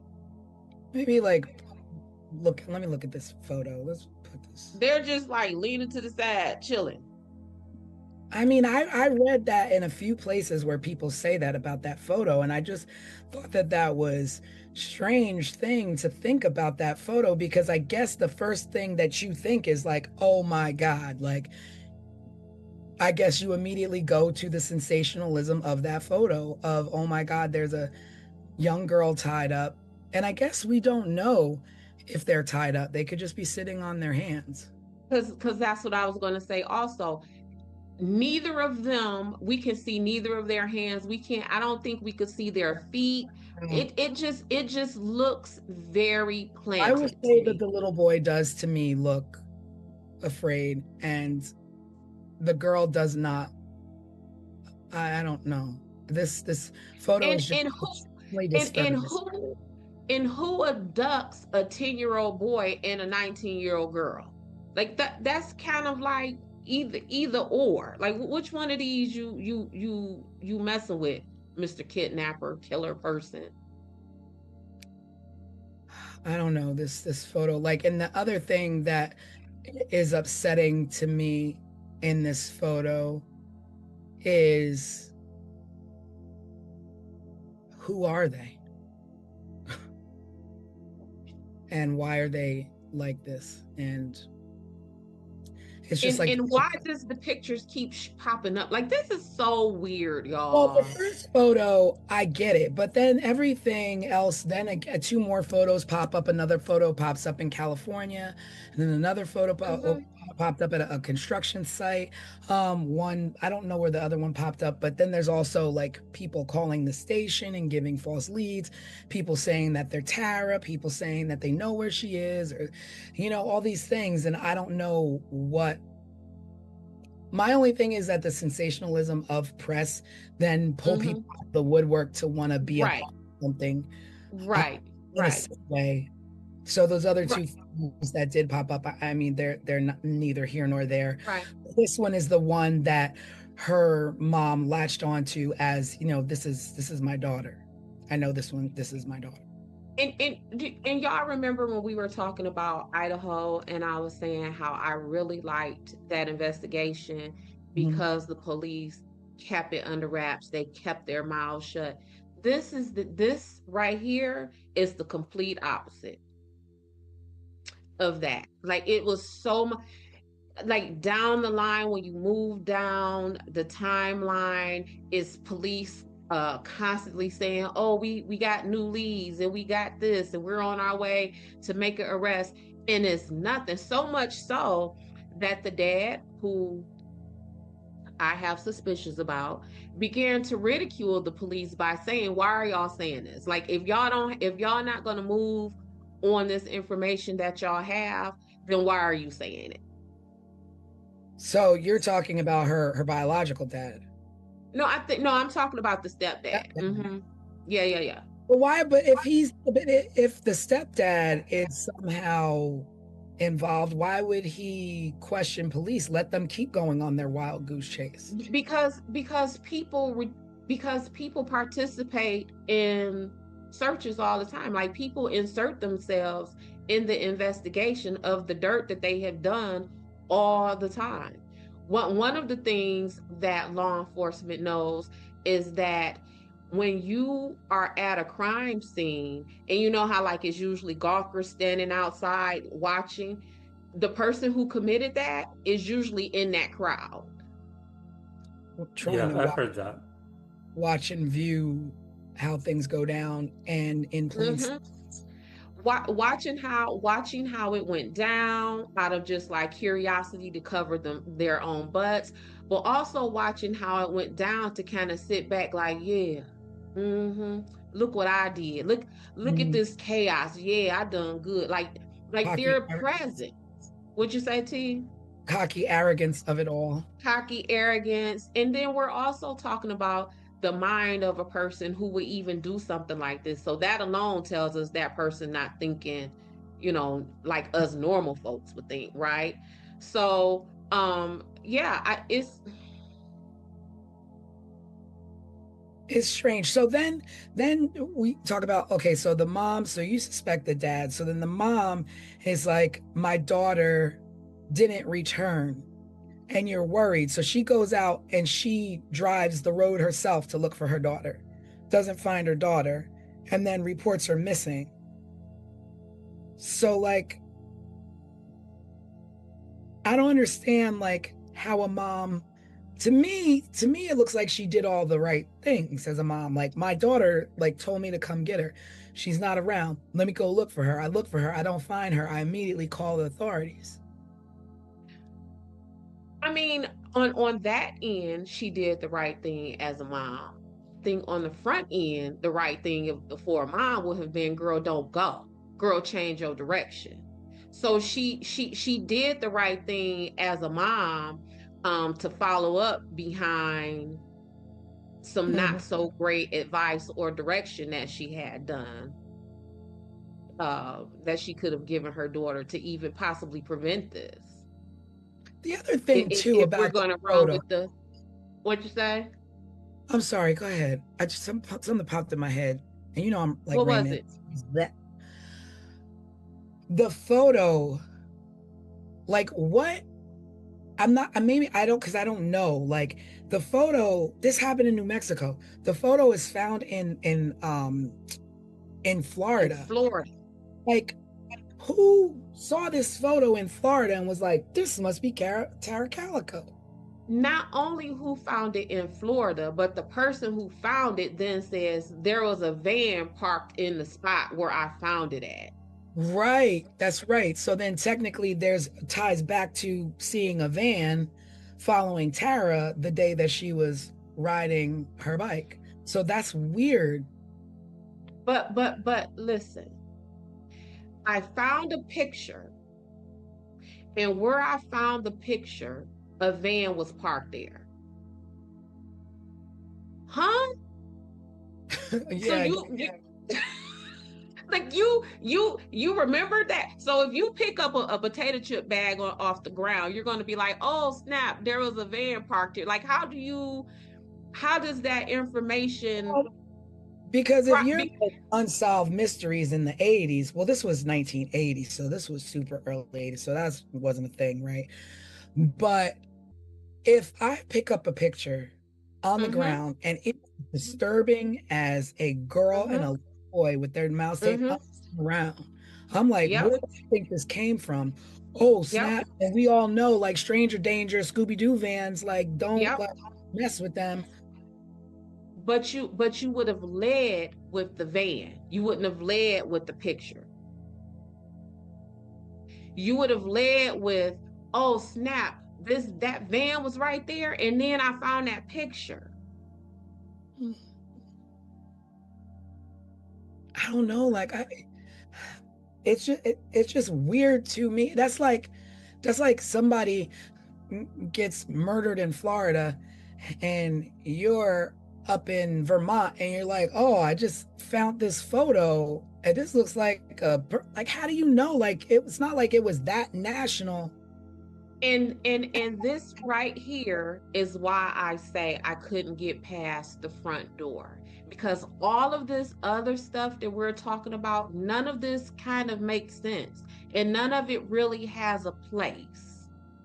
So every time we talk about something, it's like, back to this picture. Like, but how do they get there? And this from here, and this from there. So one of the things in my investigations, I always say, no matter what was done, no matter how it was done, no matter who it was done to, that chain of action, that chain of events has to make sense in my head. So what I mean by that, like, oh, okay, I can see why they would do that, or oh, okay, I can see why they would do that. I don't have any of that here. And in this investigation with Tara, where my brain stops with clarity is who knew where she was at during this day, during her track. That, because nothing else makes sense. So you are definitely not on the wavelength of this was a random, or this was a serial killer, or this was no, like a stranger abduction. This is one of the situations where when people call my phone and say, Des, I've heard about Sunshine Investigations. My family member is missing or has been killed. And then when I listen to them, I say to them, you don't need an investigator. Y'all already know who did this. Y'all already know who did this. because nothing past the Walkman makes sense. Not that picture, not the picture being across the country. None of that makes sense. Well, let me correct myself. So it was Scotland Yard who looked at the picture and believed Yeah. it to be Tara. And I'm like, Scotland Yard? Like they went that far to analyze this photo? And then, so the Los Alamos lab is the one who said, no, this is not Tara. And the FBI's findings were inconclusive. So it's still the yes, no, maybe. But at what point did you put so much weight in a photo that's found in Florida for an abduction that happens in New Mexico and take this photo as far as Scotland Yard to have it analyzed because a mom said, I think that is my child in the photo? So now it's what you say. So now you're going on this crazy lead of a photo when you have all these like questions of the town that you could be answering, but asking and knocking on doors, but you're attached this girl to a photo that's most likely not her. That's most likely not her. So again, when I'm working my investigation, no matter what the crime is and all that kind of stuff, I need it to make sense. I need to be able to look at the police reports, the news articles, whatever it may be, and say, okay, I can see that. Okay, that makes sense. But see how right now when we're talking about this picture, you can't do that. You right here, you can't say to any of us, that makes sense. Yeah. Nothing in this makes sense. And so like then I just can't stop thinking about the photo, and then it's like that's how it happens. Like then you get the smoke screen of it all. It's like you're no longer like on this road going, who else was on this road? Like you're like going down this rabbit hole of a photo. And that's why I think the dad let the mom latch on to that photo, because it's distracting. But then it makes me think even further, was it intentionally distracting? Mm-hmm. Like, was it a plant type distraction? Like something planted, somebody knows somebody well enough to say, let's feed this back to, like, I don't know how it got back. I don't know how it got from Florida to because what we even know is that the little boy who they suspected in that photo turns out to not even be him. But who also was a little boy who went missing on a camping trip in New Mexico. So how did these two separate incidences in New Mexico, two kids who have nothing to do with each other, wind up in the same photo in Florida? Were you going to say something? It makes no sense. I was only going to say the way it got to Tara's mother, as far as what I'm researching, is that it was broadcast on a national television program, and then her family and friends saw it and said, hey, Tara's mom, this sort of looks like Tara, maybe you should take a look at it. Right. Yep. Wow. Okay. Yep, that all that look that you're doing, how I can see your wheels turning. Yeah, like it's just so weird. And as I was preparing for this episode, I was like, okay, I think this is going to be the first episode that we do that closely resembles what an investigation meeting looks like, when me and an attorney get together and we're talking over our police reports and we're talking over our discovery and evidence, and it is breaking down all of the information that we have to try to figure out again what makes the most sense. Like just pick all this apart and try to string it together. And Tara's case is not being strung together. It's not. So It seems a bit all over the place. Yeah, it's too much. It is. At what point do we fast forward to more recent stuff, like Sheriff Renee Rivera saying he knew the story of what happened, but the people were too well connected for him to say anything more. Well, It possibly being the sheriff's at the time, the sheriff's son that maybe had done this, and that's why it was covered up. yes, and then, but here's the thing. So that story is at the time of the initial investigation, 88, 89-ish, when Tara went missing. The story was that some people had saw the kids, and it was reported to the sheriff that the kids had maybe hit her with their bike or something. I mean, hit her bike with their vehicle, killed her, covered it up. Then they got to talking amongst themselves and their friends, and then there was just one gentleman named Henry Brown who on his deathbed made some kind of confession like, oh yeah, the sheriff's kid and his friends told me that they hit Tara, killed her, and then hit her body. Now, what's weird about that is that same story, the sheriff had recounted that at the beginning of the investigation. So then the question would have been, if these people have told you that they hit Tara and caused Tara some harm, why wouldn't you had moved on that then? Why weren't they arrested then? And at the time, it was labeled as circumstantial evidence. But that is not circumstantial evidence. That is, in fact, a confession. Somebody confessed that, right? So there is that component of it. But that son, he committed suicide, I want to say, like in the very early 90s. So shortly after, kind of. Shortly after, yeah. Lawrence Romero Jr., is that his name? And the deathbed confession came from a guy named Frank Mathola. Well, I have, and that's also another thing with Tara, is that the names, just like how Tanisha and I said, we remember reading that it was a black Walkman. You just read it was a yellow Walkman. You just gave the name of a man who you attribute the deathbed confession to.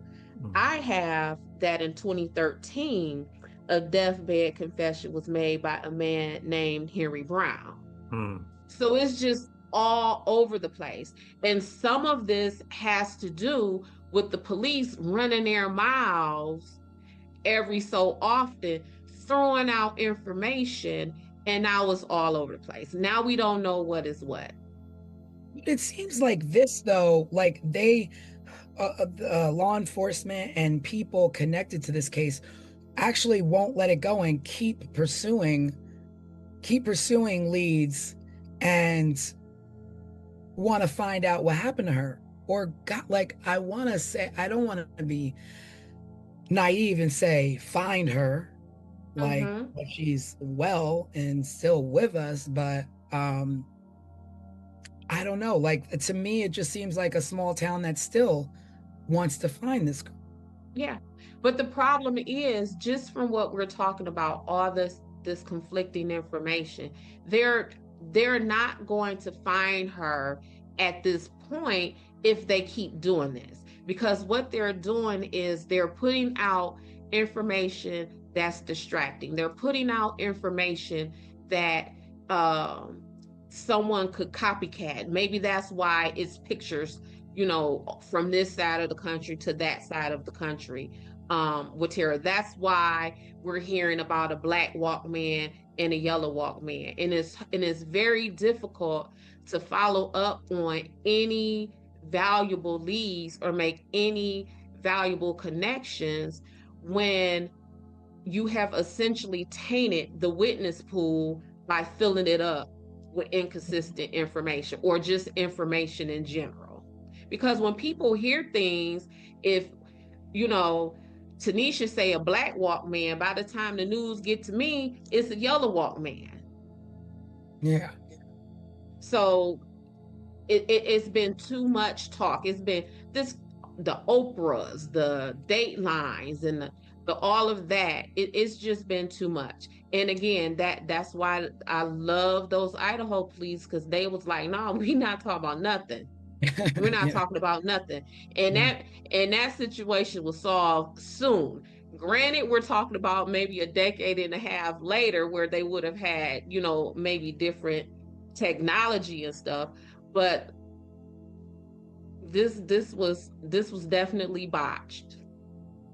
So I was reading, because that's why the reason why I say that is because I was reading, I don't know if either of you saw this, but in 2023 there was a break in the case, and it led to an entire case file being sent to prosecution to be reevaluated, and they're not ready to disclose this information. They said that they're still reviewing it, but it was enough to conduct a search of a home and suspects on a lead that went dead when it should have been investigated at the time.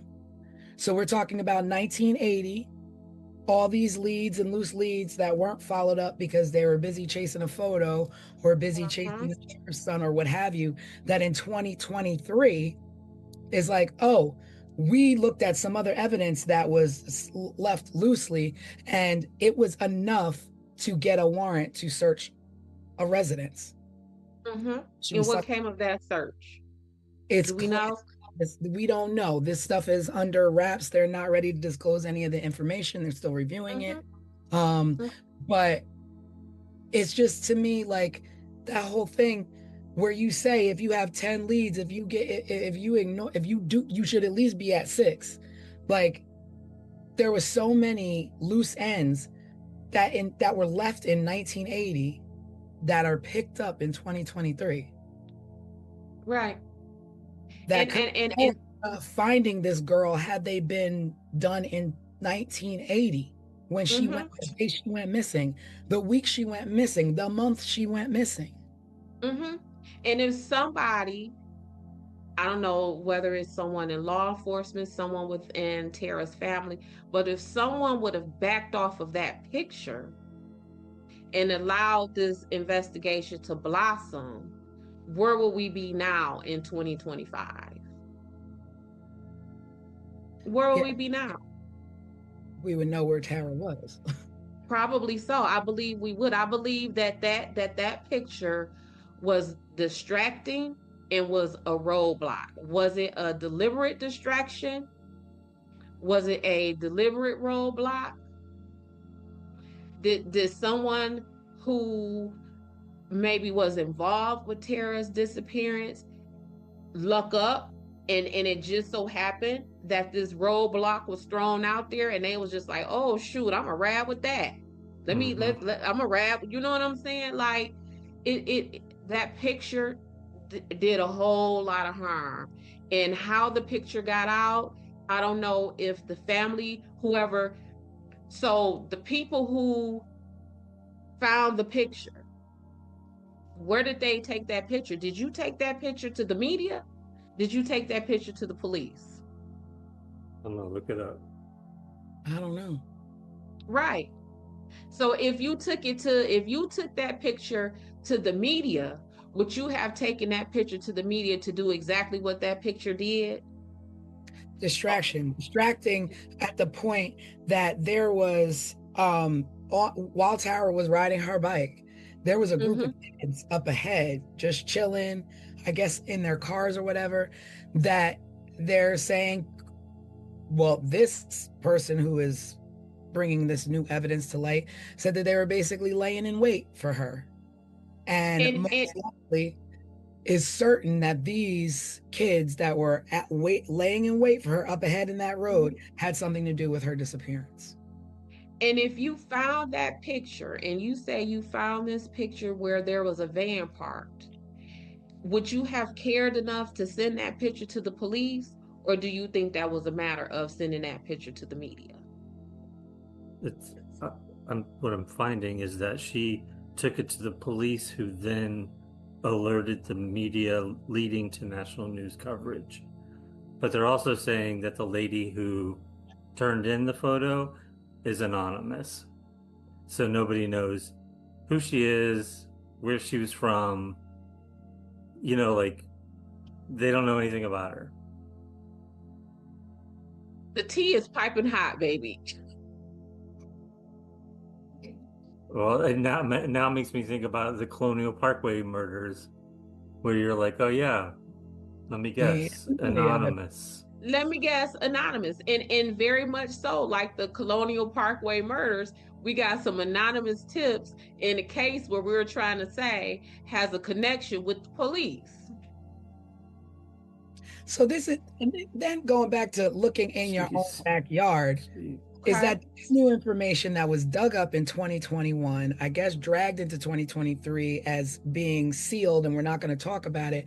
The evidence that they found at this residence was I don't know what it is that they found, but whatever it is that they found and whatever documents that they found were related to new suspects in the case, in her missing, was sealed by a district court, by a district judge, and the person that they interviewed was a person who originally said they knew nothing about the Tara Calico's whereabouts and missing, but now in 2021 they have information about this that they're sharing. Mess. My thing is, it's like 1980 to 2021 to 2023 and in 2025, like what I don't understand. And now you have this information. So you didn't think that this information was of any value 20, 25 years ago? Is that what this, so the person is saying, I don't know nothing about it. So yeah, the person when this person, I don't know anything about it, all of a sudden now has information about Tara Calico's disappearance. Now all of a sudden has information. But we don't know who that person is because they're what, anonymous? We don't know who that person is because the reports are sealed. So we can't get that information to know what was found.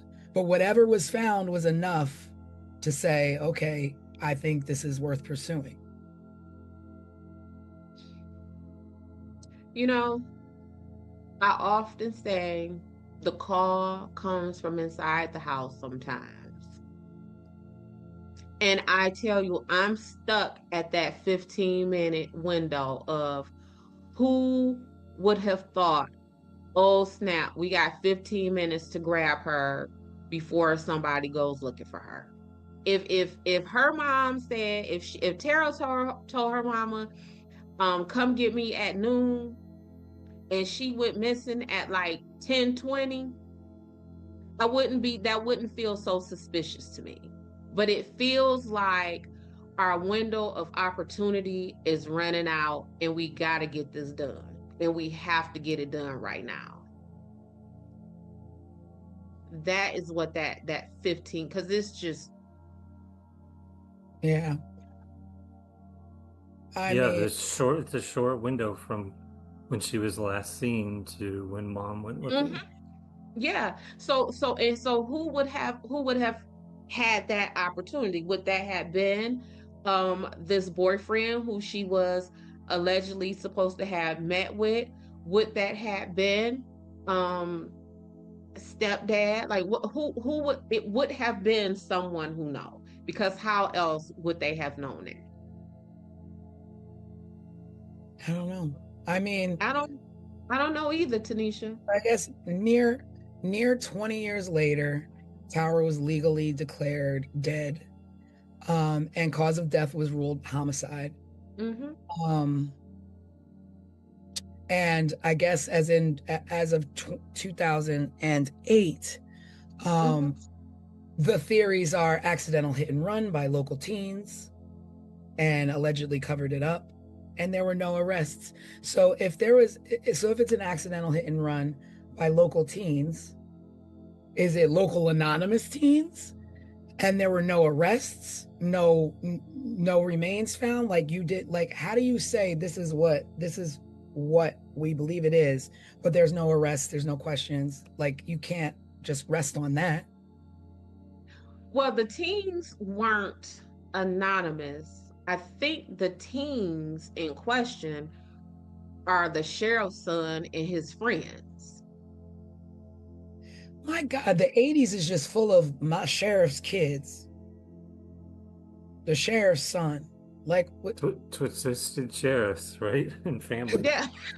Don't grow up and be a sheriff. Yeah. You're gonna be suspicious. Yeah, the word. Yeah. Think about it. Like, I mean, we grew up in the 80s, like, in small towns, it's the sheriff. But like, the word sheriff has such a dark cloud over it that whenever you say sheriff, you're like, something sneaky. I don't know about that sheriff. Mm-hmm. Never really say, I don't know about that detective, or I don't know about that private investigator. I don't know about that police officer. But you do say, I don't know about that private investigator. Yeah, private. Like, I have to always make very clear with people when I tell them I'm a private investigator. No, not that kind of private. Not the sleazy private investigator you see on TV and in the movies. No, I'm not that kind of private investigator. See, I'm all about, when I think private investigator, I'm on my Magnum PI. I'm on my Equalizer business. I don't You want your Desiree Sunshine investigation. Sunshine, like, that's what I'm talking about. I don't have no doubts. I don't have no doubts about this type of private investigation, getting to the bottom and looking for truth. Like, that's the only kind of private investigating I know about. Thank you. But it's just, and so the sheriff also says that they believe that Tara was taken by someone she knew. In a small town. Small town. And that just, even in that, okay, someone she knew. Well, she would have knew your son and his friends, Mr. Sheriff. She would have known her boyfriend, Mr. Sheriff. She would have known her stepdad, Mr. Sheriff. Like, because this is a small town, when you say Tara was taken by someone she knew, Sheriff, you would have known those people too. Yep. I mean, there's a lot of paperwork out there. There's a lot of police reports that you can go read. Like, so much. There's so much out there with some things, and I found some stuff today, but we'll talk about that on the live. So join us on our Wednesday night live. I was just about to say, I think what I can't wait for the most is when we get off of this podcast today and Tanisha and myself and Des all go back and read through more information to see if any of this gets any more clear than it is right now, because it's a hot mess right now. It's a hot mess. And then now they have been allegedly putting out like bug traps in some mines in the area that would pick up eat at like a decomposing body at different stages of the decomposition. Yeah. And where, you know they're doing in New Mexico? Yeah. Yeah. And you know why they are doing that? Because there was a man who owned 4 mines in that area, who was, let me see if I can find this. Let me look.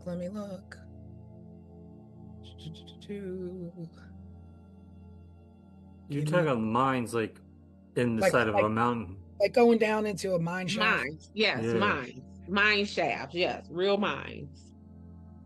Yes, real stuff. They need to put them in the So there was this guy, his name was David Parker Ray, and he owned 4 mines that he leased in the 1950s. And they were about 25 miles away, or 25 miles south from where Tara Calico was last seen. He died in a state prison in 2002 while serving a sentence for more than 223 years in connection with kidnapping and other charges involving 2 women who he sexually tortured at his residence. Okay. So he claimed to have abducted like 40 victims from several different states, according to the FBI, but nobody's were ever found. But the reason why they didn't really go off on him is because at the time of at the time that Tara was abducted, he wasn't living in New Mexico. So they were like, oh, he wasn't living there, so he couldn't have, like, you can't visit other places. But this man has already claims he's abducted all these women, has been charged with sexually assaulting other women, but you don't go down his lead for these mines that were in the area. I mean, 25 miles really isn't that far from anywhere when you're talking about wanting to get rid of a body or wanting to have some little murder spot, right? So there are these mines, and so one of the 4 mines, maybe like 60 feet down, I don't know, 30, 60 feet down, something like that, looked like it was interrupted or has rubble or looked like somebody tried to fill it in. So they want, so this sheriff or this lieutenant went and bought these little fly traps, these certain fly traps that will attract mosquitoes or flies or what have you from the remains of decomposed bodies to see what's possibly down there. And then if there is something, then they've got to go through the right channels to be able to excavate. And of course, the bottom line, money, to be able to have the money to do these certain things. But there's also these other things that have come to light that other people are like, oh, we know the suspects. So it's just like an open, like, I want to go back to this man in these mines. I'm not a miner, so I don't really know about mines and all that kind of stuff. However, his family leased these mines about 25 to 30 years before Tara was missing. So would he and his family still had access to those mines? Like, and again, I'm no miner. So when your lease is up for the mine, is the mine now leased to the next group of people or the next company? Like, would he still have access? Whether he had access or not, he probably had mental access. Like, I own this for all this time. I know the ins and outs of it. I can go around and do whatever I want and get in and out of property without being noticed if I want. Are mines blocked off? Like, is the entrance to a mine secure? I would think that, and I don't know because I'm not a miner. Absolutely. But I would think you gate off with a fence, trespassing, what have you. Or if it's just in the middle of nowhere, maybe nobody does anything and it's just left abandoned with a couple of boards across. I don't know. Okay. And so if it's a couple of boards across it, if it has been fenced off, he would have had to breach that to get to the mine. So while they're saying this man had access to the mines, was whatever that blocking off of that mine, was that breached? Or if it was, would y'all have told us that? You know what I'm saying? Like, to just say that this man whose family leased the mine 30 years ago. Well, what about the other folks? So are y'all simply saying that we want to stick to this man who leased this mine 30 years ago because he has some of these similar crimes in his past? Yeah, well, which would be likened to the Waterman, because this guy is dead and he did these things. So it's just like, okay, in post, you kind of, we're gonna fit you into this mold because you were in the area and we like you for this. Right. And kind of the same point that I made with the picture being filed. Like, when you find something or something that's important, what you lead with varies. What is of value or what is of importance is what you lead with. So, oh, well, the mines boards, they broken? Did they look meddled with? You know what I'm saying? Like, y'all can't just throw out like these people had access to this mine 30 years ago, and so now you the suspect. True, but you know what? It also leads to the fact that if in 1980 these were around, it was a loose end that should have been tied then. Correct. So now Correct. they're chasing every loose end, trying to find this girl. Trying to find this girl This 30, guy 40. this guy claims to have murdered 40 women. This guy, assaulted 2 women. He was in jail for this. He confessed to this. I think the natural progression is to look into it, because what if she is down there? Right. And do we look into it like in 2025 or 2023, whenever this connection was made with this mine? Why? Because y'all knew about that mine. And if you didn't know about it in 88 and 89, did you know about it in 95 when that man was still alive? Because as what happens is when we're investigating things, one of the first things that law enforcement uses is they gonna use a database, whether it is a registered sex offender database. It's gonna be a database of so if my car gets stolen, we gonna run this, we gonna go to the auto theft unit and find out who's been stealing, Monte Carlos in the Detroit area, right? So they would have had access to that. They would have known that. Like, this ain't something new. Well, yeah. I mean, right? It was in 1998 that the guy that expert was like, one of these mines doesn't look right.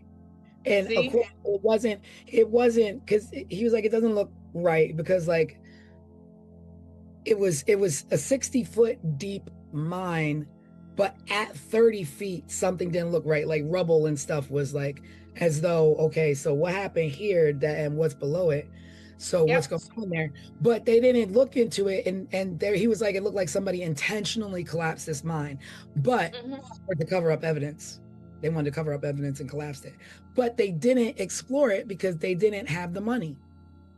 So you mean to tell me like, oh, sorry, we don't have the money. So if Tara's down there, like, so sad. Like, it sucks to be Tara. Like, nah, y'all go and look for this woman. If that's the case, and you don't have money to do it, well, you know what I'm gonna do? I'm gonna be like, is there anybody out there that I can consult, that I can gather up some volunteers to go down and properly excavate this mine so that we can see if this child is down there? And then another weird any other victims at that point. If this man said, I abducted 40 other people, you haven't seen any bodies, you haven't found anything, but you find a mine that he owned that looks collapsed at 30 feet when it's a 60-foot deep mine, but you don't go look into it because of and y'all got money to consult with the Scotland Yard. Yeah, right. That is the one that just trips me out. I was like, when I was reading, I was like, what's Scotland Yard got to do? Right? But this was another something that tripped me up. So they say, I don't know. Sorry, I don't know. I'm not a police officer. I'm not an investigator. So I don't know if it's normal to be like, Scotland Yard, look at this photo that we have over here in New Mexico for an abduction case. Well, I am. Florida. And we ain't never had Scotland Yard involved in none of our cases. Not even my federal cases has Scotland Yard been in. But another weird thing, a part of the what don't make sense, is witnesses said that they saw an older gentleman driving a 1953, maybe 1955 Ford truck slowly behind Tara. In a 1953, 54, 55 truck. And we're talking about is 1989. How difficult do you think it would have been to find a 30-year-old vehicle. Well, So right now, if it is 2025 right now, and our cars now, if you look at them, it ain't too much changed in them right now. But I would imagine that a 1954 vehicle did not look like a 1988 vehicle. yeah. And a quick run through the state's DMV could have shortened that list, because how many people are still riding around in their 1953, 1955 Ford pickups in 1989? Is it Right. is it a If we run it through the DMV, is it a list of 50 people or is it a list of 100 people? But whatever it may be, that will be easy to sort out. But now that I'm thinking, I'm like, the mom also said there was a man in the truck following her. Is that coincidence that that same truck might have been following your daughter? Like, he's following you? Was he following her as well? Like, At the same time. is the person who was following you the person who took your daughter? Mhm. Who was the person following you? Did you know the person following you? What kind of car did they drive? And which is why her mama's advice should not have been go ahead and go, but just take Mace. It should have been, baby, something is going on. Stay home or go in another direction. Or it's, since I'm not going with you, where is one of your homegirls? Do she want to go with you? Tara had siblings. Some of them were her step siblings. I don't know if any of them were her bio siblings. Take your brother, take your sister, take something. But I think her advice should have been more than just take some Mace when I think we're being stalked. And I mean, Especially if she was so scared of it that she didn't go herself. she was so Right. scared. That's the thing. She was so scared herself that she was like, I fear for my life, but daughter, you go ahead and take your chances. And I don't want to lose the fact that Tara rode her mother's bike. So that pink bike was her mom's bike? That pink bike was her mom's bike. So if somebody is stalking me, they probably know my bike very, like, more than a normal person would, because you're a crazy stalker. And then you let her drive that bike. You let her ride that bike. But Tara supposedly rode her mom's bike because Tara's bike was damaged in some way. So who damaged Tara's bike to make her have to take her mama's bike that maybe a stalker would have had identified? Like, girl, this is a mess. Yeah. Like, it's just so unfortunate, because still putting this kind of effort in 10 years, 15 years, 20 years, now we're at up to 35, 37 years of still trying to find this girl, trying to find a pink bike, in nothing but open, like, the road is completely open. I don't understand. Like, dig the mines, check the friends. I want to see your backyards. Looking for, like, everything is gone at this point. Everything is gone. And everything. they're even talking about, like, the witnesses are dead and all that kind of stuff. Like, that's one of the things, especially something like this, where you want to lock your witnesses into their statements. Like, just for example, last weekend, Saturday, some folks called me, Des, we got this case going on. 3 days ago, someone made a post on Facebook. That person is a witness. Can you go talk to them? Told them, yeah, I can, but I'm not working this weekend. Let's talk Monday. And I'm talking like Monday, this week, Monday. Mhm. Made a phone call, interviewed that person Tuesday, had their affidavit created Tuesday. So now if this person becomes incapacitated in any way, now Right. if this person decides to change their mind and, For a long now I don't want to participate, he's already locked into this affidavit. We have them now. And if Des the private investigator from Sunshine Investigations can do that, what do you think the police can do? Much more. What do you think the police could do? At the very least, you can be thorough. You could be thorough. And if I want to, give you the benefit of the doubt, okay, maybe you don't have the funds to excavate this mine, but you definitely have the funds to lock these people in with their statements. You definitely can go knock on the doors of this small town and talk to residents. You definitely can go and say, hey, mom, dad, I know your child is a minor. Can I have permission to talk to you? You can do those things. No And like cost I said, anything. and if I could lock you into an affidavit to preserve your statement, guess who else can? Mhm. It is not it ain't rocket science.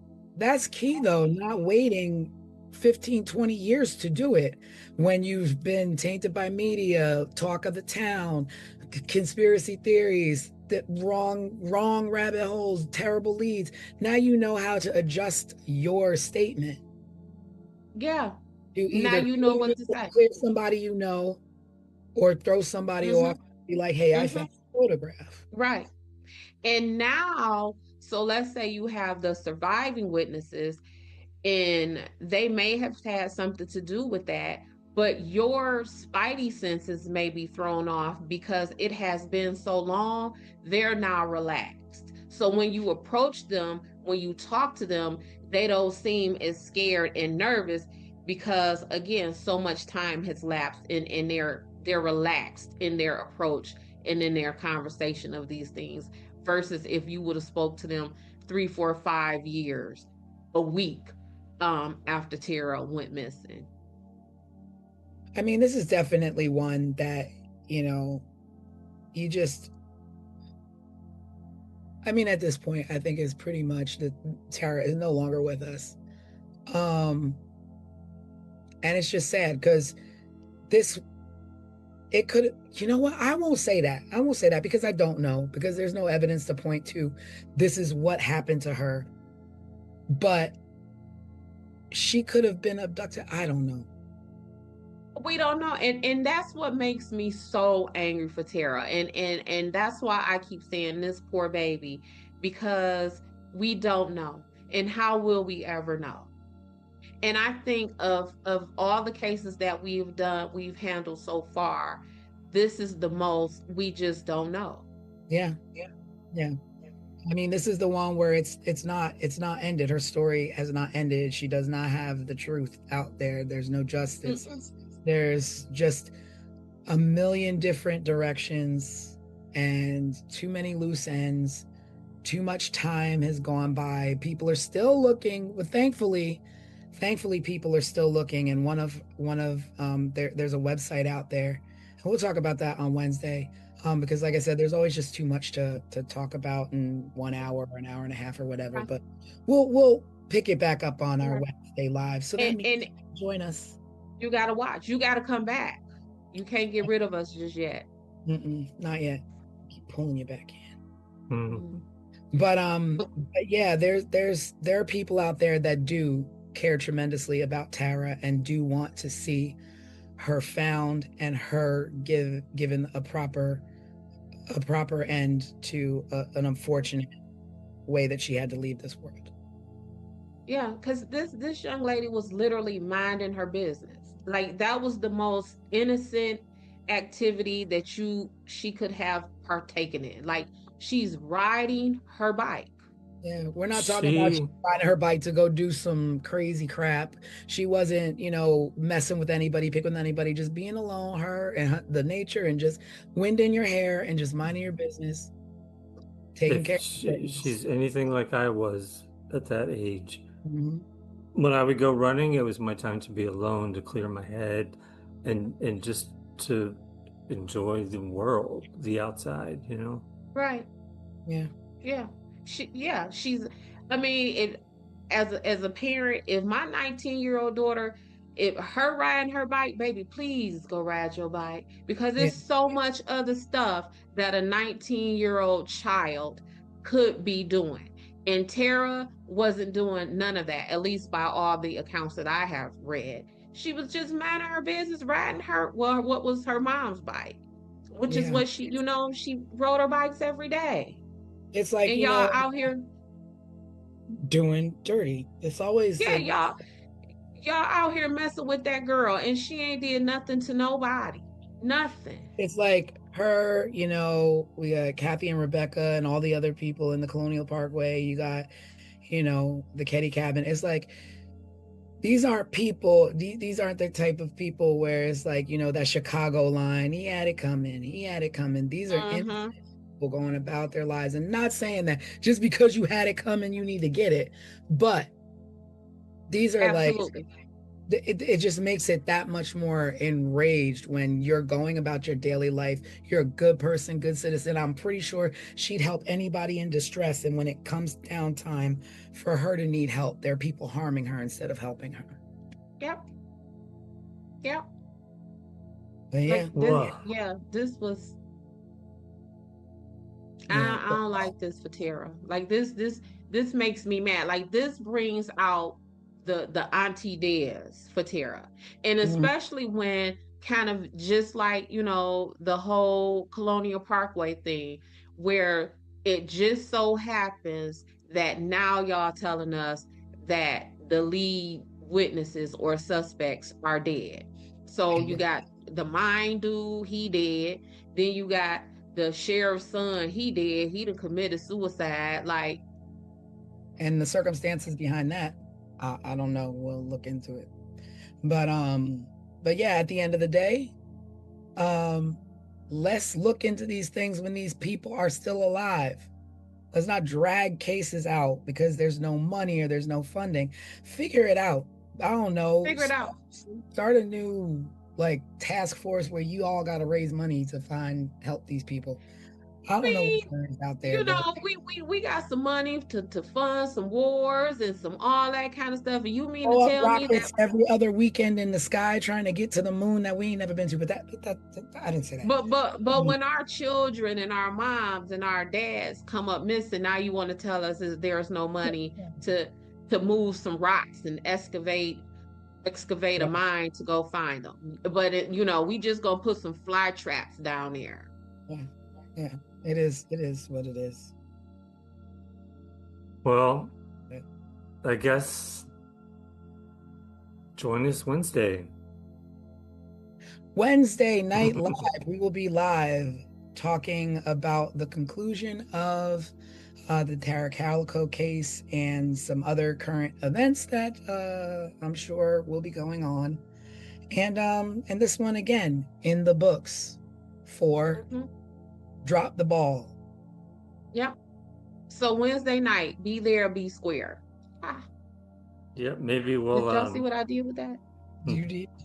I did that. Maybe we'll give a little hint on our next case. Yes, maybe. Or maybe you have to tune in and subscribe, get your notifications.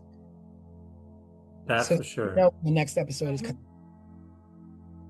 All right. Well, until next time, you can always find us here on all of our social media. You can always visit the website for more information, 15minutesofmurder.com. And we'll see you next time. Tara made me sad, y'all. Yeah, me too. It makes me sad. Yeah. Bye, everybody. Bye, everybody. We'll see you next time. Subscribe, share, and remember, someone is always waiting for answers. This was 15 Minutes of Murder.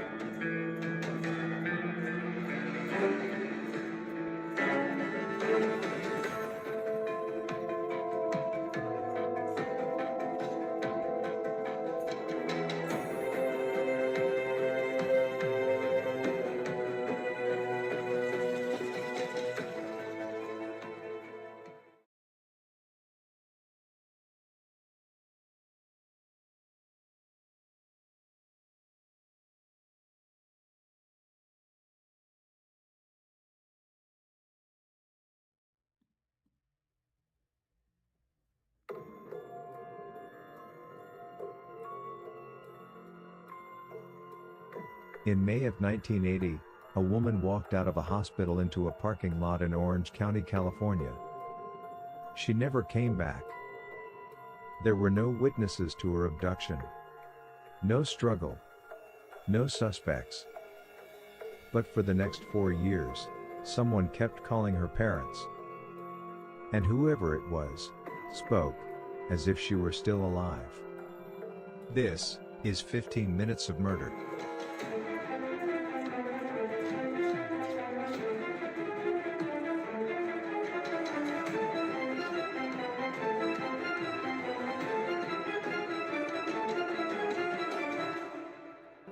Dorothy Jane Scott was 32 years old.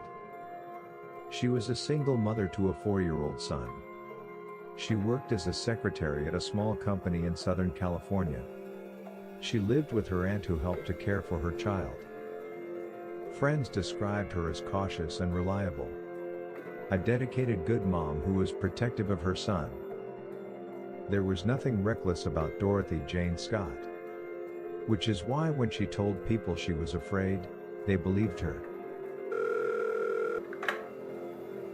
I'm watching you. I'm going to get you.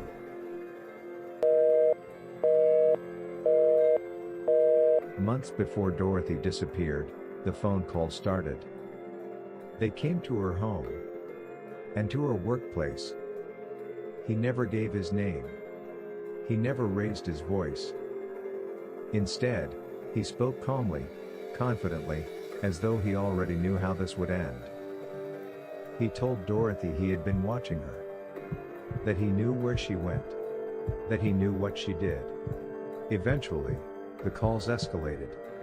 I'm going to get you. On another call, the man told her something worse. You're going to die soon. Dorothy was shaken and terrified. She confided in co-workers. She told family members she believed someone was stalking her. No police report was filed. On the evening of May 28, 1980, Dorothy attended a company meeting in Anaheim with 2 co-workers, Conrad Bostron and Pam Head. After the meeting, Conrad didn't look well and his hand was painfully swollen. Dorothy and Pam offered to take him to the emergency room at UCI Medical Center. Doctors later determined Conrad had been bitten by a black widow spider. Dorothy and Pam waited for several hours. Shortly after 11 p.m., Conrad was discharged. Dorothy offered to retrieve her car and bring it closer so her co-workers wouldn't have to walk far through the parking lot. Before heading outside, Dorothy briefly went to the restroom. Her co-workers waited near the hospital exit. Minutes passed and Dorothy didn't return.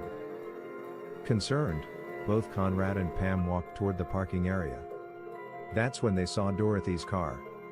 It was moving fast and the headlights were so bright they couldn't see who was behind the wheel. The car sped past them, made a sharp turn, and exited the parking lot. Dorothy was nowhere in sight, and she was never seen again. Santa Ana police discovered Dorothy's white Toyota station wagon fully engulfed in flames at approximately 4:30 a.m. the following morning, roughly 10 miles from the hospital. Dorothy was not nearby. Her keys were missing. There were no clear signs of a struggle. Days after Dorothy vanished, her parents' phone rang. The voice on the other end did not introduce himself. He said, I've got her. She's fine. Over the next 4 years, the calls continued. The voice was always the same. Sometimes he claimed Dorothy was fine. Sometimes he accused her of infidelity. Sometimes he spoke as if she were still alive and with him. He never identified himself. He never admitted to killing her. He simply called, and spoke, and disappeared again.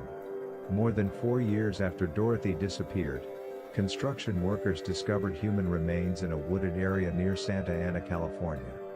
The remains were identified as Dorothy Jane Scott.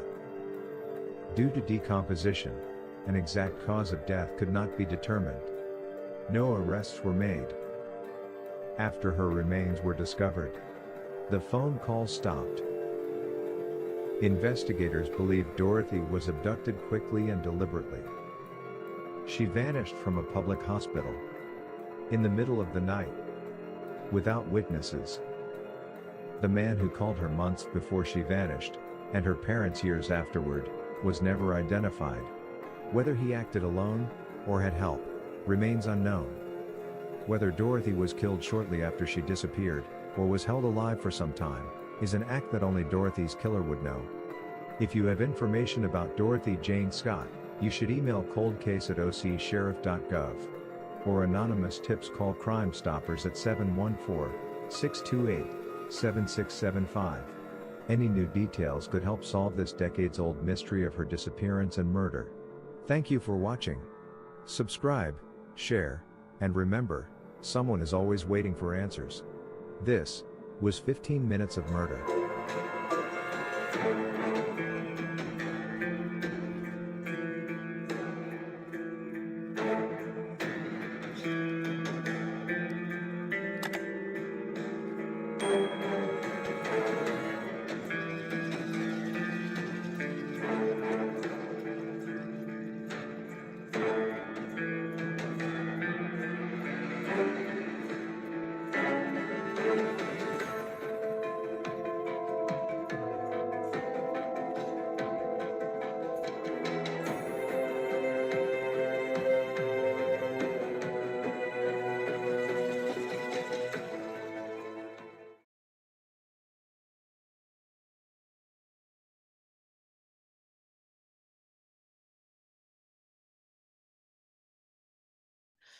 Dorothy Jane Scott was a working mom. She loved her son. She showed up for her friends. She did everything right. But for months, someone was watching her, calling her, telling her exactly when she'd die. Then she vanished. No struggle, no witnesses, just the terror she'd been living with, finally catching up to her. Welcome to 15 Minutes of Murder.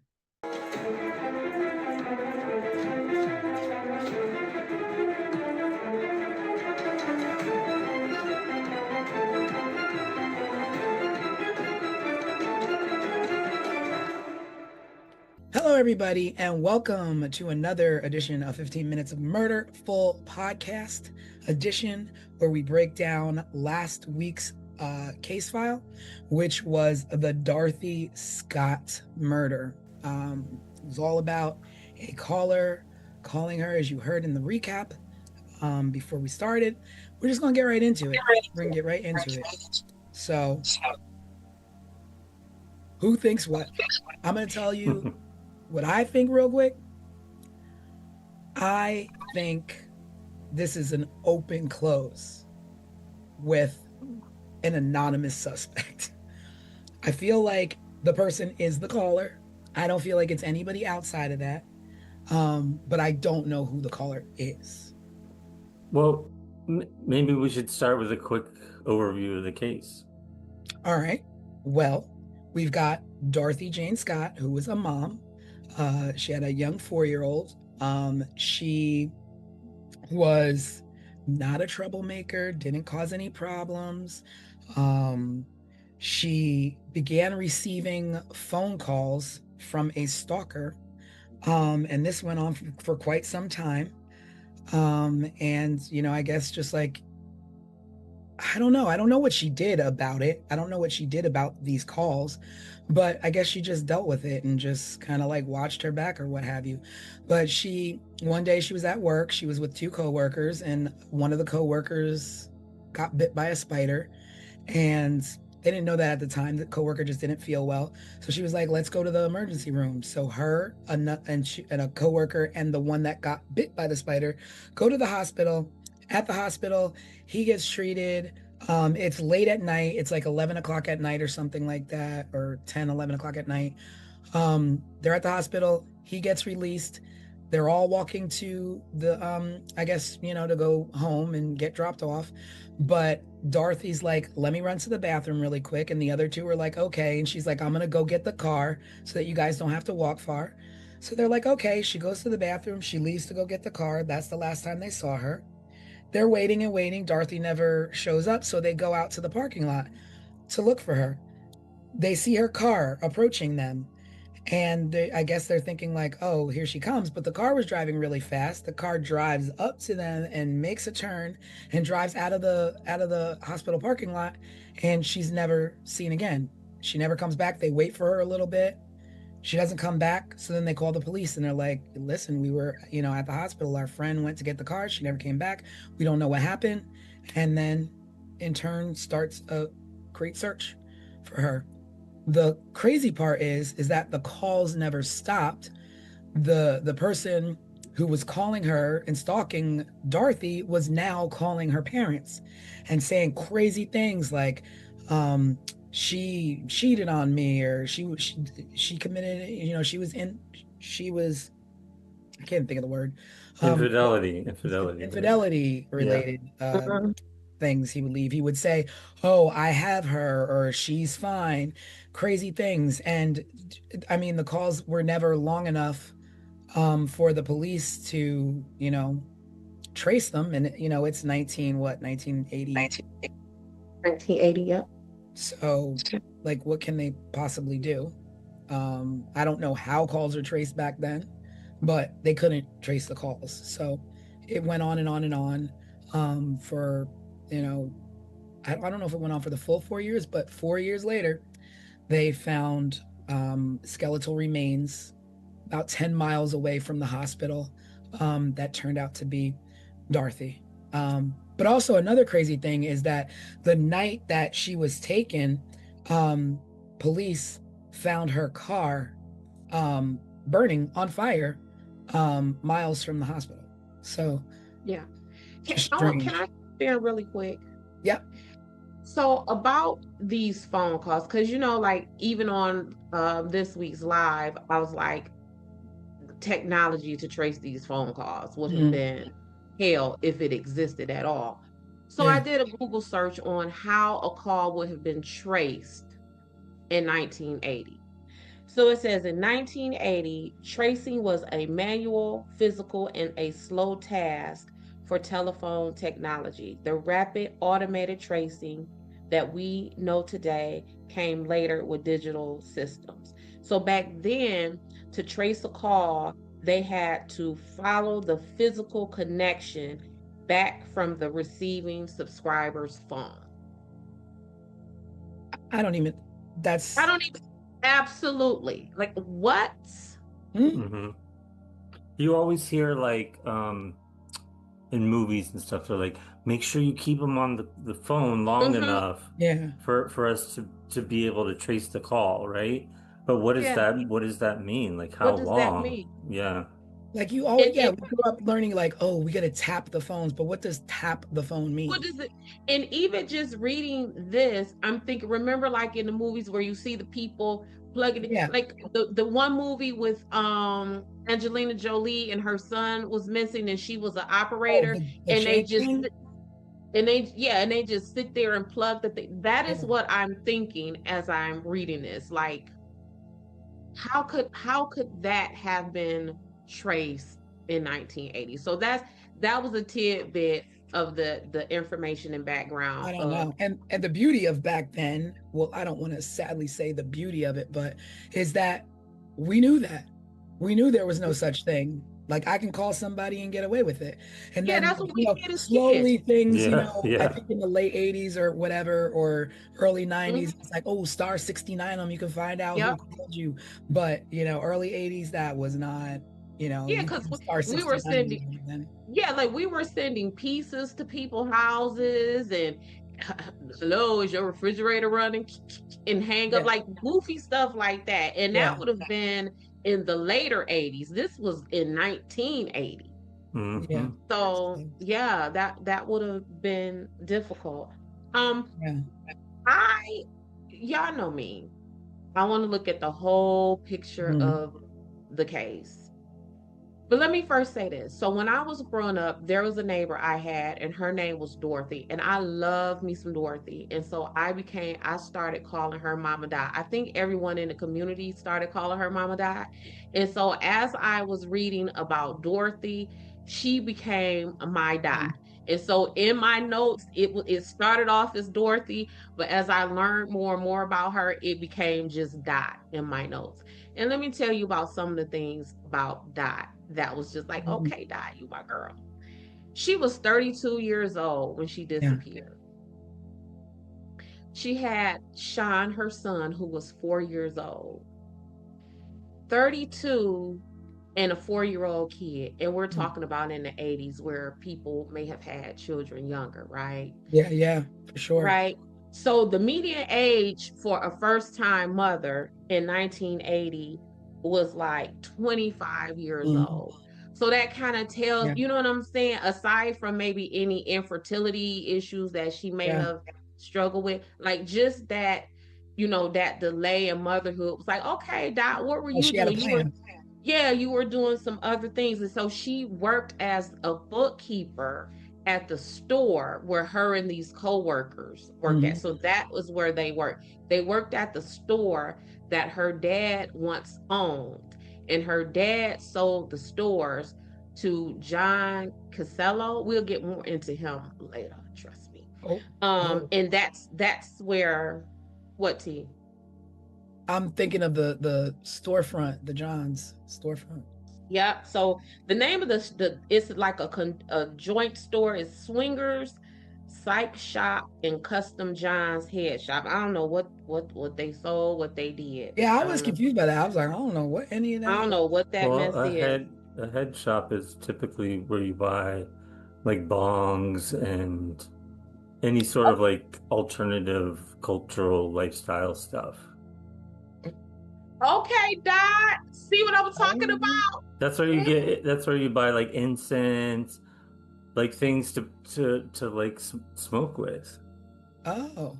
Like pipes, glass pipes. I didn't know. And this is California. Yeah. Oh, it's California. It is California. So also Dot toured with the all-girls band. Really? Yep. Oh, wow. Which band was it?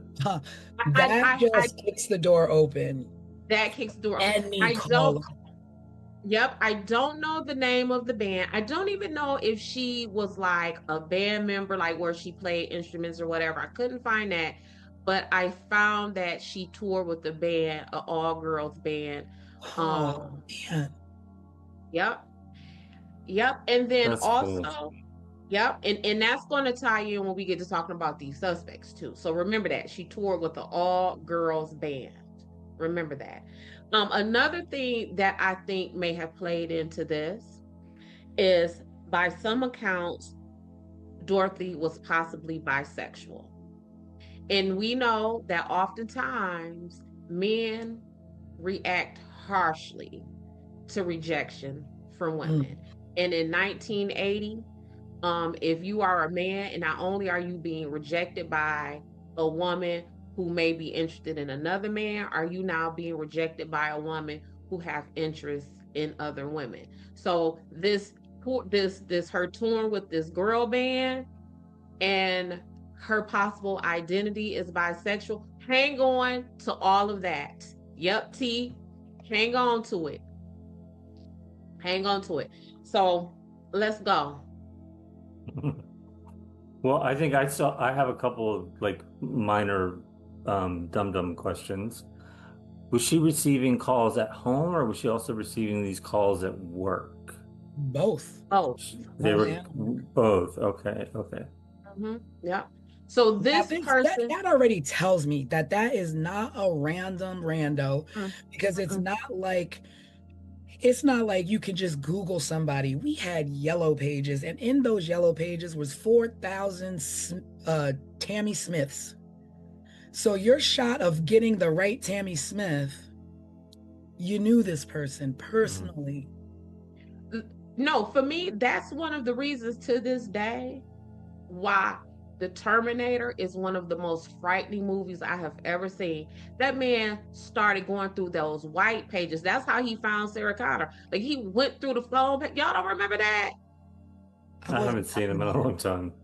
Oh, when I tell you trauma, like, that is the most terrifying movie ever. The fact that he sat with that white pages and looked at the long list of Sarah Connors, and that is how he found Sarah Connor. Yeah, I mean, that was our method though. That was our method. That was our only way to finding phone numbers, not even addresses. Mm-hmm.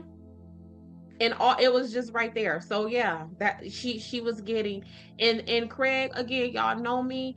If this woman is getting these calls at home and at work, what am I always talking about? Proximity. Don't no stranger know that. Don't no stranger know where you are at home or at Yeah, work. yeah. Well, And one of and the then eventually the parent knew how to call the parents too. Yeah. And one of the callers called her while she was at home and was like, I got a present for you. Go outside to your car. And when she went outside to her car, there was a dead rose on the trunk of her Oh, car. right, right. Yeah, I remember that, Rose. I remember that I was trying to go down that road because it was like conflicting about Hmm. people's recollection of that rose, but And the cause, so she went missing in late May of 1980. I want to say like May 28th or 29th. And the cause started in October 1979. And wow. so they were coming to her house and to her work. And she reportedly told her mother that the caller's voice sounded familiar to her. Mm, Mhm. But I would imagine it would, because only someone familiar with right, her would know right. where she was. And even when she disappeared, they would have known what clothing item she had on. So it definitely was someone who she Yeah. would have known. And Now, like he at that point, like w- did I couldn't find like what she did about it. Like, did she do anything about the I don't know. calls? Like But see, report them or I what mean, would she have what do done? you do? I think you just kind of live with it. You would kind of live with it, because we just talked about how these calls were untraceable when we were growing up and we could do prank calls, right? So in 1980, you get a prank call or a call like this. What do you do with it? Do you report it to the police? They don't seem to have been able to trace that or trace it in time. So do you just Mhm. live with that? Yeah. What do you do I, with it? I I mean, mean, I would definitely be terrified, with a 4-year-old and these kind Well, of she calls are was. coming yeah. in. So And like, and she was terrified. So I found that she moved at least 3 times. oh wow. Then That she definitely had situational awareness where it's like, Yes, I'm probably not going to be safe here. I need to take my child and go someplace yes, safe. And she did the right things to protect herself. that she thought about purchasing a gun, Wow. but she was afraid that Sean would Mhm. find it, and gun safety there. So what she ended up doing was taking karate classes for self-defense. I So Wow. heard she about that. she This makes me even more sad than I was. Yeah, so she was definitely doing some things to try to prevent this.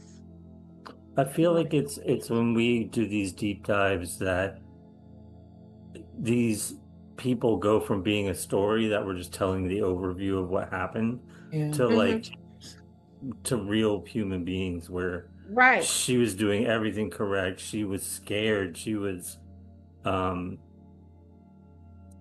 trying to protect herself and her child. Hmm. Yeah. I That's don't, more than you'll ever hear from yeah. any other source, right? Yeah. Yeah. And it's Yeah. crazy because I just recently, the show that we're trying to put everybody onto on A&E, Crime in Progress. Hmm. I don't want to give it away, in case, you haven't seen this show. This show is like, check it out if you can, on A&E, Crime in Progress. But I watched the latest episode. Did either of you watch the latest? I've Mm-mm. only seen 2 episodes so Okay, far. this last one, if you thought 1 and 2, this last one, and all I'll say is listening to you talk about Dorothy is reminding me of the woman that was in the case, uh the latest episode. And I'll say that is because this woman's top priority, and I could see Dorothy's top priority, was her child. Hmm. And there is nothing more heroic than a mom that puts her life before her child to try and protect that child by any means necessary at the time and the resources that you are given. And it seemed like she tried moving. She tried to thought about a gun. She took lessons to be able to defend herself, to the point that maybe she even thought that she could protect herself that night in the parking lot, That night in the park. walking to the car. But let's rewind and what took her to that parking lot. So she was at a meeting with some coworkers. This guy, Conrad Bostrom, his arm or hand or something started to appear red and swollen. So Dorothy being Dorothy, all of the things that we're talking about, my homegirl died. She said, let me get you to the hospital. Complete nurturer. The person who went along with them is Pam Head. At the time, Pam was 18 years old. Now, what strikes me about Pam... Oh, wow. I didn't realize Pam was that young. I don't... Exactly. That's my point. So while I was doing all of my research for this, they kept saying Pam, 18 years old. Pam, 18 years old. No one said Conrad Bostrom was 32 or even how old Dot was. So it just kept bringing my attention back to Pam. So while they were at the hospital, Pam says, I didn't leave Dorothy's side at all. But then there are some conflicting reports about how true that is. And I was thinking, if we're in a hospital emergency room visit, what you mean you ain't leave somebody's side the whole time? Like, that's a long wait. You didn't go to the restroom. You didn't go to the vending machine. They were there for a little while, right? You would imagine, like, yeah, you would be even at a suburban hospital, a ER visit is generally long. It's long enough to where you might need to get up and go stretch your legs or in this day and age, I have never been to an emergency room visit that was like this. I mean, they still haven't gotten it together. Yeah, and that's what I'm saying. Even in the suburbs is generally a wait long enough to where you might want to get up and walk and stretch. You may want to go grab a soda out the vending machines or whatever. Those old hospital vending machines, boy, I remember those. Sandwiches, hot sandwiches, and the all of that that were hot. Yep. And if they're in the waiting room waiting for Conrad, one of them may have went to like the nurse's desk to get an update or something. But you ain't sat in the emergency room with someone and sat and stood by their side the whole time. I mean, I guess that is also a weird detail as well, because like, why would that even why would that be a thing? Why do you say that? So after but wait, but then also, what does that insinuate? I didn't leave her side, so what? She didn't interact with somebody. I did. Like, what does that detail? I didn't leave her side, so maybe I didn't call someone and inform them of her whereabouts. I didn't leave her side to call someone and tell them she's on her way to get the car. See, Craig, this is why we got a crime expert, because I wasn't. Yeah. I'm like, but why? These did not cross my mind. Yeah. Yeah, I didn't even think about that. Yeah. I really did not think about her doing anything like that. And the reason why it struck me, not only just because that's information, like, why would you volunteer that kind of information? But one of their co-workers is the sister of one of the alleged suspects. Oh. Man, like, see, I couldn't. Like I said, that's why we have an expert, because news to me. Yes. So then we have So then they separate because, again, Dorothy being, the nurturer, the caregiver, sounds like she's very considerate and conscientious and all of those things. She says, you guys go get the prescription That filled. too. That just says something about her right there. Like, you've had an ordeal. You just were seen by the hospital. Don't worry about it. I'm gonna go get the car. Still being a nurturer. I'm gonna go and get the car, and I'll bring it around. Wait a minute. Okay? As Pam, I would have even been like, no, I don't, it's late. Don't go by yourself. I'll come with you. Like, you shouldn't go by yourself. Like, I'm not like. Now pause. So there are some conflicting stories of whether baby Sean was with them at this meeting, because what happened was they had to stop after they left the meeting, Right. going to the hospital. They stopped at Dorothy's parents' home. So it's conflicting reports from Pam whether or not Sean was with them at the meeting and Dorothy went to her parents' house to drop Sean off.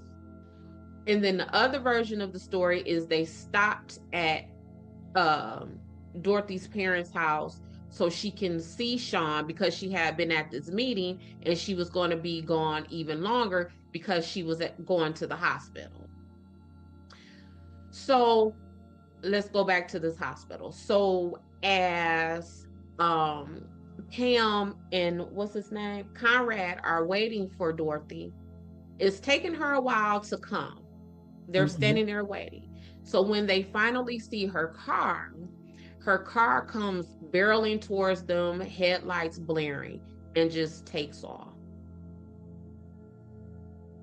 They wait almost 2 hours. Well, now I thought they said that I read that the reason that they waited was because they thought maybe an emergency happened with the son and she just flew home real quick. But we don't have a text, we don't have texting there and be like, yo, I got a problem. I got to run home really quick. But still, why not just stop real quick and tell them that? Right. Or if you thought that, why not call her parents? Yeah. And I'm going to tell you why. That store that they worked at, that they were all co-workers at, Dorothy's dad used to own that store. So they would have had her parents' contact information. So they could have called them. But why wait 2 hours? And Tanisha, that's a long time. And I immediately thought about if this was you and I, right? It's not normal Dorothy behavior. Yeah, and I've never met your mother, Tanisha. And whenever we're talking about your mother, I'll always refer to her as mommy or how's mother doing. And I do that because I know your relationship with her. Yeah. There is no way in HE double hockey sticks that you finna come up barreling past me in your car and I'm gonna wait 2 hours before I call your mama.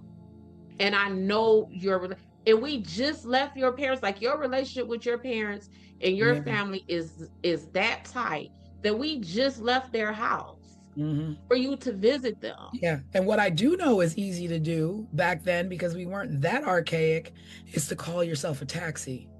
Call yourself a taxi. And go right back to the last address you were at to make sure she's okay. Because she took you to a hospital to make sure you were okay. You were okay. But you don't even have to do that. You know her dad's phone number because her dad was your boss. Well, that explains how this person knew the parents' number after she disappeared, right? Yep. So a few hours after she was last seen. So I think they checked out of the hospital at like 11 o'clock that night. And then at like around 4:30. Wait a minute, because that we don't really know specific timelines, but now you said if they checked out at 11, right? And they were at work. I mean, typically work is 9 to 5. So they must have been at that emergency room for a long time. Well, I they think they were at like a work event, like a meeting or Mhm. a party or something, right? Yeah, but it's a store. So let's say the store may have closed at 7 or 8 o'clock. Like, Mhm. because that's generally what time stores close, 7, 8, 9 o'clock, right? Not a head shop. What Oh, time would they oh, close? because All night they would like, stay oh, open. really? Oh, I mean, really? not always, but they're gonna stay open later. Because It's they got it's it's kind of like when you see a smoke shop nowadays, right? Like Mhm. where you buy vape pens Well, and I stuff like mean, that. They're usually post-COVID, open. everybody's home at 8 now. Mhm. But So back so then, yeah, mm, at least 9 o'clock, 10 o'clock, probably. but Dorothy wasn't just like an employee, like a cashier or a stocker or something. She was a bookkeeper. So she worked on the administrative side Mhm. of this business. So maybe Pam and Conrad did too, because maybe it Yeah, was like, because going from what Craig is saying with the timeline, someone would have still been at the store working. So the store wasn't necessarily closed. Is that what you're saying, Craig? I mean, that's what I would think, just knowing how a head shop would Mm-hmm. operate. Yeah. They're gonna stay open kind of late. It's like a liquor store. They're gonna stay open kind of late. Mm-hmm. So either which way it go, whether we know the exact time or not, I think our point remains true that this was a ER hospital visit, and those people weren't there for 45 minutes. They probably wasn't even there just for an hour. They were there for, yeah, yeah, for a while. yeah. Hmm. Yeah.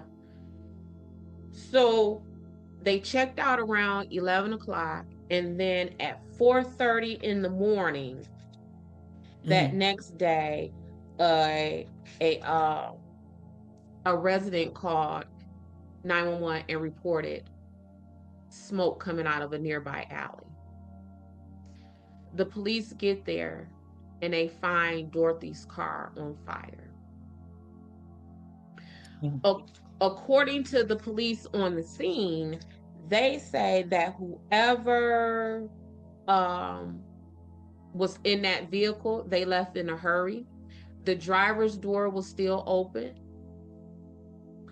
They believe that an accelerant was used on the passenger side of the Oh, vehicle, and that the entire interior of the car was destroyed. so that car was on fire for quite some time. It was on fire quite some time, but why is the accelerant only on the passenger side of the car? Unless Dorothy To was. make sure any evidence that was there burns up. So, but why the accelerant specifically on the passenger side of the car? So that's telling me that possibly Dorothy was forced into her vehicle, Mhm. drive away, and the accelerant is poured on the passenger side of the car to get rid of anything, fingerprints, because back then it wasn't DNA like now. We Mhm. can't, you know what I'm Yeah. saying? But it's traces, it's your hair, it's all those things. Mhm. Um only on because what? So now, so then I'm like, I kept thinking that it was one person, but it never dawned on me that you take somebody in their car and then you bring it to an alley and you set it on fire. Now, I don't know what you did with Dorothy. I don't know if you hit her. I don't know if Mm-hmm. you killed her early, but a body is heavy. And so, where is this body? Did you transfer it to another car? Did you take, like, what did you do with her? Because now you no longer have this vehicle. So what is your means of transport now that you have a body of a woman who, if you did not hit her, she's screaming, she's yelling, help me, help me. So she couldn't have been doing that because people would have heard. So what in the world happened? Was she Well, in the car? They didn't even see her because the two in the parking lot said they didn't see Dorothy in the right. car. So did somebody take her car? Did Dorothy, like, was it more than one Well, person? Yep. So back to what I'm always talking about with proximity. So they were saying that from people who would have been milling about in this parking structure wherever Mhm. she parked, that no one reported hearing yells and screams. Mhm. So that tells me that either she didn't yell and scream because she knew that person, Oh, yeah. or she didn't yell and scream because the person was so much larger or stronger than her that they may have overtaken her before she was able to do so. But Or keep could have leveraged information that we know your parents and we have your son, and if you make a noise, then we're gonna harm them. So she could have went which is willingly. yeah, and that's all of that about proximity, because how would you leverage anything with her if you don't know anything about her? Right. You wouldn't know about her son if you didn't know her. You wouldn't know about, where her parents are if you didn't know her. Mm-hmm. I mean, because typically I guess you could just a regular old stalker might be able to do that and know those things just from just stalking. But this person was going further past that. Like this Yeah. person literally knew her schedule, knew when to call her at Yeah. home, knew when to Oh, call her at work, those kind of things. and that other crazy detail was that the person who did it knew when Dorothy went home to stop to either check on her child or drop her child off. Mm-hmm. She changed her scarf when she was home, and the person who was calling knew the color of the scarf that she changed to. So it's And how would they have known Conrad that? and Conrad and Would Pam would have known that. Pam would have known that. That's a detail that no one would know unless you were physically in someone's presence. Mm-hmm. Pam would have known that. Yeah. And see, my suspicion at first was heavy on Pam and Conrad, but then it became less on Conrad because I wanted to give him a little bit of grace, because how do you fake a black widow spider? Well, I mean, My brain it's just California. You could find a spider anywhere and put your finger there. yeah, but you know, again, I'm from Detroit. I think of black widow spiders to not be played with. Yeah. From what I Especially in understand the about, 80s, we knew black widow yeah, spiders. like a black widow. In our science books, we saw Yes. those spiders. We Yes. saw them with the red hourglass. We were taught Yes. how to identify a Yeah. black widow spider. 70s and 80s babies knew. Girl, we was hip to the Not like game. we had them all in our backyards, but for some reason that was a universal American fear, was of black widow A spiders. black widow spider. Baby, we knew. Wasn't the Spider-Man? Did he That get and bit by? Diamondbacks. Like, don't mess with the snakes and the spiders. That's what Baby, we we did growing knew. up.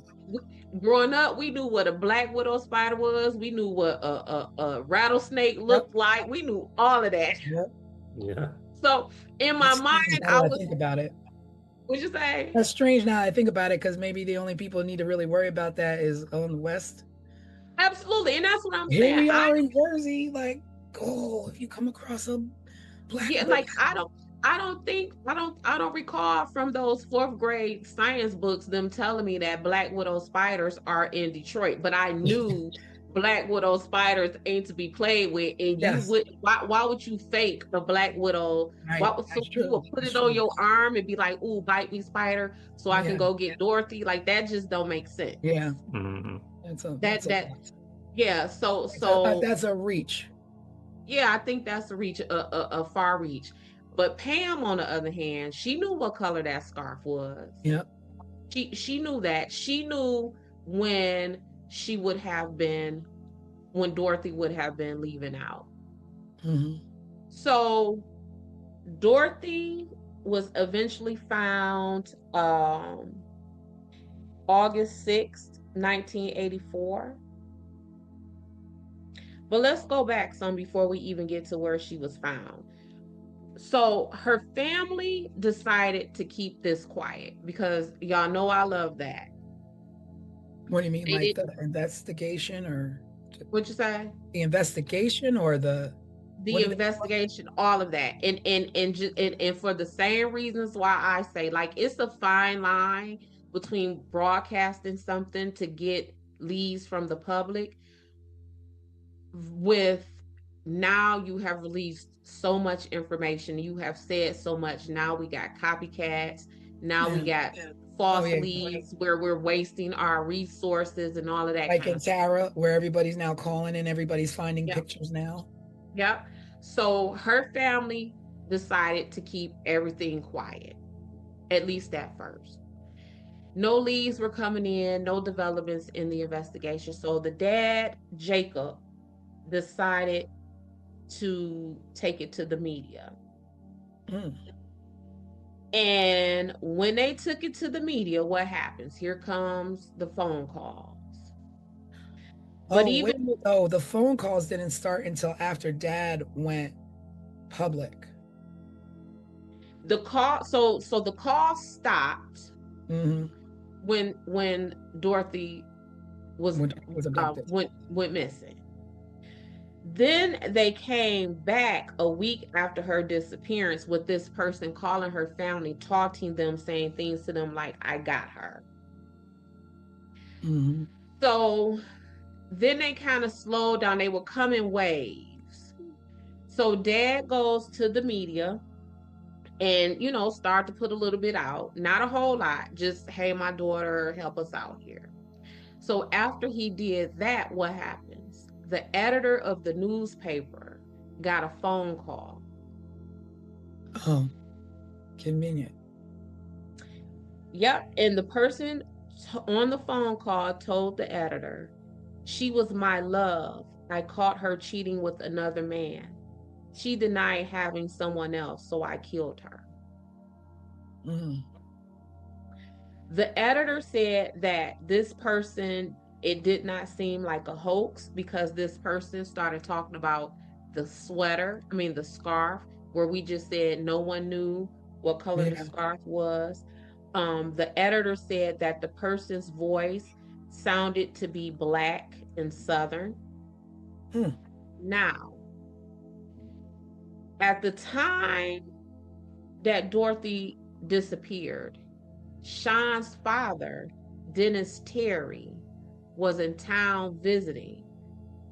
Guess where he's from? Missouri. I ain't never been to Missouri. I don't know if I've ever met anyone from Missouri. But I'm wondering, do people from Missouri have Southern accents? I think they have an accent. Yeah. And if you're from California, right? Like when I'm traveling for work, depending on where I'm traveling to, people always ask me, "Are you from down south?" Right? And I'm from Midwest. So I would imagine if you calling people from California and you're from Missouri, you're going to sound Southern. Yeah. And depending on the tone of his voice, he might even sound Black. Right? So then the calls kept coming to Dorothy's family every Wednesday. Only on Wednesdays. For the next 4 years until she was found. Wow. But they only came during the time when Dorothy's father was not home. So the only person who was receiving those calls. Know that somebody. So see, I was thinking like maybe the calls were hoaxes, but no, those calls are from inside the house, so to speak. Somebody literally. Yes, from inside her house, inside her immediate circle. Yeah. So, and they only called when her dad was home. And that's like, why would they fear that the dad will recognize this person's voice? They call when the dad was not home. Yeah, they called when the dad was not home. Okay. And why would that have been? Did they fear that the dad would recognize their voice, or was this just an attempt to further terrorize the women of this family? Mm-hmm. That's a sick person. Sick. Sick. And when Dorothy was found, the first call that came to their family after she was found was something like, um, is Dorothy home? You know she not home. Yeah. You know, Because good. you got her. You Yeah. did this to her. And you call us to ask us, is our baby home? I can't That's imagine like laughing in mom their for face. 4 years. Laughing in their face, taunting them, like, and again, let's talk about the time, right? So yes, the calls are coming in on Wednesdays, but do you not answer your phone on Wednesdays? You don't know what's on the other end of that phone. Yeah. Because by now maybe Sean is in school. Are they calling from school to tell you that Sean is sick and you need to come get him? Or it could just be any kind of emergency. Do you not answer the phone? I'd be scared to even send Sean to school. Yeah. I was just thinking, that's what I was thinking. I was like, Right.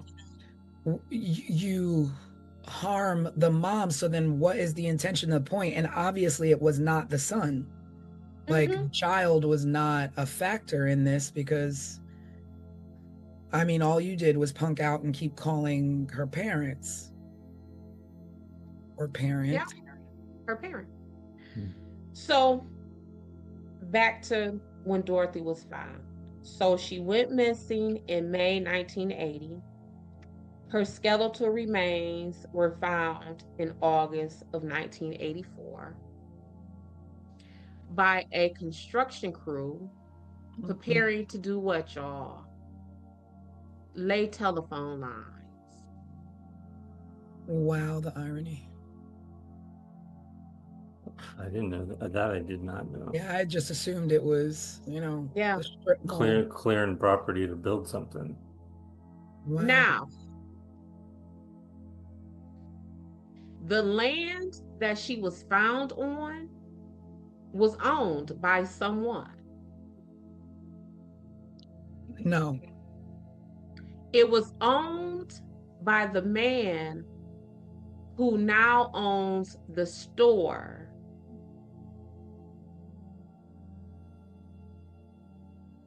The odds of that. The store where she worked that her family used to own. That store, that man who her dad sold those stores to, owned the land where Dorothy was found. Wow. And it was only her head, right? Was her skull? It was her skull and maybe some other skeletal remains. They were spread out. Animals. And they said that those skeletal remains seem to have been charred by a brush fire, which again, brush fire. That's weird. Being that her car was on fire. So someone set her on fire. It wasn't a random brush fire. And then there was a dog. Yeah, I saw something about dog's bones. Yeah, like weirdness. No, the craziest part is that the landlord of that property being connected to her. I wonder where. Which, please tell me those people were questioned. Well, if they were, none of them are in prison. No one faced charges. Yeah. So whether you question them or not, because this is still, this is unsolved. We don't know who did this to Dorothy.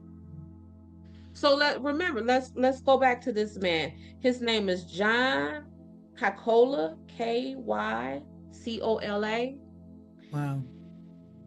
In 19... I'm sorry, my mind is just blown because you were telling me a lot of stuff that I didn't even read because I'm not a private investigator. Because you're not a private investigator. So you ain't a fisherman. I am. Yes. But I'm just like, So she was the bookkeeper, right? Uh-huh. In 1996, this John man was federally indicted for tax evasion. So my question is, the man who owned the store, owned the land that Dorothy's skeletal remains was found on, was eventually federally indicted for tax evasion, and Dorothy did his books. Oh. So although the indictment came 10, 15 years later, Right. was she back then aware of some of his mess? Because one thing I always say about me and my investigations, I ain't never wrong. I might be early, but I ain't wrong. So Wow. is this a situation where Dorothy found something ahead of time? Mm-hmm. So that's my suspicions on him as far as suspects go. Wow. Mm-hmm. It's even to the point like where I'm not even there with your method, because I didn't put two and two together with tax evasion and her being his bookkeeper to be like, okay, there's a little bit of motive there on his There'll be a whole lot of motive there. A whole lot of motive. Well, yeah, because if you think about it, like back then, it was just like tax evasion was like, right. You went to bed worried you were gonna get busted. And if this man, if she is his bookkeeper, and this man purchased the store from her dad, is she undercovering or finding out some things that may be in dispute? Maybe her dad got shorted. Maybe her dad got the wrong end of a deal with this man in the purchase and selling of this store.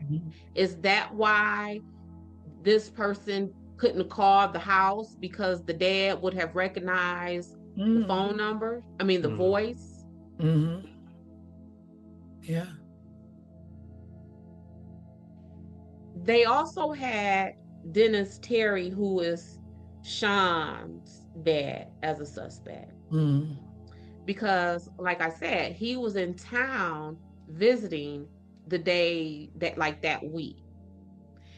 And by all accounts, he and Dorothy got into a heated exchange because he wanted custody of Sean. So he left, and you know, we true crime people. I'm an investigator. We know that child custody mess is something. So much so, Sunshine Investigations, I try very hard not to insert myself in family court stuff, because that is a level of desperation. Talking about taking people's kids from them, that you don't want no parts of that. Yeah. You don't want no parts of that. Put you in danger, I would imagine, right? Yeah, that's the day. And even it's a whole lot of attorneys who leave family court in family law for that reason right there. Like, put it like this: criminal defense world is a safer world than family law world. And when you involve a child, it's, you know, and a child, people's assets, people's lively, like, yes, you coming for me for child support. I want the house, you want the house. Like, family law is a dangerous law. I will again, when it comes to your safety in the streets and in the world, situational awareness. But when it comes to choosing your significant other and it comes to starting families, make sure that you are making the right decisions for yourself and your well-being. And your well-being. Always the well-being of the children. Because when things turn into this kind of stuff, this is not what we were intended to do. And this is not what a child should have to grow up living with, their mom gone at the hands of either you, a husband, an ex-husband. There's so much going on currently today in the news with an ex-husband who murdered his wife and or his ex-wife and her current husband. So it's just a sensitive spot for me at this Yeah. particular moment. Yeah, yeah, yeah. Family is something else. Like Keep your that's hands and your weapons to yourself, people. yes, yeah. So Dennis Terry, Sean's dad, was eliminated as a suspect. And their reasons for eliminating him as a suspect are all the reasons that make me think he is a suspect. So what he was able to provide, listen, receipts for his bus ride back to Missouri. He said that Wait, he was on. rewind? Can you go back and start Yeah, that I think you froze there for a froze second. for a second. Start with the reasons they didn't see him as a suspect. Yep. Okay. So Dennis Terry, who was Sean's dad, was a suspect. And he was eventually eliminated as a suspect. And the reason that they eliminated him as a suspect is all of the reason why I think he is a suspect. So at the time of this, he would have been on a 2-day bus ride back to Missouri from the Anaheim, California area. 2-day bus ride. He was able to present all of the receipts for everywhere he went, the stops that he made, to say, this is where I was on my bus trip. The reason why that is suspicious to me is I travel for work a lot. And my receipts are billing. So when I bill out for work, my food, my car rental, all of those receipts are money to me. I submit those and I get paid, reimbursed. I lose my receipts. They're receipts. I lose them. So, and I am traveling in a much more comfortable setting. I am in a nice rental car. I am on a plane. I am in all of these comfortable conditions, and I still mess around and lose these receipts. And I know they are money for me, right? Yeah. So you mean to tell me you on an uncomfortable, messy 2-day bus ride and you got all your receipts? You got all the receipts from a bus ride. True, but then my brain goes to, it is the 80s and we didn't have the means of it being logged in your phone and you can check your bank statement. We just kind of, old people we learned from the old people where we kept all our receipts in Ziploc bags and you just never got rid of them. So you a man. Oh, that's true, right? And you traveling on the Greyhound, and you like, let me open up my Ziploc bag and put my receipt in here. Let me organize my receipts. So for me, especially because it's not like you where you're getting money back for those receipts. Right. He's just a normal person traveling. He has no reason to keep those receipts. Yeah. I bought a pop and a bag of chips. Let me stick this receipt in my pocket. It will be crumble it up and throw it down. Most of the time you just say, no, I don't need it. I don't need it. So for me, that felt like alibi building. But what people also have to understand is that you don't have to be there to commit the murder. You plot, you plan, you hire, I don't like her either. Go get her. Yeah. So I don't think that I think that still places him at my top list of possible suspects. But they eliminated. I think that though, because if the motive was the child and the child is fine, like why would you leave your child motherless if you didn't intend on taking him too? That's the alibi though.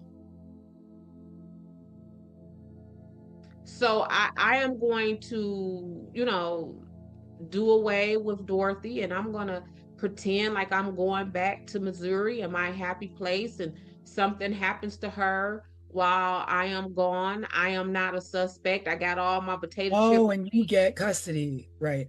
Duh. And you get custody. Or awarded custody, rather. Over the parents. Over the parents. over the parents, which didn't happen. I believe he ended up staying with his parents. Mm. With his The grandparents. next, yeah, with her parents, yes, yeah, which would have been her grandparents. The next suspect who they had listed is named Mike Butler. Mike Butler is the man who is, it is his sister who worked with Dorothy. Remember I told y'all that there was a co-worker who was the sister of a suspect? Yes. That suspect is Mike Butler. So not only did he have proximity to Dorothy because his sister was Dorothy's co-worker, he also had proximity to Dorothy because he worked at a collision and body shop across the street from their job.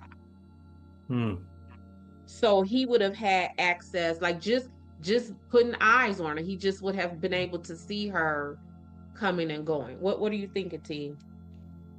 I was just like, I mean, yeah, you work across the street, you can watch, you can follow. There's no real like thoughts of like, oh, there's somebody across the street following me, or There's someone across the street. any worker across the street. No, because you work with his sister, so it's like, oh, it's and it's normal. Susie's brother across the street. Across the street. And if it is a head shop, what we know it is now, thanks to Craig, I had no idea. And he works at a collision shop. He's probably in that store a lot to purchase whatever it is they, because back then you a mechanic, you got your cigarettes in your, you know what I'm saying? Yeah. So I think he would have been in and out of that store to make purchases. Yo, I'm gonna look up the definition of a head shop while y'all talk. But here's what blew me out of the water about him. So he was known to have a crush on Dorothy. That would make sense. This crush on Dorothy was so delusional. Oh, come on. That he told the investigators that he wanted to marry Dorothy. Oh, come on. Did Dorothy know this? I would imagine not, and not to that level. Yeah. And if she did, wow. Yeah. And I mean, if that's what she wanted, like a man in her life as a father figure to her son, and she's friends with Pam, it wouldn't be odd that maybe he would ask her on a date, or maybe he would tell Pam, like, I really, your coworker, I'm interested in your coworker, but not on the sneak tip to where you don't know. Or that you want to somebody feels marry like that them. about you, because she would have been thought like, there's a guy who has a crush on me, maybe it's him. But wait, so y'all know I love me an obituary. Oh yeah. The names connected to obituaries. This man, his name is Mike Butler. Mike Butler died in 2014. I am going to read to you some of the things that his family wrote in his obituary. And you tell me if they just describe the profile of a suspect that fits everything we just talked about. He might show up at your doorstep wanting to fix your toilet leak or that annoying noise your whatchamacallit is making. He just gonna show up at your house. He just gonna show up at your house. That's a weird sentiment. If you met Mike Butler, you undoubtedly recognized he was just that sort of person. So if you met him, you would think that he was a creep that would just show up at your house. Because they sensed his good old-fashioned desire to be wherever you might need him.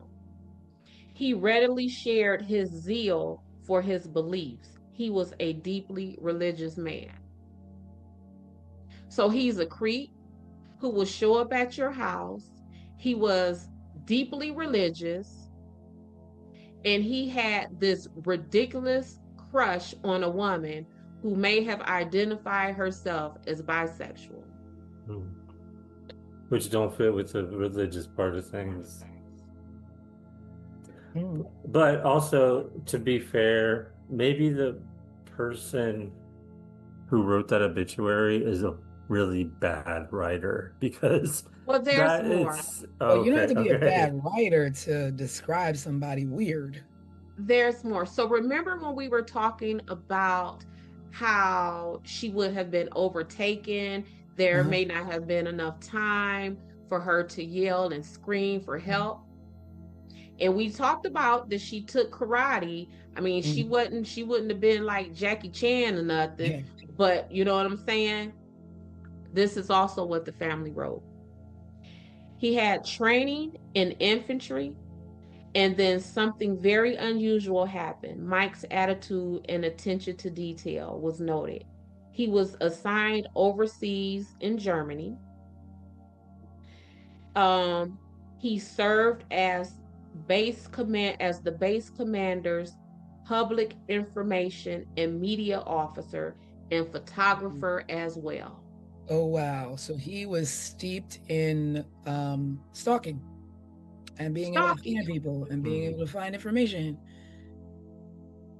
And strong and powerful and trained in combat, but there's still more. He became a music roadie for several rock bands, including the Beach Boys and Bertha, an all-girl rock band his sister was a member of.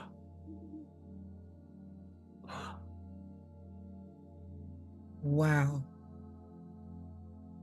This is his obituary. Wow. Probably the same band that she was on tour with. So the fastest way to get yourself a crush on a person is the girl in the band. We like the boys in the band, but there's the fellas. They have groupies too. Yeah. And this is, and I have to keep going back. This is what his family wrote about him in the obituary. Wow. So are they dropping breadcrumbs? Like what? Or are they unknowingly just writing about things that could? Or they could just, as his family, just be, writing the lovingly information about their brother, cousin Mike, and don't even realize that the things that they're saying about their brother fits the profile just from what we're talking about on 15 Minutes of Murder. Yeah. Of the person who would have harmed Dorothy Scott. Here we are, what, 40 years? Questioned? What'd you say, Craig? I was just going to say, here we are 40 years later, quickly connecting the dots that nobody else seems to have connected. But he wasn't questioned? I don't know, Tanisha. And like I said with the other ones, even if he was, what did they do with it? It didn't, nothing came about it. Yeah, he died in 2014, where they left this lovely, glowing online obituary about him. Like, this was online. I didn't have to Google, like, go into a deep dive. It was online. I'm starting to think now, he worked at a collision shop. Look. And so would he had placed Dorothy's remains on this man's property to then take the heat off of himself, to draw suspicion somewhere else? Or would he place her body at that property because it was familiar? And I think more of that, because you would be giving him a lot of credit to yeah, use his brain that much to But that's what piece his together. right, but that's what his brain was used for. These people right. just said He that was he military. was trained in over in Germany working communications in photography, and he was in the infantry and all of those things. I guess he could have pieced it together. Mm-hmm. But It, I it mean, either one of those situations does not look good for him. it does not look good for him. Mhm. I But must say that go ahead, Greg. I was going to say I was convinced of the owner of the land and purchaser of the business, but now that I'm hearing this, I think Mhm. my Yeah. my numbers, my list is changing. But at the same time, my thing goes back to your original Pam, because there's more than one person involved, because one person can only be one place at one time. And to know multiple things about a person in multiple different places, be it the workplace, at home, at a hospital, that's that's multiple eyes knowing things in multiple different places. And number two, like, you abducted this woman from a hospital parking lot in her car, but she's not found in her car. So how did you move her? Who helped you? You didn't carry her on your back. Another car had to have come to pick you up. Well, in that, what were you going to say, Craig? Well, my thought was maybe because there was so much time between when she sped off from the hospital and Around 11 o'clock. and they found her car at 4:30 in the morning, that person that kidnapped her could have killed her, dumped her, then brought the car back and then set it on fire. When you think about what it takes and how a body is not a light thing that you just carry, and it's exhausting, and you're frazzled, like, that's really not a lot of time. That's barely enough time to go food shop and come back and put your food away.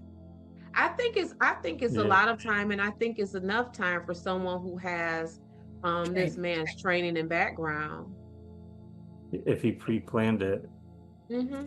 But And then I some. think, But then if he did that, has he done it other times? Are there other, because if you're that quick and efficient on that kind of a mission, have you done it before? and again, back to his obituary, the family said he is the one who would just pop up. Show up. I have a question. How far away is that head shop and his mechanic shop from where the car was found on fire?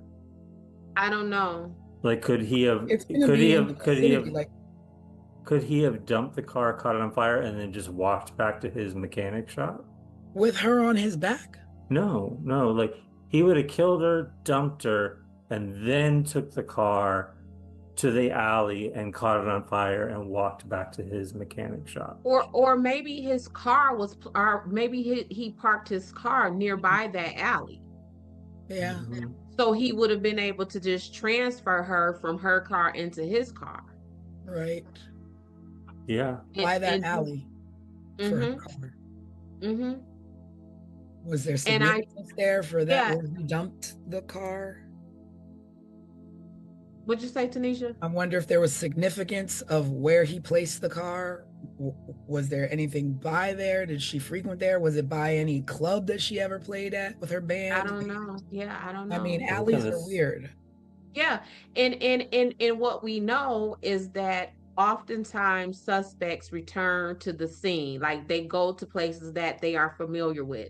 So what you're saying, T, that might be a possibility. Like, was that the alley of, a venue that was it a his venue Brody alley? band and her band was at, or you know what I'm saying, was this alleyway behind a restaurant or a bar where he saw her in, and I remember how good you looked in that dress. Like, it could have been, or like you said, he was a roadie or whatever. Did he unload equipment in that alley? Yep.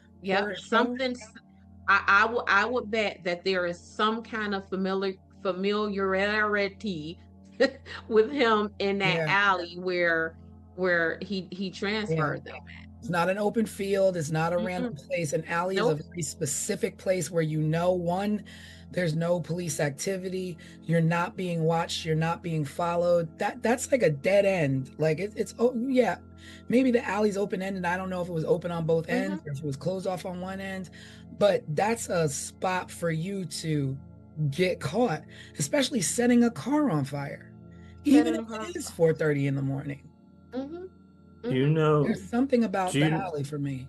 do you know what the name of the head shop was? Yeah. Because I just found where her car was. It is, oh, let me see. I got it close by. Give me a second. Oh, I'm curious to see how close It's they are. Swingers Psych Shop and John's Head Shop. I thought the head shop was like a car place for fixing cars. What city were they in again? Anaheim? She lived in Stanton and she went missing from Anaheim.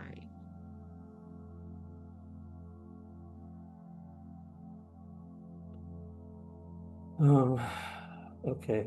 Found it. Oh yeah, so it's Swingers Psych Shop and Custom John's Head Shop.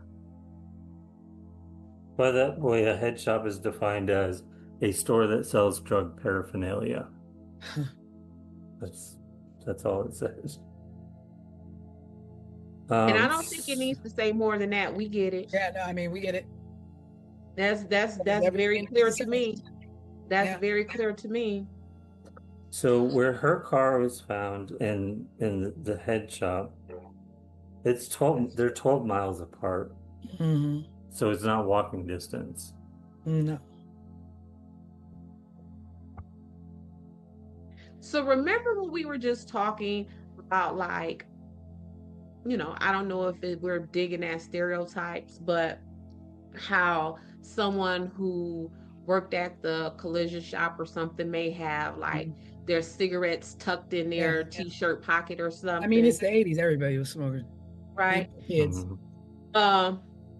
At her parking spot, when the cops went to begin the investigation, they found a pack of cigarettes in where her car was, and she did not smoke. Come on. Mechanic. No fingerprints. If you think about that's the thing with this, Steve. So when this is the thing. So when I get to talking about police and what the police didn't do, this is the mess that I am talking about, y'all. Like, and this is why, as I began to do this investigation, this woman went from being Dorothy Jane Scott to Dot to me, because they wronged this girl. I get it that in 1980 we can't trace cars like we can, right? I get it in 1980 we can't track down DNA the way that we can. I get it in 1980 we might not even be able to work with fingerprints the way that we can. We can ask questions. We can ask questions. We can make connections. Yeah. And just right here, the connections that we made, what happened to this woman? And y'all gonna let these people go? And let them go to the point to where when this man died in 2014, his family writes an obituary that gives you point by point explanations and reasons why this man could have done this. And you know what a simple question would have been for the brother, the mechanic? What kind of cigarettes do you smoke? Because when people smoke, they smoke a very specific type of cigarettes. You don't just buy random cigarettes. You smoke. I know when I smoked as a kid, I would smoke Benson & Hedges menthol lights because that's what my father smoked. Easy question. And I remember easy question for any suspect who doesn't know that they dropped anything. And people's packs of cigarettes were so personal to them. I remember seeing cigarettes with people's IDs tucked in them, people's money tucked in them, phone books. Look, remember the little miniature phone books that would be tucked in there? Like a pack of cigarettes, because you kept them so handy, often served as miniature wallets for people. You ain't just dropped a pack of cigarettes and we don't know whose pack of cigarettes that is. Yep, And they had that's that like, plastic sleeve over it, so you could tuck in like a $5 bill or like. I wonder if, like, I mean, I get it. I don't know, like, evidence and what have you, but if that was still in evidence today, if you could test it for anything, traces of anything, if you would find a connection. Because again, you didn't have those things back then in 1980, but you had them in 2014. So let's go back to the Colonial Parkway in our Waterman. Y'all knew enough in after 7 years after he died to say that he's a suspect, and y'all done went back and tested his DNA after he died. Where's those cigarettes? Run the prints on those cigarettes now, because you can. You can do that now. It's crazy. I know, like, people have always, what about this? What about that? Did you do this? Did you do that? And I'm not discrediting the fact that maybe it was done, maybe it wasn't, but there's nothing that infers that it was. But you making me want to call a tip hotline. Be like, really. Did you think about this? Did you think about this? Because you just moved on to whatever was next. Because if you didn't, we would know what happened to her. Her son would know what happened to his mom, and his parents wouldn't have died without knowing what happened to their child. And everywhere I dug, I saw references of Sean still trying to find answers about his mom. Yeah, because he's like a grown man at this point, probably our age. Yes. All right. Because he probably is exactly my age, because if he was 4 in 1980, he would be born in 76. And this man's obituary, y'all. And for him to tell the police, I wanted to marry her, sir. If you don't hop your butt up in these handcuffs in the back of this patrol car so I could take you where you belong, what you mean you was gonna marry her? And you know, and here's the thing, you know, we are investigating her disappearance. Right. And that's right. There's a 4-year span of investigation that either trailed off or didn't really get off the ground before she was found. So depending on the place in the investigation that Mike Butler would have been questioned, he would have either told police who was looking into a disappearance that I liked this woman and I wanted to marry her, or he would have been telling investigating homicide detectives, I like this woman and I wanted to marry her. I'm curious what his line of questioning was. Either one of those time frames, sir. I have handcuffs for you. I have handcuffs for you, sir. Not to keep harping on cigarettes, but I bet even his family members would know what kind of cigarettes that he smoked. That's a pretty standard big clue that you might even want to bring public. Listen, they could have interviewed his 7-8-year-old niece or nephew about his cigarettes, because what was we doing then? We was going to the store, going and buying them, or stealing them, or stealing them. Speak for yourself, Craig. But yeah. I'm just saying, like, and that's an easy follow-up. Visit to the store When did this man what cigarettes did this man purchase when he comes in here? Who sold him these? But here's the thing, guess where he probably purchases cigarettes from? Right The head across the shop. street. The head shop.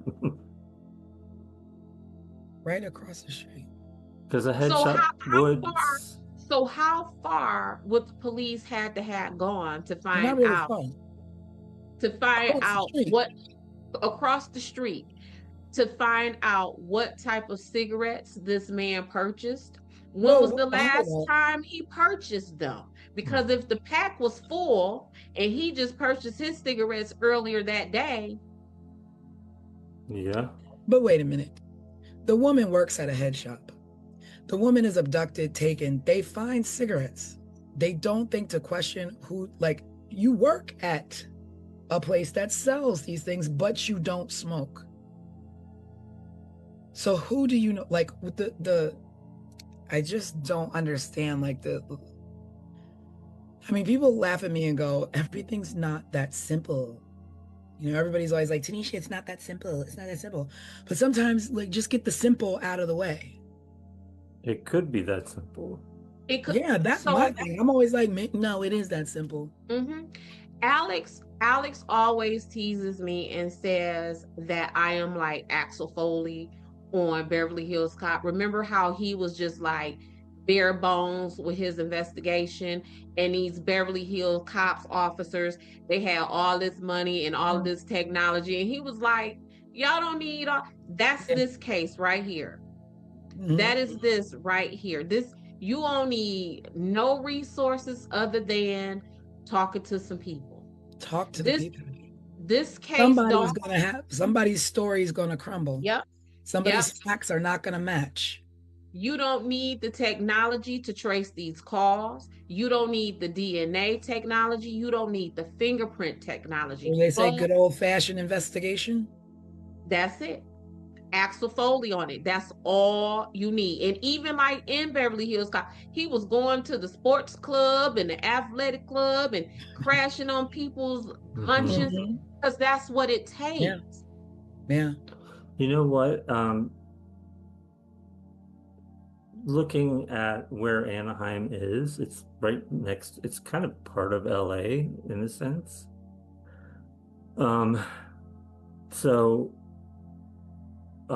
It makes sense. Anyways, it makes sense to me that she would be playing or be hanging out with an all-girl like punk band in the 80s. In LA, it was like they were all over the place. I'm just thinking about how cool she was. I didn't realize they lived this close to LA and like. Yeah. That's what I'm saying. She easily went from Dorothy James Scott to My Homegirl Dot as I began to look into this. Yeah. For some reason I kept imagining they were like living in a small town like in Northern California somewhere, but they're like kind of smack to the like east of like Los Angeles kind of. No, and that's what I mentioned that on our live, that I remember always hearing about Anaheim when we were younger. So I kind of had an idea that it was like not, out in the boondocks or whatever. I had no idea that it was as close to LA as you just pointed out. But yeah, this ain't a place where, we slow and lagging behind times. No, this was a hip, vibrant community. And Dorothy was a part of it. And by all accounts, she would be what we consider today as unproblematic. She wasn't no bitter baby mama. She wasn't keeping up no mess. Everything about Dorothy said that Dorothy wanted to go to work, come home, and be with her baby. And that's it. And be with her baby enough to where en route to take these folks to the hospital, which would have been the last time she was seen alive, that she had enough wherewithal to go and spend time with her family. For whatever reason, she was going to spend time with her family. She was going to spend time with her family. Like, this is Dorothy. That is who she was. And they left that woman to be found in a field with nothing left than charred skeletal remains. next to a dog. It's Well, just this case is like blown my mind tonight. yeah, this one definitely. It seemed so like kind of simple when we got started into this and turned into That's the thing, is something. that when you take just the basic facts and then you do the deep dive like Des did, you know, you find out so much more and then you talk about it. Mhm. I can't wait to see what some viewers Yeah. chime My in heart with. goes out to her son. Yeah. My heart goes out to Sean, definitely. And I pray he finds answers. And here's the thing about Sean. So I am sitting here and I am telling you how, as I was investigating Dorothy, I became in love with her and she became my homegirl Dot. And these are memories and information that I have drudged up about this lady who was a complete stranger to me from the internet. Mm-hmm. Imagine what her son, Yeah. who probably didn't have memories of his mother. So as he is reading these things, oh wow, my mom was this, my mom was in a Yeah. band, or when he's hearing the stories of his mother from his family. So because I just know these things from the internet. Yeah. Like he will be Yeah, hearing yeah. stories from her friends and family members. The depth of his mom, because being 4 years old when your mom was Right. brutally taken from you, you know, you've got to have some really fond memories that aren't exactly your own, but being told to you secondhand because they was robbed from you. Yeah. And all he has to grasp onto are those memories. And to think like, oh, this is my mom. My mom was this, and I didn't even get to know this about my mother. And not even firsthand memories Yeah, this is told to you. And maybe the, you know, photos that you have up until, you know, she was right. taken. And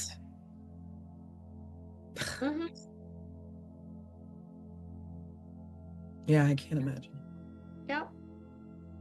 Dorothy James. I think the consensus is that 1980s were not a good time for solving unfortunate murders. And so many people in that decade are just, I mean, so many of us, the Gen X generation, have no answers for the terribly criminal things that happened. And it's just it was a different world then. It was a different time.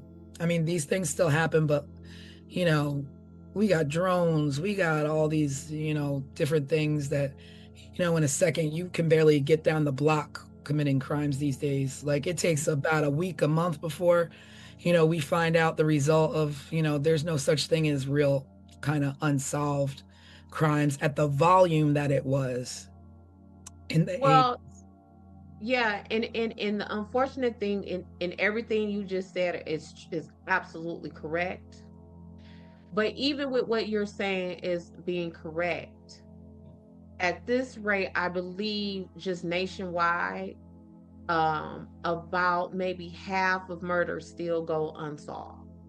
But that's a case of the bottom line. That's all this. Because if you have this, then it's solved. If you don't have this, then, you know, you can wait. You can wait until you can afford this meaning money, right? Money. The money. Yeah. Because there's no reason that a murder can't be solved with the proper time given. But when there's no money to be paid and there's no, you know, the fact that you have to pay certain amount, you know, certain amount of pennies on a dollar for a page, I mean, of investigation for your own family member is insane. Right. And some families are actually, you know, resorting to contacting investigation agencies. Like there are investigation agencies that just do this, like solve, work on unsolved open cases, right? And yeah, is family shouldn't have to do that. I shouldn't, because the truth of the matter is our tax money is already paying that. So now I got to pay some more money to hire an investigator to pay y'all to do the work that I'm already paying you to do. Yeah. So I'm paying out of my pocket 2 or 3 times, and I'm paying out of my soul because my loved one is gone, and y'all ain't telling me nothing. Y'all ain't telling me nothing. And you got cigarettes, you got coworkers.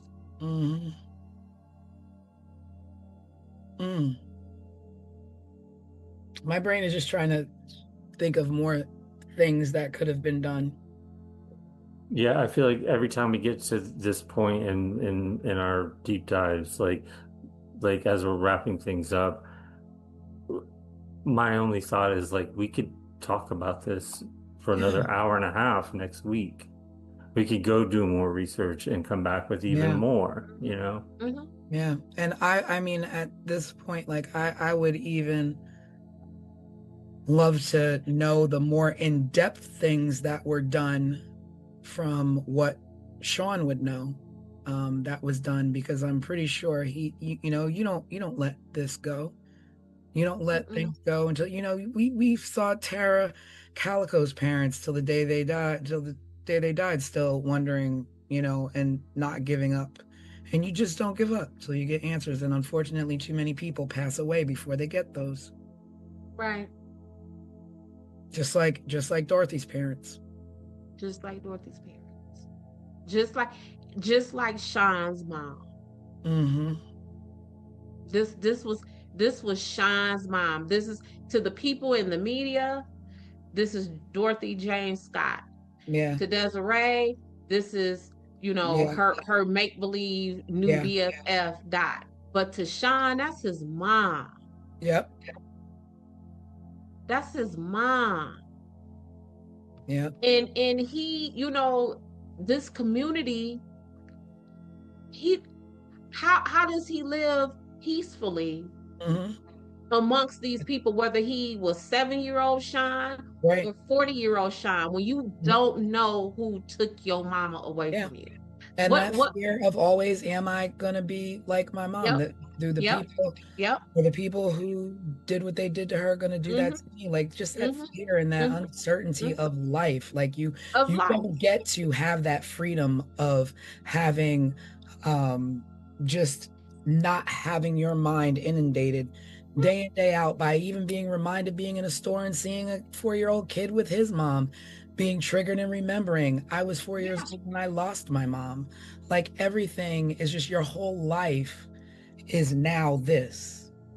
Now this, and your own father was questioned in your mother's disappearance. What, if anything, has that done with his relationship with his father? Yeah. That's where we're at the end of another case, with no answers, nothing solved, but at least we did get to kind of go down that rabbit hole, pick apart some theories, look at some suspects. I don't know. What do you guys at home think? Do you think it was the crush? Do you think it was her ex or the father of her child? Like, was it someone else? Was Pam involved? Did Conrad have anything to do with it? We don't know. We don't know. But we talked about it. And so we extend this moment to you all watching this to bring your theories. What do you think? What are your thoughts? Who are the suspects that you think? Is it somebody that we didn't mention? Is there a theory that we didn't talk about? Are there clues out there that we didn't mention? What do you know that we don't know? Yeah. What else is What do you think we got right? What do you think we got wrong? Yeah. There was so many jaw-dropping moments in this case tonight. Yeah. So with that, we're going to close it. We're going to say thank you for joining us. Thank you for watching. We just, our hearts and thoughts and prayers go out to Sean and hoping that he finds the answers that he needs. With his mom, Dorothy was an amazing woman, and and what we do know is that she loved her son. Yes. And that's the only thing at this point that we can actually smile about, in remembering her, is that she lived her life, she loved life, she loved her son, and her goal was protecting him. And unfortunately, someone removed her from this life way too early. Way too soon. Yes, so be sure to drop any comments or questions below. Check us out at 15minutesofmurder.com to see the overview for this case if you haven't watched it, and also to catch up on cases in the past that maybe you haven't seen yet. Yeah. And we will be going live Wednesday night, this Wednesday, with Wednesday Night Live. Join us then when we just catch up, just check in. Nothing's planned. We just pop in, talk about the current events and what's going on, and we will see you then. Yes, see you next time. Bye. Bye, everyone. Subscribe, share, and remember, someone is always waiting for answers. This was 15 Minutes of Murder.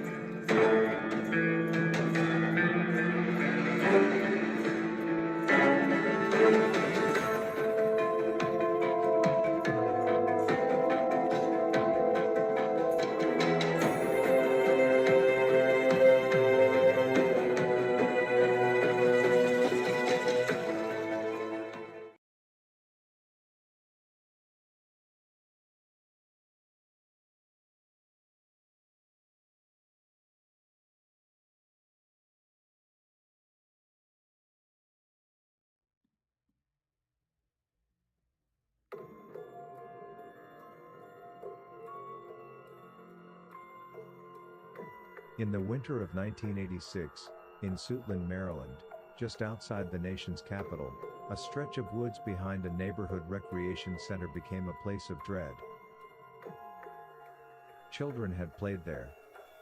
Families walked past it. And teenagers cut through it on the way home. But over the course of weeks, those woods would yield a terrible truth. Young women were being killed and left there. 5 lives, 1 community, and a mystery that has never been solved. This is 15 Minutes of Murder.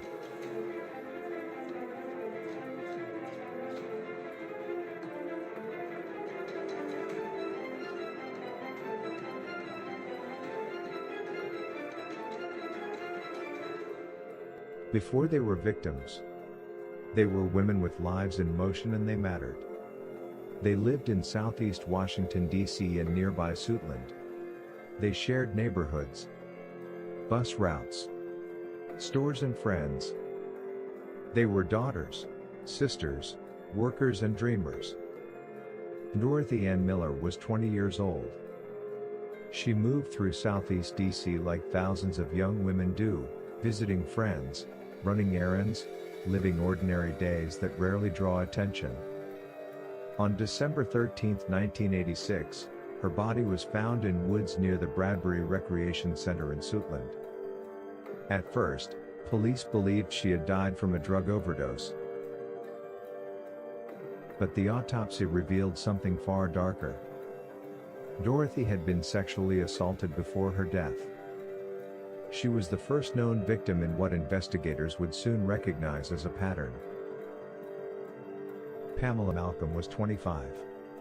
She worked at the United States Patent and Trademark Office in Arlington, Virginia. It was a steady government job, the kind many young Washington area residents would build futures around. She lived with her mother in Suitland. On October 21, 1986, Pamela left home to buy cigarettes, but never returned. Nearly 3 months later, her remains were discovered in the same wooded area where Dorothy had been found. For her mother, time had frozen on the night Pamela stepped out the door. Juanita Marie Walls was 26. On October 30, 1986, she left her Southeast DC apartment to attend a birthday party. She told loved ones she'd be right back, but she never returned. Family members later said Juanita was strong and someone who would resist if she were threatened. Investigators found signs she had fought her attacker. Her remains were found in January 1987 in the Suitland Woods. Cynthia Lee Westbury was 22. She lived with her mother and siblings in Southeast Washington. She had simple plans, steady work, independence, and a stable life. On November 10, 1986, she left home to meet a friend. When she disappeared, worry settled in immediately. It wasn't like Cynthia at all. Days later, a call came from the U.S. Postal Service, offering her a job interview. Her family had to explain, Cynthia was missing. Her body was later found alongside the others. A new crime show created by two behind-the-scenes television industry vets from the worlds of Hulu, MTV, CBS, and more. 15 Minutes of Murder. A raw, unfiltered dive into the most haunting, unsolved crimes with your creator and hosts, Tanisha Slater and Craig Chapman. After every episode, they break down the case with resident private investigator Desiree Edwards of Sunshine Investigations and star of VH1's Caught in the Act, Unfaithful. But it's not just their theories, it's yours too. Viewers will have the chance to be part of the show. Sunday nights, because the clock is ticking and every murder should end in truth. Angela Maria Wilkerson was 22. She moved through the same Southeast DC neighborhoods as the others, the same streets and the same social circles. She was last seen January 5, 1987. Days later, her body was found in the familiar wooded area, near Bradbury Recreation Center. 5 women, all dark-skinned and in their early 20s. All short in stature with slender builds. 4 were from the same Southeast Washington neighborhoods. All were sexually assaulted and stabbed. All left in the same unsuspecting woods. All underserved because no one, except their families, were looking for them. All were just stumbled upon, like trash discarded on the wayside. By January 1987, fear in Suitland had become something heavier than rumor. It had become a frightening pattern for everyone living in that area. The woods behind the Bradbury Rec Center became the place parents had to warn their children about. Residents watched from windows facing the tree line, imagining the unthinkable.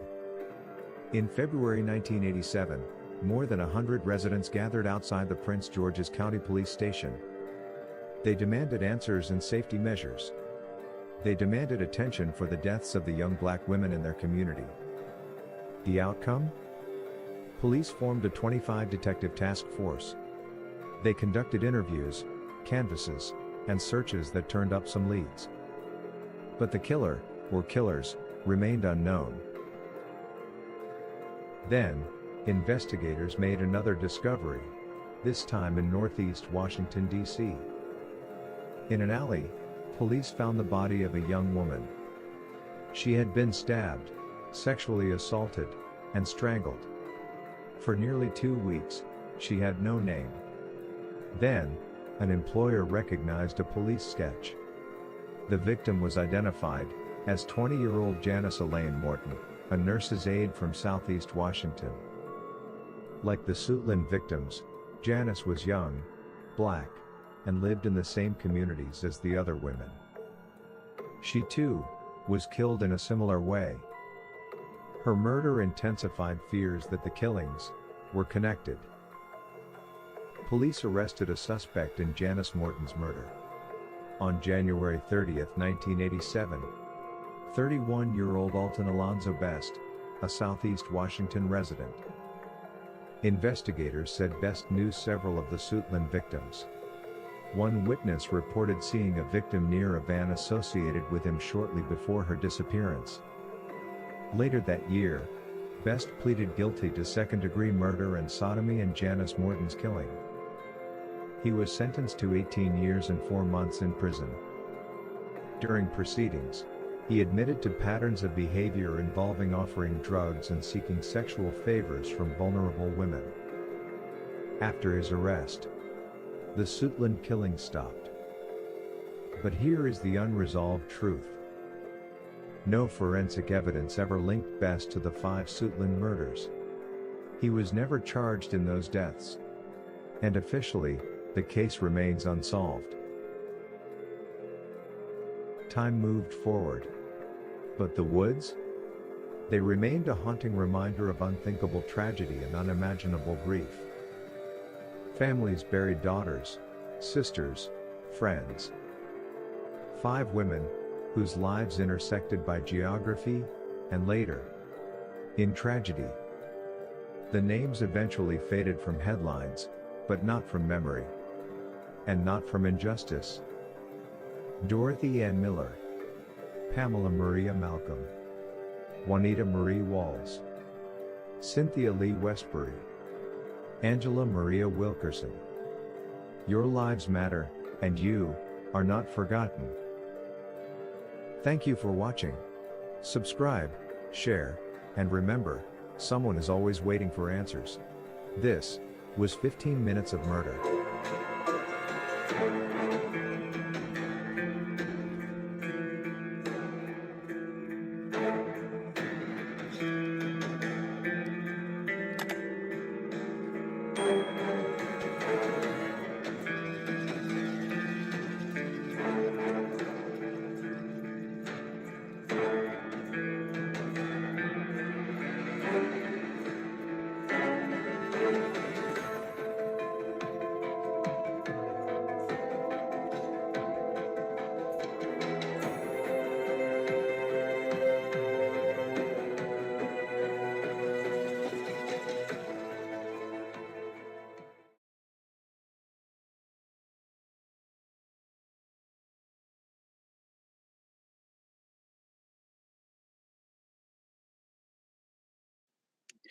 Hello, everybody, and welcome to our Sunday edition of 15 Minutes of Murder, where we take a deep dive on our last case file that we presented last Sunday, which is the Suitland murders. We're going to dig deep. We're going to talk amongst ourselves about what happened, what didn't happen, our thoughts, the crime, the punishment, and all of those things. So I am your host, Tanisha Slater, along with Craig Chapman and our resident crime expert, Ms. Desiree Edwards. Hey, in the y'all. house. So we are going to get into it. We are going to break it down. And this case is a little different than the things that we've been doing in the past, where we've had a lot of archive footage and we've had newspaper clippings and witnesses and all these kind of things to report. In this case, we didn't have that. So that is definitely something we will be getting into as well. But thank you for joining us. And please, if you have any questions, if you have any comments, feel free to leave them below. We will address them on our Wednesday night live. But again, welcome to 15 Minutes of Murder. Sit back and enjoy.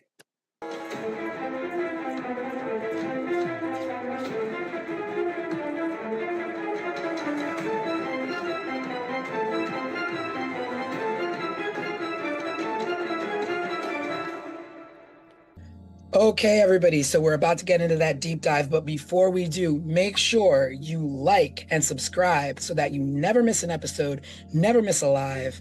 Stick with us, we'll stick with you.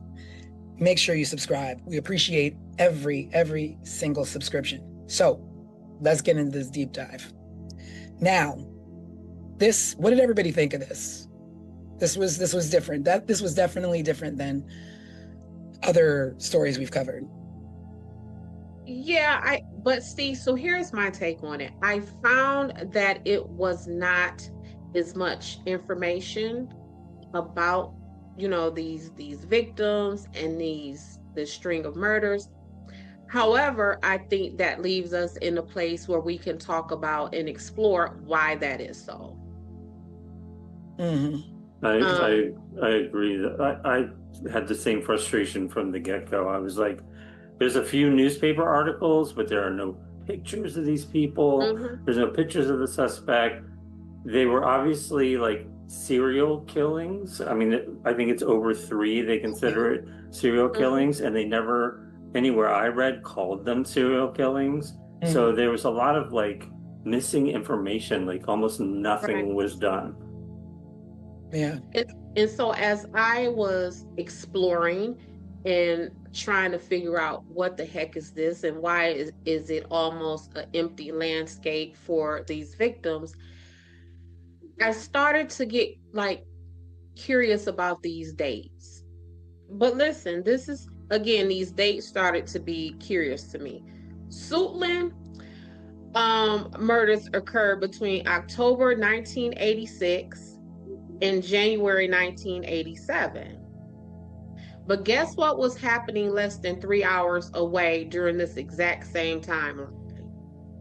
I don't know. The Colonial Parkway murders. Oh.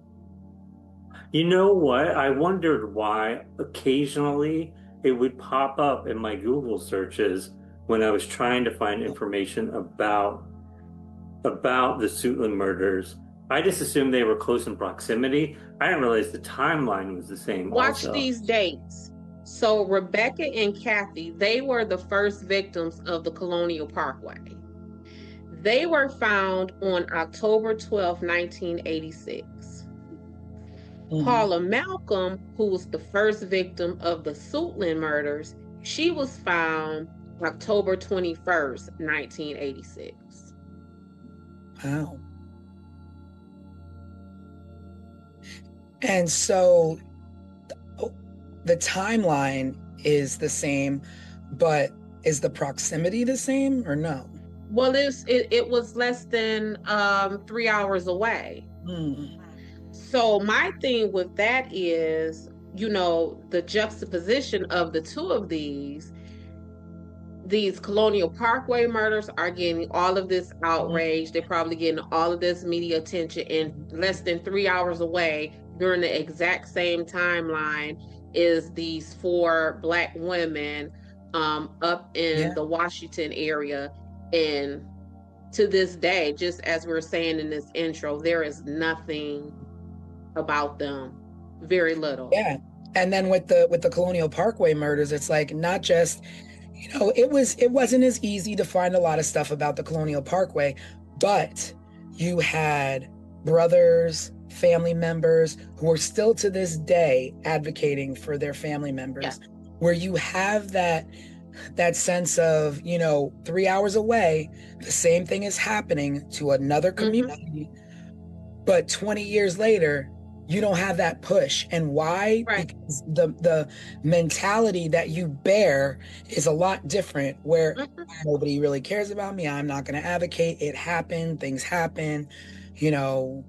May she rest in peace. Like, let's protect our kids. Let it not happen again. Just in preparation for Colonial Parkway, there was a ton of recently produced documentaries on like the ID channel and things like that about that. But a little bit more also caught my attention. So the Colonial Parkway, as we know from our show, is part of the National Park Services. The suspect in the Suitland murders, guess where he worked? As a groundskeeper for the National. Wow. He worked as a groundskeeper for the National Park Service. So it's what, Craig? Well, I was just going to say all the girls from Suitland Park were found in the woods behind a public park.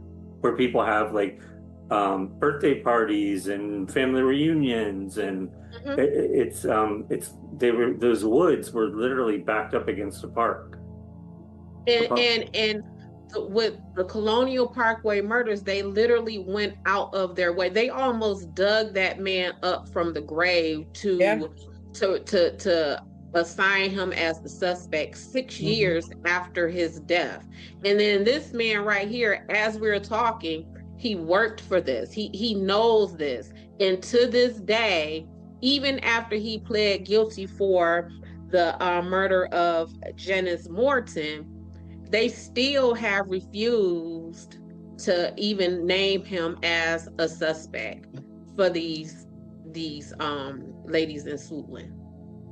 Now, that's what I was wondering. I was like, but why? So when you have this suspect who, it's kind of tied in, but then you don't charge him with it. So what? Investigations just stop on these other 5 women? Like, so this other lady, Janice Morton, he pled guilty to her murder. And in his allocution, and allocution is the fancy court word for when you plead guilty, you can't just say, I plead guilty. You have to go on the court record and state what you plead guilty to. So in his allocution on the court record, he pled guilty to admitting to offering drugs for sexual favors from, prostitutes and young Black marginalized women. Like, he has pled guilty to essentially what would be the profile of these Swootland murders, and he's not a suspect.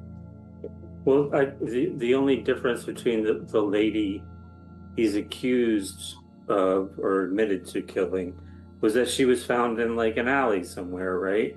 Yep. And the rest of these girls were found in this same vicinity of woods behind this park.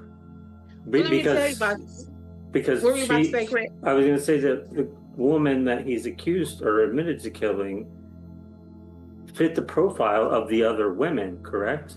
Correct. So like same weight, same like skin color, same stature, whatever. Yep. Okay. And so the van that he either transported her in and killed her in was owned by his nephew, William Aram, who at the time was a Washington, D.C. police officer. They placed him on leave, administrative leave, stripped him of his duties and his weapon, pending the investigation. They sent that van to Quantico.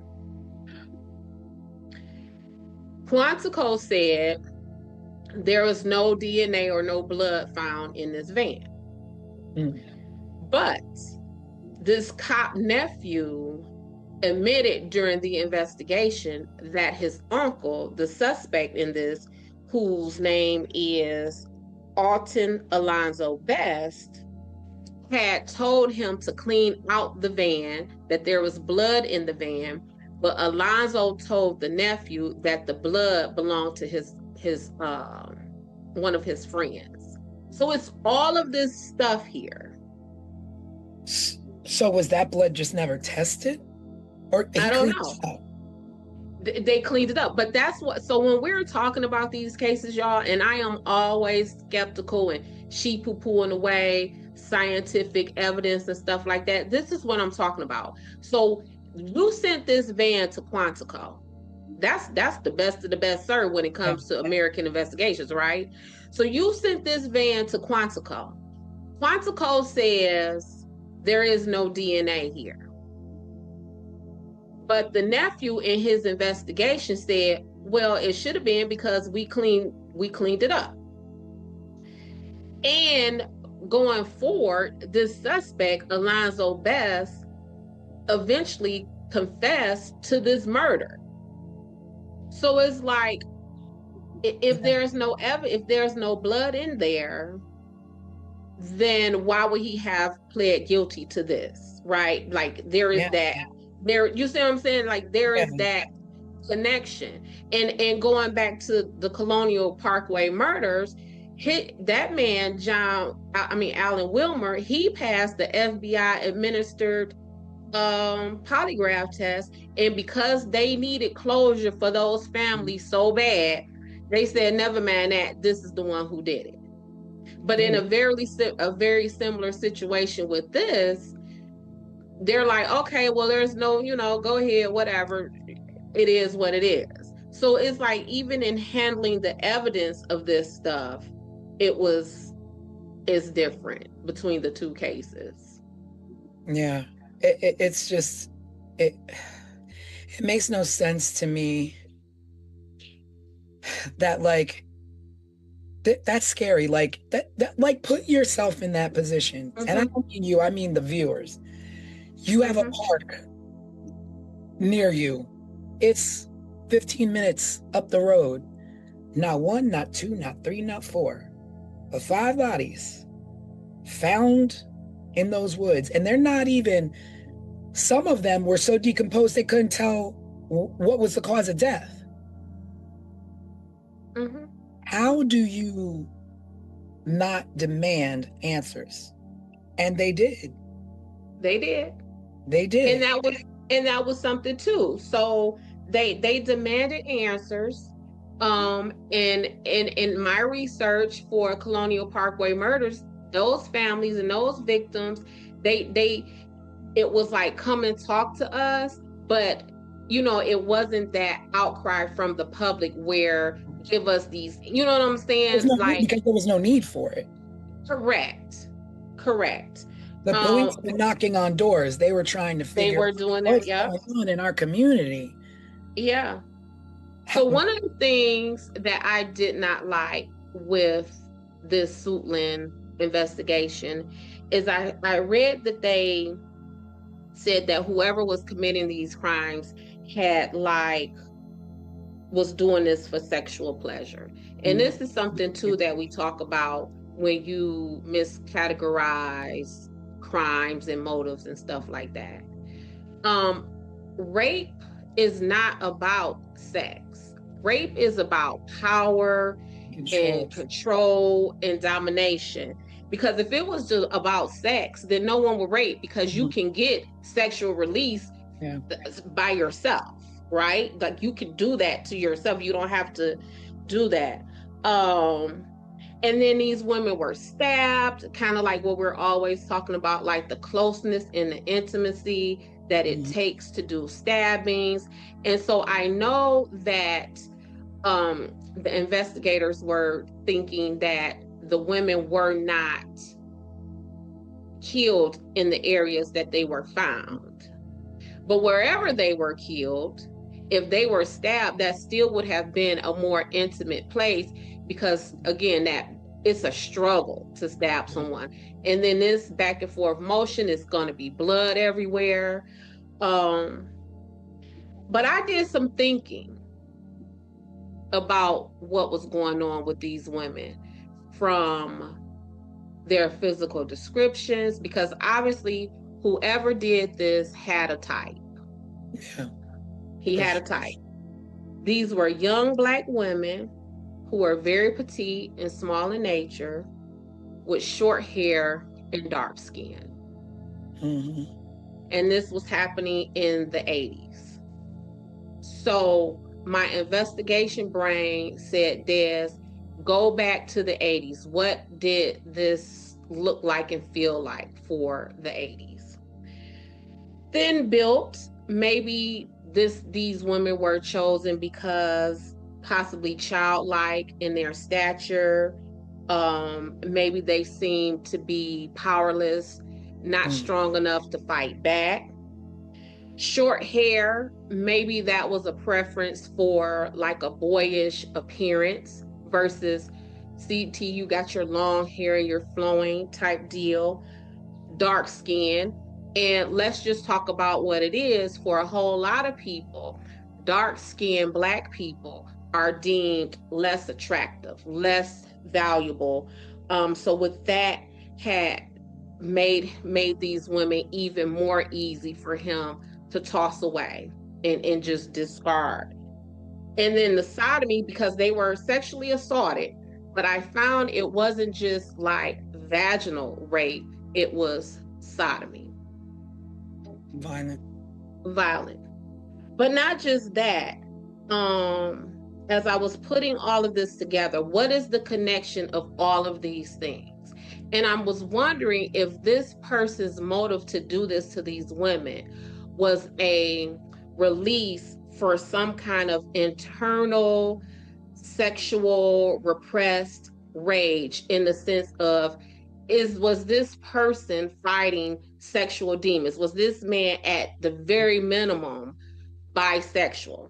And that these women in their physical descriptions gave him yes, these are women, but in their appearance, in their presence, they give him boyish type stuff. So now he's in a position to where now he is satisfying all of those rages, all of those taboo desires, and then to just toss them away like that, like, is that the internalized stuff that he has from himself, and he projected that on? Like, I think so, but I don't know. Des, I think you think so, Craig. I don't know. This is definitely not one-offs. This is serial. Yes. And what made me really hone into the appearance of these women is that nothing else that we have seen thus far did the suspect have a set type. Yeah. Right. They've always been very different, very. It was, yes, this was very targeted, and not just very targeted, because you could say, okay, Black women, streetwalkers, that could be anything, but the appearance of these women was very concrete and very fixed. And I think that when we are looking at this and profiling a suspect and a motive, the way the descriptions of these women are, I think we would be remiss to not really dig into that and pick it apart in what it is. And I mean, that too, though, when you say like picking apart a suspect, is that I feel like in part of that profiling the suspect is also profiling the victims, but we don't even know who the victims are. We don't even know. Exactly know, so that we can pinpoint, okay, well, this victim was about this. This is where she went. This is where she frequented. These are the people she knew, like, and they all like rolled in the same area, the same like parameters, and like, so we don't know anything about them. It makes me wonder, did the police also take the time to get to know the victims to then get to know who the suspects could possibly be? Well, the police, I know they started raiding what they call the red light district of Washington. And so with that being said, if this is the red light district and the cops come in and they're showing pictures of crime victims, of course you're going to say, no, I don't remember her, or no, I don't know her, right? Right, yeah. So it was, where do we go with this? Like, how do we start to put this together, except for the only thing that really struck out to me in my investigation of this is the description and the physical descriptions of all of these women. Everywhere I turned, it was Black women, small stature, Black women, small stature, Black. What does that mean? And if we don't put a meaning to that and we don't sit and pick that apart, then would we have missed that? And and when I say that, I'm talking about, so like when I was in college and I majored in this and I minored in that, a lot of my academic focus was on delinquency, crimes against women and children. And this stuff that I'm talking about right here with this description of these women, this was like textbook stuff. Like, this man had some kind of repressed sexual energy that made these women look like this. Because if he just wanted to kill Black women, Black voluptuous women, tall women, whatever, but it was almost like bullying. You know what I'm saying? So that's where my mind went. And what you say, T? It made me wonder too if any of these women knew each other or even knew him. Well, they said he knew some of them. I have so many questions, or so many thoughts even. You know, digging into the psychology of this guy, and maybe repressed homosexuality. Was it the environment he grew up in? Was it his parents? Was it his religion that was telling him these things were bad or wrong, or, you know, drove him to do these certain things? And the little I did read about these women, and you're talking about the cops went into the red light district, but wasn't one of them like a nurse and one was trying to get a job? Like, were they really like traipsing around in the red light district? It doesn't seem like it. I don't know. So the one lady who he pled guilty to her murder, she was a nurse's aide. And then the other lady, and let's just go down these women's names. I want to say their names. So there was Dorothy Ann Miller, who was 20 years old. Her body was found on December 13th, 1986. The next victim was Pamela Malcolm. She was 25. She disappeared on October 21st, 1986, and was found in January 1987. And it is from the investigation of Pamela Malcolm, because they are found in these wooded areas, that when the cops made like that widespread search, is when they then found the bodies of Cynthia Westbury, Juanita Walls, and Angela Wilkerson. So had they not have went looking or did that widespread search for Miss Malcolm, they would not have found these other victims. But let's talk about this one other victim, Juanita Walls. They found skin cells underneath her nails. But timing, the mid-'80s, make it not so easy as it is today. Yeah. Did they keep any? Did they keep any samples of that evidence? I don't know, Craig. Now, are we able to try and get any police records or files and of that? How does that work? Like, if we wanted to actually look into this a little bit more? Well, it will kind of depend on how the case is classified right now. If they classified Miss Wells that is, let me make sure, because I want to make sure I'm saying these ladies' names. Miss Walls.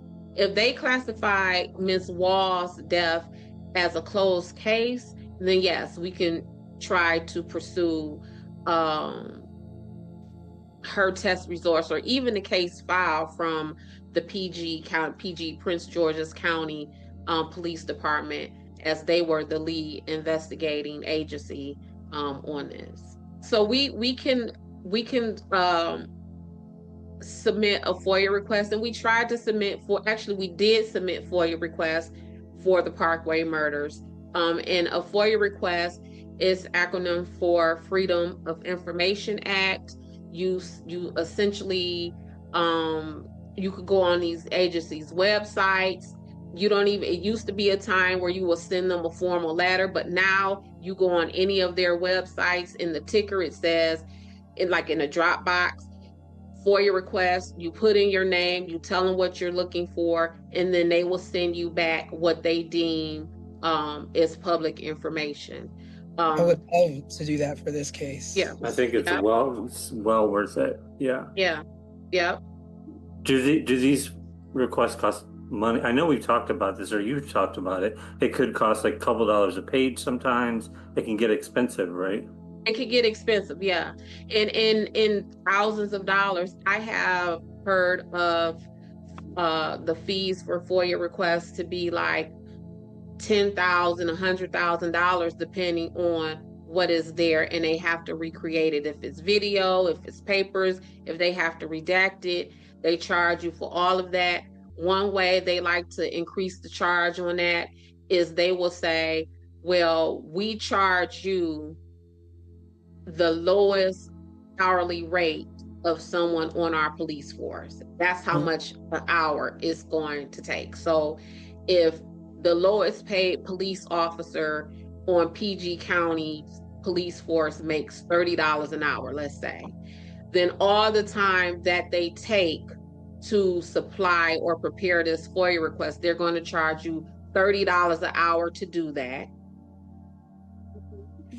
And then you have to pay for the pieces of paper and all of that stuff. So let me ask, is there any time that you ever put in a FOIA request and you're like, but I will come do the manual labor, and they just drop a box in front of you? Oh no, they're not going to let you do that. I mean, so here's the thing. So there are so it's a couple of ways. So what you're talking about, T, that is closest to where if you go to a court and you say, I want the file for Dorothy Ann Miller, who was one of the victims of the Suitland murders. And they're going to say, well, here is the file. They may hand you 2 boxes of paper clips, and they will say, go through the file, put a paper clip on each sheet of paper, and then we'll make copies that way. So but that's something separate than the FOIA request. So you can actually walk into a courthouse and ask to see a file. And you don't have to have any sort of relation or connection to that case to do that? They might ask you, who are you to this case? And then they might ask you for your driver's license. But from my understanding, they can't deny that they can't deny you that. Are there any case files for these women? Do they exist even? Do any of these women have living family members still? I mean, obviously they do, but like, who were alive at the time and could speak about the cases? Well, that would be something that we can definitely look into, but I want to go back to the case files.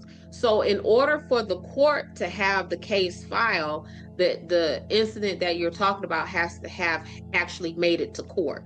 So these women, aside from the woman who he pled guilty to, those women would not have made it to court because there is no suspect. There was no one who stood trial. There was no one who pled guilty. Yeah. So they're just gone. So that's why you would need to submit the FOIA request for them, because that will be with the police department. Oh, okay. Got it. Right. But once it goes into court, now you could just go to the court and say, send me this, or I want to look at the file.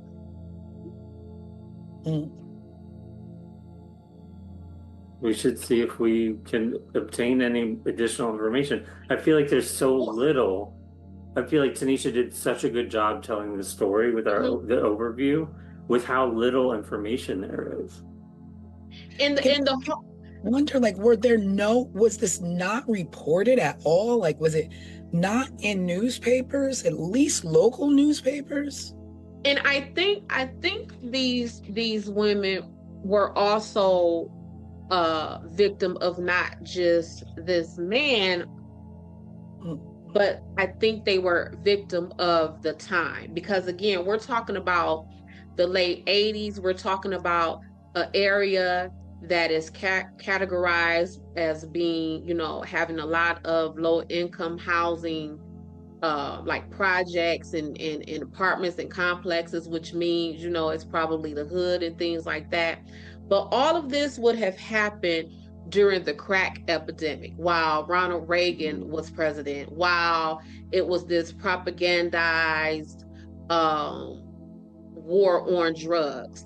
And so much so, like, the community had like a community meeting with the police department. And the police department, of course, they're not giving a whole lot of information. And one of the women at that meeting stood up and said, well, let me ask y'all this. How is it that whenever somebody can sell some drugs, y'all are right there arresting them? But now we have all of these dead, missing Black women, and y'all can't find this killer. And so, again, that's part of why y'all always hear me hollering about Black communities and marginalized communities being over and under policed at the same time. So we have this community that would have been, like I said, propagandized and used as fear-mongering during that presidential administration. I mean, we had the president's wife on television talking about just say no to drugs and all of that kind of stuff. And so y'all have all the resources for that. But when it really comes down to like real bodies, real things happening to people, and y'all cannot figure this out. And that fear mongering, that propagandized war on drugs, that all of that is like political tools to just like drive, you know what I'm saying, those political theories back then. Like this fits into all of that. Like these women were definitely not just a victim of these murders, but they were victims of the time in that social structure of our country at that time. Yeah, but also you have to bring light to the fact that they were victims of this killer. They were victims of circumstance. They were victims of timing. They were victims of societal stereotypes. Yep. But that was in 86, 87. And here we are in 2026 and still experiencing the same disparities when it comes to being missing and exploited and murdered and all of those things. So time hasn't really changed very much since the Reagan era of how we look for us when we are missing. And then this whole investigation. So then because again, we always talk about the task force and when I'm fussing about those things. So in the 80s, there was like a community, almost vigilante group called the Guardian Angels. I believe, at least from my childhood memories, they were in New York, essentially policing the subways and things like that. So the Guardian Angels came into the area to want to help the investigating officers with this investigation. Do you know those officers? Yes. And do you know that they did not want them there? You know, I feel like people hold the Guardian Angels in really high regard. And I remember learning about them as they're still operating to this day. When I was young, I learned a lot about them because I was really into punk rock music, which was like anti-government, anti-authority, anti-police, all those things. And I would read about the Guardian Angels, and I'm like, these people are super cool. Like they're out taking care of business when nobody else will. I remember them because again, I was, we were children. At least I was, So I remember. Yeah, you weren't born yet, T. And I remember like there always being some scuttlebutt. I don't remember if it was necessarily controversial stuff or if it was like glowing, reviews like Craig is saying. My point is the Guardian Angels came in, wanted to help, and the police were saying, not because we don't like y'all or this, that, and other. The police pushing back against the presence of the Guardian Angels was essentially because the police felt that the presence of the Guardian Angels would make them look inept, as if they Guess what the best way to solve that is? Be in Get in the game. Yep. Be So lame. that's what I'm talking about. When we have these task force and all of that kind of stuff, yep, we're all trying to find what it is we're looking for. But if our intentions are different, then we're not going to work well. Now imagine if, because I know for me, a lot of attorneys will hire me as an investigator on a case before they will hire a now private investigator who once had law enforcement background. Because one thing is for sure, a cop is going to cop. Once you're a cop, you know that's in you. You can't really turn that off. And people feel that, right? So if you are in these marginalized communities, like we're talking about, with all of the social things going on that we have just discussed, and a cop comes talking to you about this, you might be a little closed off. But if a regular person, maybe a guardian angel, maybe, you know, just a regular private investigator come and talk to you, you might be more free with your information and more comfortable to talk. So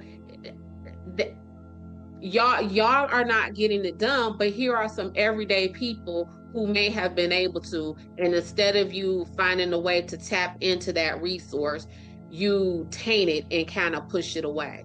You know what else is concerning as I'm listening about this case, and about there potentially being a nephew who was a cop involved.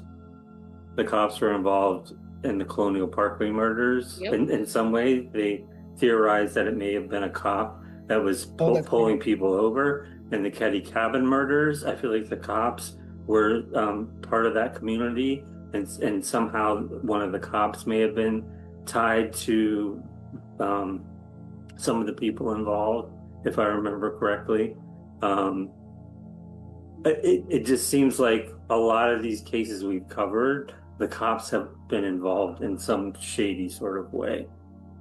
I mean, isn't that like the time period when I guess the birth of like the dirty cop era of the 80s, where, you know, drugs and crime were like just really up, and cops were on the take, and, you know, all these things. So we get all these movies now in this time, and, you know, millennial time, that are always about these, you know, dark, shady alleys of the 80s where cops were, you know, on the take doing dirt, you know, and perhaps that's a decade where a lot of cops got away with a lot of things that we just will never know. Yeah, and that stuff sells. That's what I'm saying. It helps pushes the agenda, whatever your agenda is. And it just so happens that we're talking about a possibly nefarious agenda, one that we know to be true, one that we know things like when you have politicians talking about this fictitious Black welfare mother and had all these kids and getting all this money, where we now know that was not true. That was a blatant lie that was told to the public to again advance a political agenda. And so crime, especially when it is depicted coming from marginalized people, Black people, poor people, Hispanic people, whatever the people are, that is a way to push, again, an agenda. I tell my clients all the time, these prosecutors and these politicians are getting raises. They're getting reelected off of you. Like, you, whatever that crime is that you are being charged with, and they get a guilty plea out of you or a conviction out of you, it is highly possible that a detective or a prosecutor just got that corner office that everyone looks for. It just so happens that they have now gotten reelected. It just so happens that they may have just gained a few extra $100,000 to their campaign fund because of the closure of this case and your conviction. Like, this stuff, it has meaning, and a lot of times that meaning is someone's career advancement, in someone's their pockets. I mean, there's, we could point fingers at them as well, but there's also a difference in communities as well, where it's like snitches get stitches, so keep your mouth shut, which then the community makes it difficult for officers to get to the bottom of certain things. Absolutely. So and again, that is where absolutely, and that is where the presence of the guardian angels could have been helpful, because this could have been people coming to people who looks like you in one way or another, at least closer to you than these cops or these investigators, to kind of talk you through that, right? To kind of explain to you or make you comfortable, or just help gear you in a better position to help the police than just the police coming there to you. But when you all times, like I remember when I first started working at Sunshine Investigations, before I owned Sunshine Investigations, we would hold meetings, right? When we would get new cases, and we would literally break down some of the things that we're talking about. What is this community that we're going into? What was the crimes? Okay, well, amongst this staff, who is the best investigator for that? Who amongst this staff, which one of these investigators would fit better in this community? Who amongst this staff would these people be more comfortable with? And with that, there were some cases that my little black behind couldn't go on to, right? And it was some cases where one of my coworkers, their little white behinds couldn't go to, because the truth of the matter is people are more comfortable talking to people who are closer to them. So even right now, if I am working a case and let's say the people who I am talking to are of Middle Eastern descent and they speak Arabic, I may take one of my friends who might be of Middle Eastern descent and speak Arabic with me onto that case, because although I am Des and I am black, I am not Middle Eastern and I don't speak Arabic. So we have to be very conscious of those things when we go into certain communities, because otherwise you gonna get you're not finna walk into because some of these women, Craig, were prostitutes or thought to be prostitutes. And with that being said, you're not finna walk into a bar and these people just finna talk to you. Yeah. That's not going to happen. And so if they just approach this the way they want to just come through as police officers and not want help or not think about the community that they are in, this is what we're going to have. Yeah. It's just hard, because that this is just one story of many, and some of them never even saw this much of light of day. A story of a many, but watch this. The suspect for these murders, he was a suspect in murders all the way in California. Oh. Wait, I what? didn't know that. Yes. So, calling this a serial killer is not incorrect, then? It is not incorrect. No, there was at this time, there was a string of murders in California. Specifically, they had dubbed these murders as the South Side Slayer. And they were looking at this man, Alonzo Best, or whatever his name is, as the suspect in those murders. I'm about to look it up right now. But not right in the backyard of where he actually murdered another woman. Correct. Because for some reason she didn't fit the profile of location of where she was found. Yeah. Because she was found in Cali, he's probably not connected to these Woods murders. But California, all the way across the country. But it's even worse than that with this community. So just as they were recovering from a string of murders called the Freeway Phantom murders that occurred between 1971 and 1972. So this community was being brutalized. The freeway what murder? Freeway Phantom murders. Wow. And these were also to where you become desensitized to that kind of sense of violence and murder and gone missing and nobody's looking for you. You all of a sudden become accustomed to this, to where you don't even begin to be outraged about it because it's just your way of life. Listen. And that is the saddest thing. Yes. These freeway phantom murders were also all Black women, it looks like. Absolutely. And the reason why it was called the Freeway Phantom murders is because they were killed and just tossed along the freeway. Oh my God. Were the California killings, did the women in those killings match the same description as the women in the Suitland murders? They were Black and marginalized women, and I am not sure exactly what made the Suitland suspect attractive to them in that, because I actually, what you say, T? I'm just mind blown. They're like, we're gonna connect you to the murders down the block in the woods, but you know what? We got this case all the way out in California that you might look good for. You might look good for. And really, and Craig is onto something. Like, people really get desensitized to what is going on.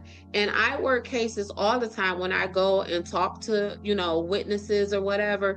And they literally say to me, Des, I'm not participating in that because nothing is going to happen. Nothing is going. Yeah. That's sad. You believe that your efforts are a waste of time because nobody is going to invest what they need to invest to get you the answers that you need. Yes. And it's happened because you see it time and time again. Correct. And then there's no protection for you when you are afraid of something, of repercussions coming down on you because you spoke. There's no protections for you. No protection, because you are absolutely right, T, when you said snitches get ditches. I mean, snitches get stitches and left in ditches. That is absolutely correct. And so now, if I am from underserved community and I am the brave one and I come forward, because now I'm a snitch, and I come forward and then nothing happens, now I have exposed myself for what? I've exposed myself for no reason at all. Because now you in the ditch and the person you were advocating for has no answers. So, but let me just say this, the whole snitches get stitches thing. I get it. All right. Well, yeah, whatever. All right. But you know what else is crazy? That you have the mentality that I did this bad thing. And if you say something, I'm going to take you out for it. And it's like, no, get your life together. Knock that off. Like, I have no right to take somebody else out of this world because I didn't bring them into it. And I get, like, things happen and you have to be able to get by in this world. And if somebody ain't going to help you, you're going to take it by any means necessary, whatever, blah, blah, blah, blah, blah. I'm not about that. I see something, I'm going to say something. Snitches can get stitches all day. Okay? Because my mom raised me to do the right thing. And I'm tired of people thinking that they don't have to live by a standard that everybody else wants to live by. And you know what? It could be an unpopular opinion, but that's my opinion. Get your life right. Get your life straight.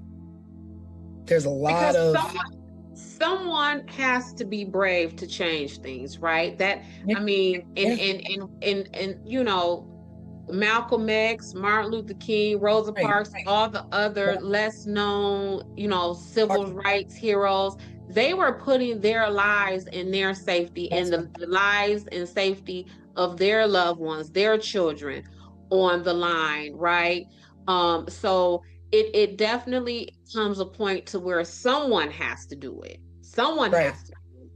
Right. And I feel like it's a little bit of a dying age, because we had these leaders who were like, these things aren't right, these systems aren't in place for us, so we're going to begin to put systems into place that work for us. And they didn't do it by taking from others, they did it by holding up communities on their shoulders and literally spending their last breath dying with that same goal and that same purpose. And it wasn't for you to be like snitches get stitches. It was to make sure that you have a better way of life, that you have colleges to go to, that you have programs that are going to help you get to where you need to get, because there's a section of our America that doesn't want you in it, that doesn't want to see you advance. But people like Martin Luther King, people like rest in peace Jesse Jackson, who spent his last moments making sure that we're going to be okay, to keep hope alive. And keep hope alive doesn't mean snitches get stitches because I'm doing some dirt over here to get what I believe needs to be mine. But again, it may not be popular opinion, but that's my opinion. Yeah. No, These the women whole system deserved a better life. They deserved answers. Their families deserved to know what happened to them. And full stop. Well, no one deserves another person out of this world. Well, this man, what's his name, Craig? Did you look him up for me? I have it right here. Alton Beth. Alton, yeah. Yeah, I think his middle name is Alonzo. Yeah, that's why I keep saying Alonzo, because his middle name is Alonzo.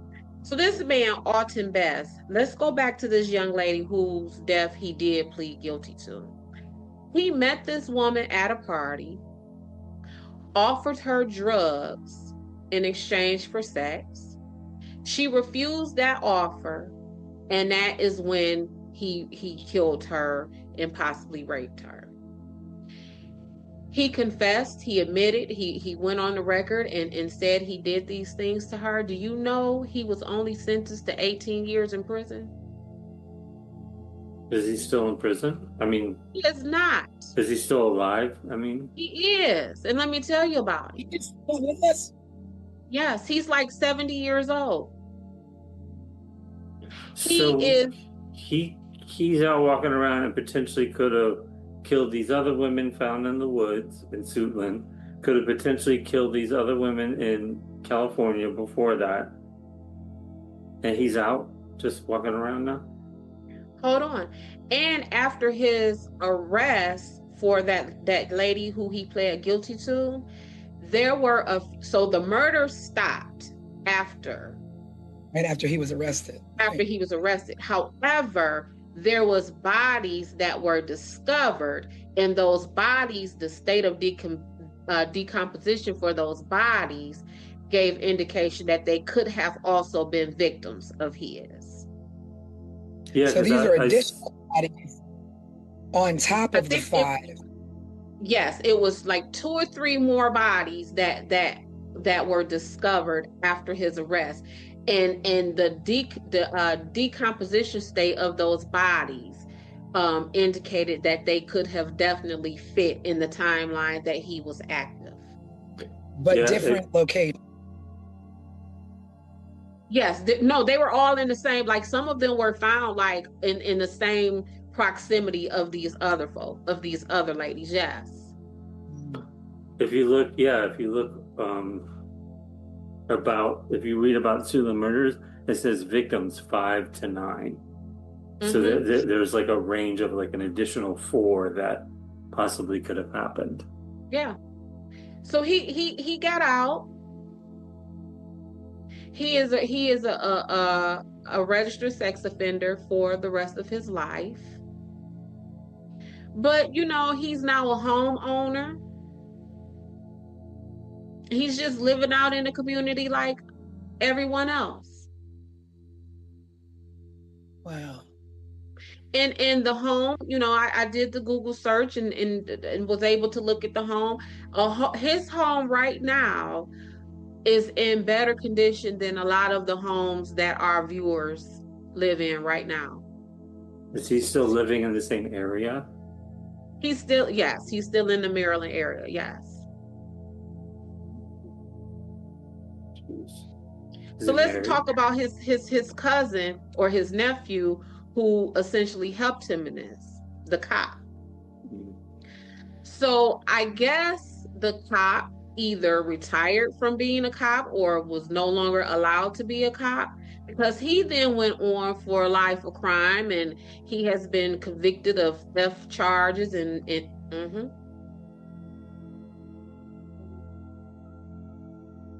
Ooh. What else? Theft charges. What else? Any other ones?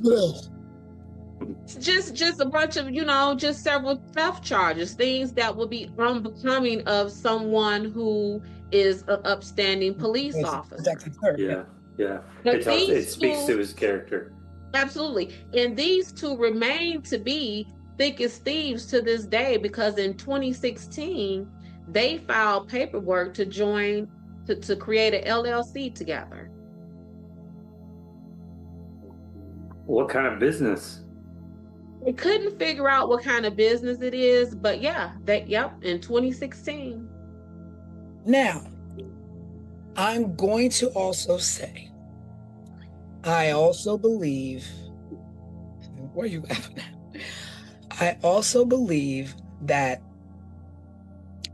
people can turn their lives around, okay? Absolutely.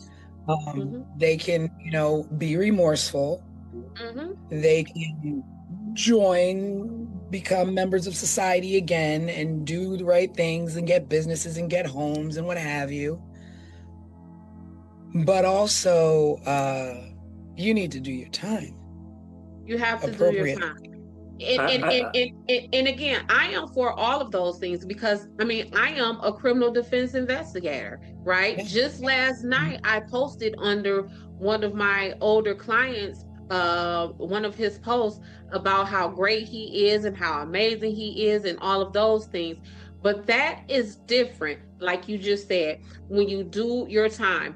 This man has a string of dead bodies behind him that it is questionable that he did the deading, he did the killing, and he is just out to live free amongst us with all of the benefits of being a free American.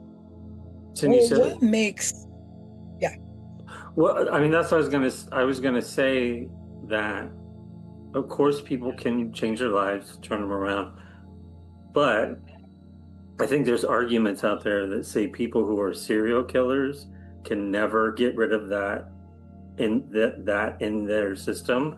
People who are pedophiles can never get rid of that's in their system.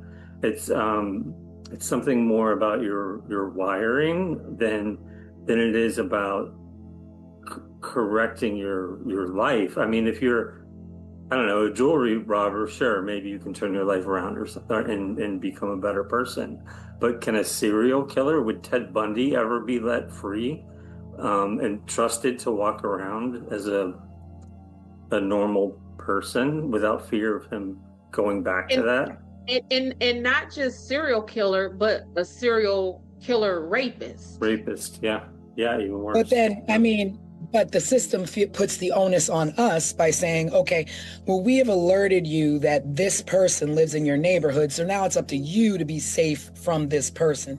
Watch out for this person that lives in such and such. Well, I would say this. What I am finding in work is that a lot of rape crimes are receiving a lower prison sentence. And the reason why is because you are now on the sex offender registry. And when I tell you that is a very uncomfortable existence, but that is us entrusting you to register. So not just Because you could be, so let's say let's say I am now a convicted rapist and I have done my prison time and now I am released. It is up to me to do the reporting. If I don't go to report. So you don't just get on that list because so you're on the list, but if you move, it is the onus is on you to report that you have moved. You are supposed to report your employer. It's up to you to report that employer. So if I right now worked at CNN or wherever, let's just throw something out. And then I leave CNN and I go over to Fox News, it is left to me, the convicted sex criminal, to report that I am no longer at CNN. I now work for Fox News. That's crazy. You're supposed to report your vehicle. So if I once had an Explorer and I got a new car because I'm out here, I'm living my life or whatever, and now I have a Cadillac Escalade, it is up to me to report that I no longer have a Ford Explorer and that I have a Cadillac Escalade.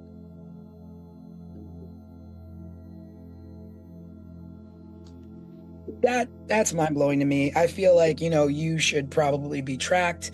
Your freedom is at a cost now, so you should probably be tracked for the rest of your life, and this will follow you. But the fact that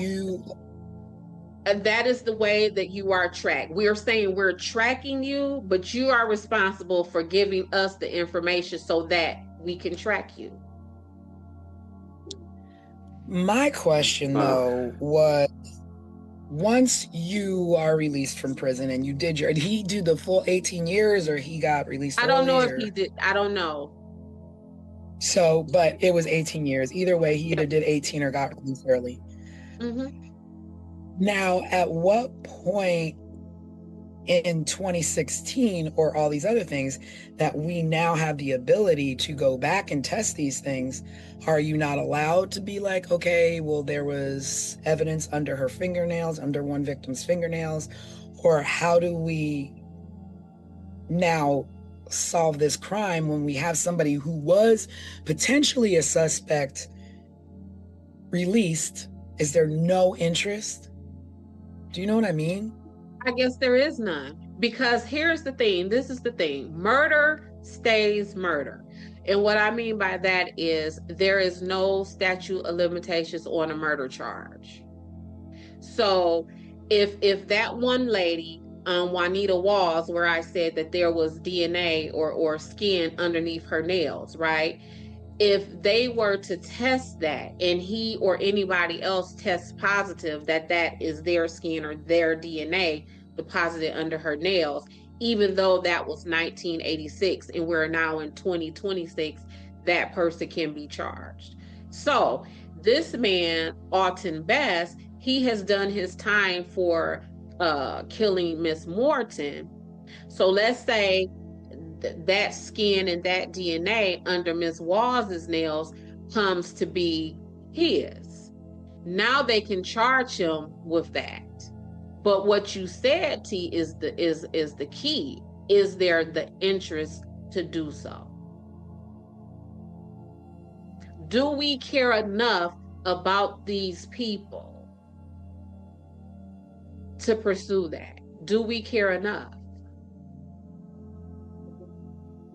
Because again, remember, like we said, they went through hell and high water to assign Alan Wilmer as the suspect for the Colonial Parkway murders. They made sure that those victims and their families got justice by way of a suspect, even if the suspect was dead at the time and could not go to court. But that means that the families were at a level where they cared to try and give these families answers. When you have a community where nobody cares to give you answers, there is no suspect of any walk of life that we want to hand to you and be like, here, this is it. And for because they don't care about their reputation. None. And for these sets of murders to happen weeks apart, 2.5 hours away, almost completely different outcomes, at least in my head, I can't think of any reason why the Suitland murders are handled the way they were, other than race and other socioeconomic factors. I cannot. You cannot pay me to believe that there is any other reason than that. Yeah. And it's probably not high on the list of unsolved cases to reprobe into, to reopen, until a podcast like ours comes along.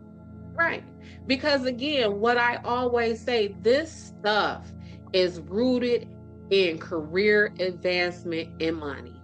If I don't see enough value in you to get a bigger office or a bigger budget, then we're just going to let that go. That's just going to be unsolved.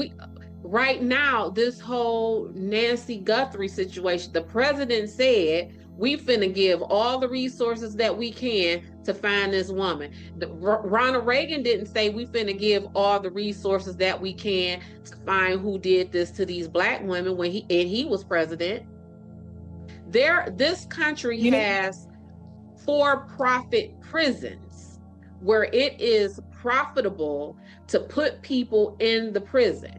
And if your state that you live in has a for-profit prison, the moment that prison's population is one body less than the contracted amount, then that state is going to be taxed by that company.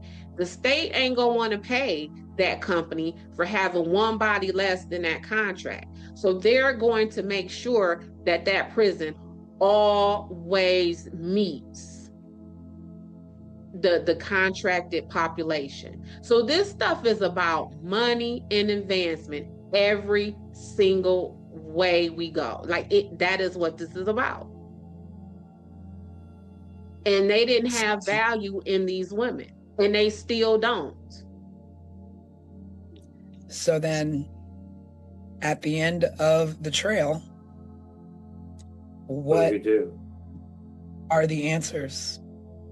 And to me, I do go back to awareness and people like the Guardian Angels and people like Gabby Petito's father, who started a foundation in Gabby Petito's name for underprivileged and underserved people in the communities to be found. It takes people at this level to have awareness of people, so to speak, at this level, even though we're all here because we're human beings. Right.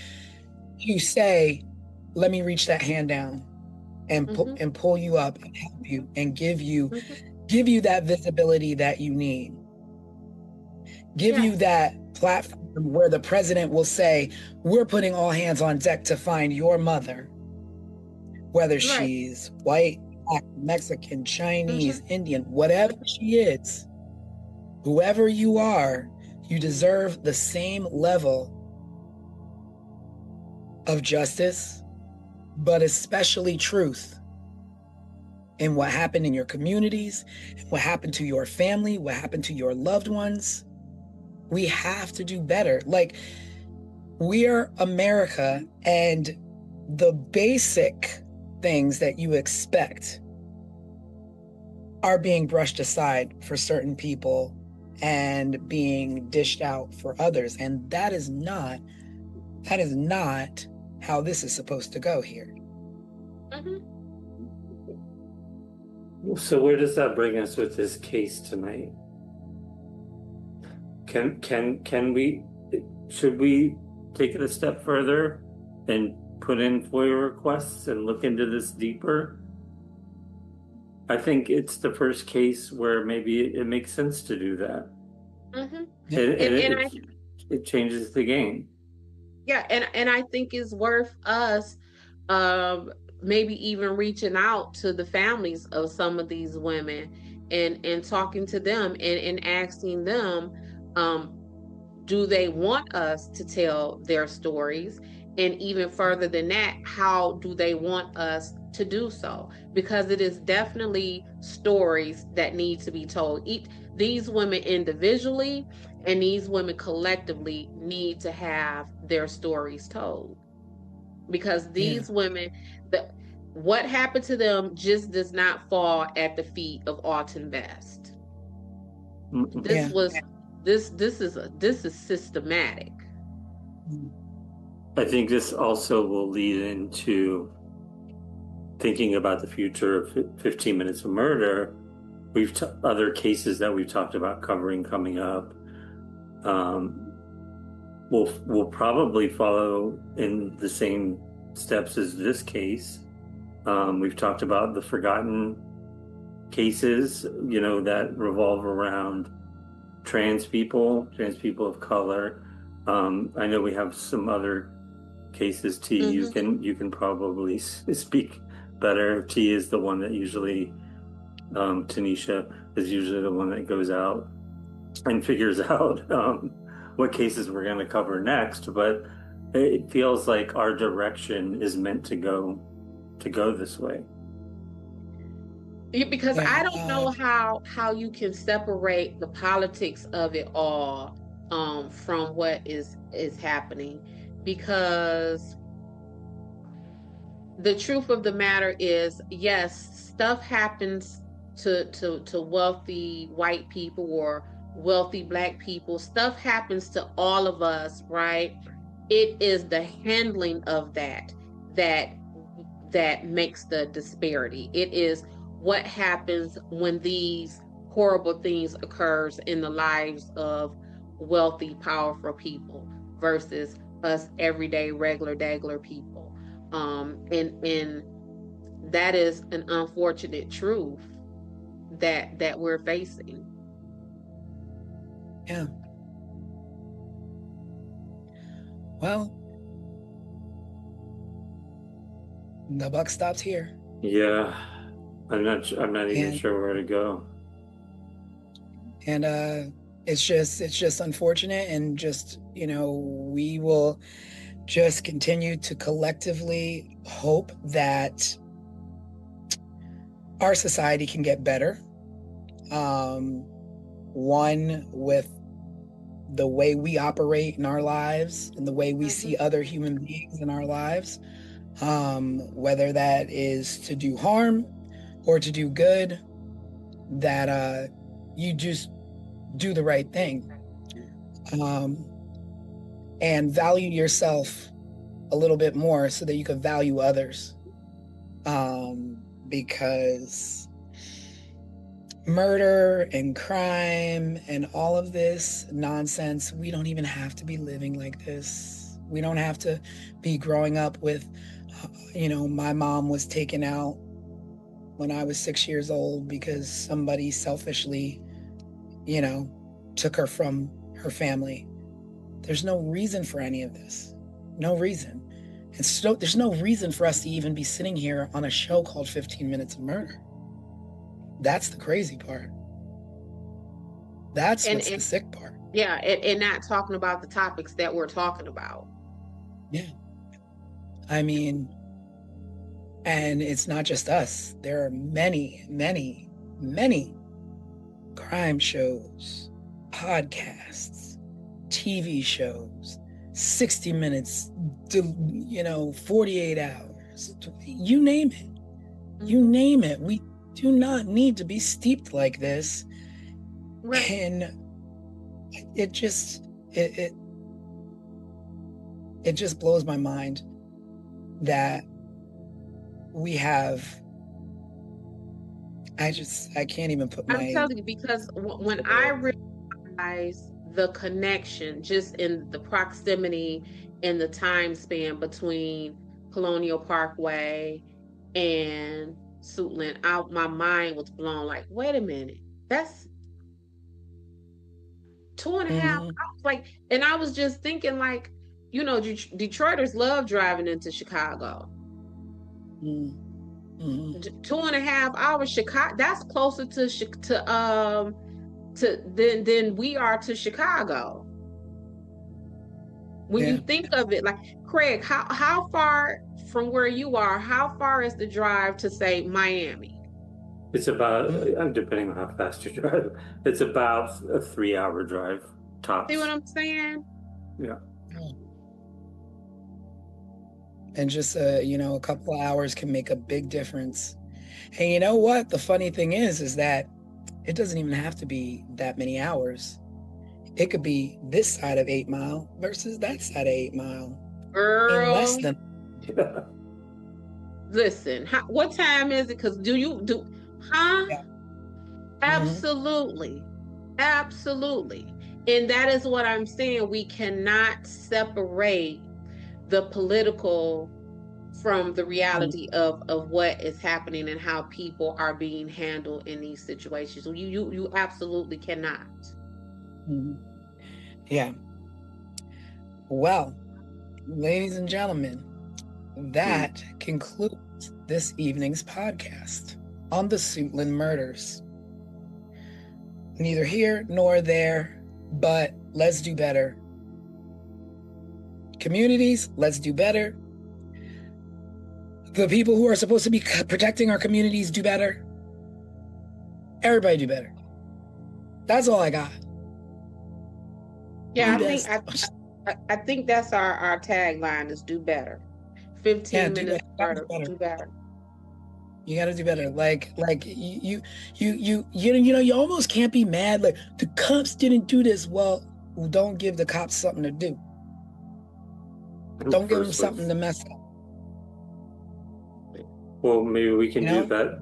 We can do better by following up on this case. Yeah, that's how we do it. And doing more than anyone else has. Yeah, I would like to also do better by actually seeing if I could give proper faces to these women that I was not able to find. Oh, yes. I have no idea. I have no idea what they look like.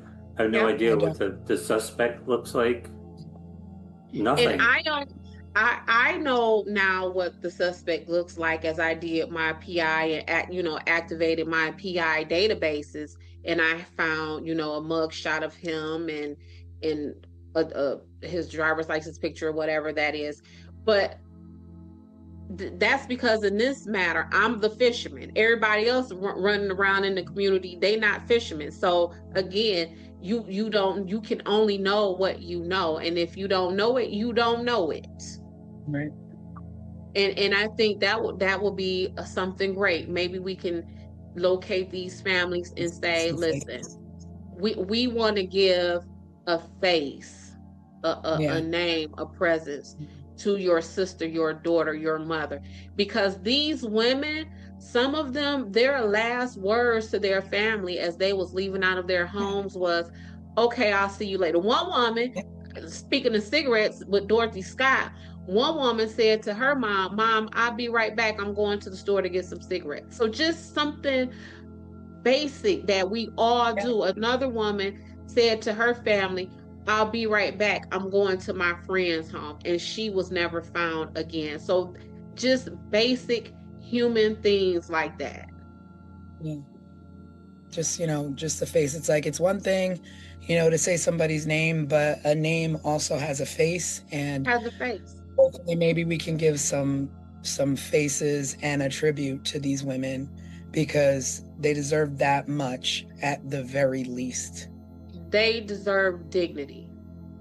And not just remembered as, a pile of clothes that was found, or a body that was stumbled upon, or, their remains were found in the woods. They were someone, and they had faces, they had smiles, they had dreams. So at this point, what we could do. Yeah, one of these women worked at the United States Patent and Trademark Office. And that has been reduced to her being a murdered rape victim in the woods somewhere. Yeah. But without a face and with hardly a name. Yep. Yeah.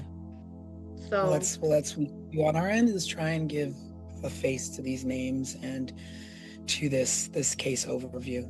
And I'm with it. And with that, everyone, This is 15 Minutes of Murder. Yes. Sorry I feel like we're ending on a low note, but more like a real note. Yeah. More like a productive note.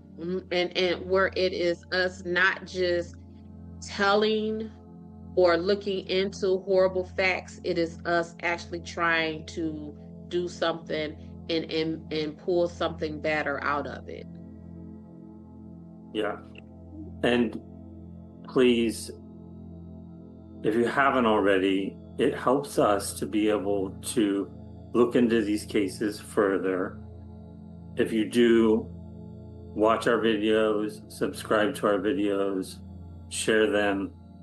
It gives us more leverage and leeway to get out and possibly look into this, not only these cases, but more in the future as well. So thank you. Thank you, everybody, and have a wonderful Sunday. Have a great week ahead, and we will see you on Wednesday Night Live. Thanks for tuning in. Be there, be square. Yes.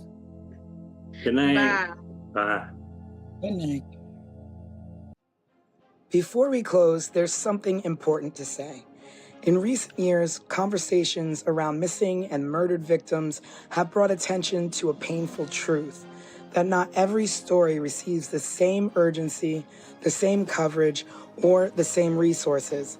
But let us show you what a champion from the ashes looks like.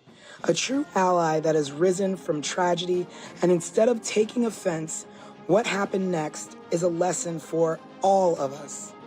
After the loss of his daughter, Joseph Petito, father of Gabby Petito, became aware of such disparity in a rather harsh way. During a press conference to find his daughter, he was made aware of something often referred to as missing white woman syndrome. Instead of turning away from that reality, he leaned into it. He listened, he learned, and he acted by channeling his grief into purpose.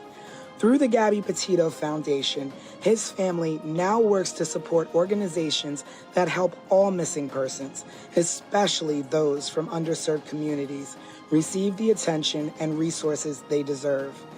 And to go a step further, Petito is currently working on a new series titled Faces of the Missing, which he says will cover dozens of cases that have received little media coverage. This will bring such hope to families that don't often receive the national or even local coverage deserved to bring their loved one home or to find answers. Joseph Petito, thank you for being the change we wish to see. Your daughter is proud. Rest in peace, Gabby. Subscribe, share, and remember, someone is always waiting for answers. This was 15 Minutes of Murder.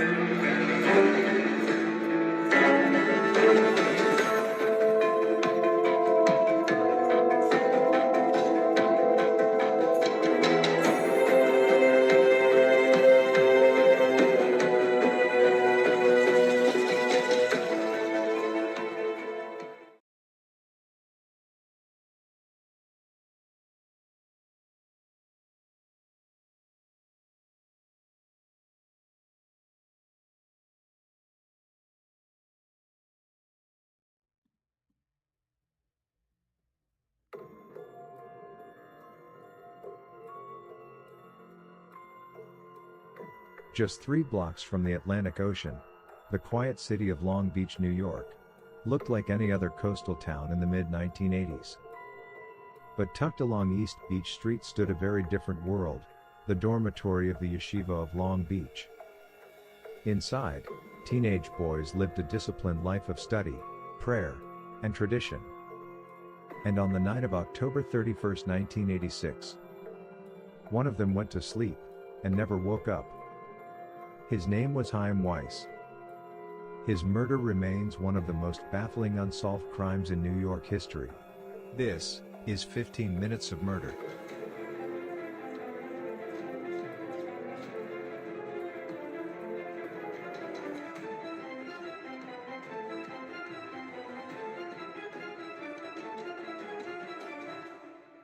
Chaim Weiss was 15 years old.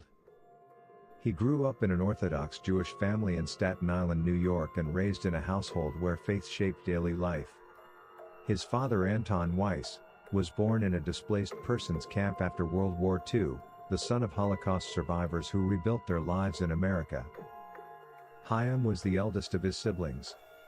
His brother Menahem was 11 and his sister Rachel was 7 at the time of the incident. Those who knew him described him as bright, deeply religious, and serious about his studies. He was a funny kid who loved chess and loved to play basketball. He was quite popular. At the Torah High School Yeshiva in Long Beach, he was in his third year of study, living in the dormitory with 40 other students and faculty. The routine was strict. Days revolved around prayer and the study of the Torah and the Talmud, the core texts of Jewish law and scholarship. For unknown reasons, Chaim's dorm room was slightly different from the others. Most boys shared rooms. Chaim did not. He was one of only 2 students in the dormitory with his own room, a small third-floor space at 63 East Beach Street. It had one door, one window, and only one way in or out. October 31, 1986. For most teenagers across America, it was Halloween. But inside the yeshiva, the evening held a different significance. It was Shabbat, the Jewish Sabbath, a sacred period of rest that begins at sundown Friday and lasts until nightfall Saturday. During Shabbat, Orthodox Jewish law restricts many activities, including writing, using electricity, or turning lights on and off. Life slows down. The students prayed. They studied. And eventually, they went to sleep. Well after midnight, Chaim was seen alive studying in the hall outside of his dorm room by a fellow student. He was likely utilizing the light in the hallway to abide by the rules of Shabbat. He returned to his dorm room alone. Sometime between 1:20 a.m. and 7 a.m., someone entered that room. What happened next was swift and brutal. Chaim Weiss was reportedly struck in the face with a hatchet-like weapon, crushing his skull and severing his spinal column. Investigators later described it as an extremely violent attack. And yet, there were no screams, no sounds of struggle. No one in the dormitory reported hearing anything. When investigators entered the dorm room the next morning, the scene raised more questions than answers. Chaim's body was not in his bed. He had been moved onto the floor, dressed in his pajamas with his feet resting on the mattress.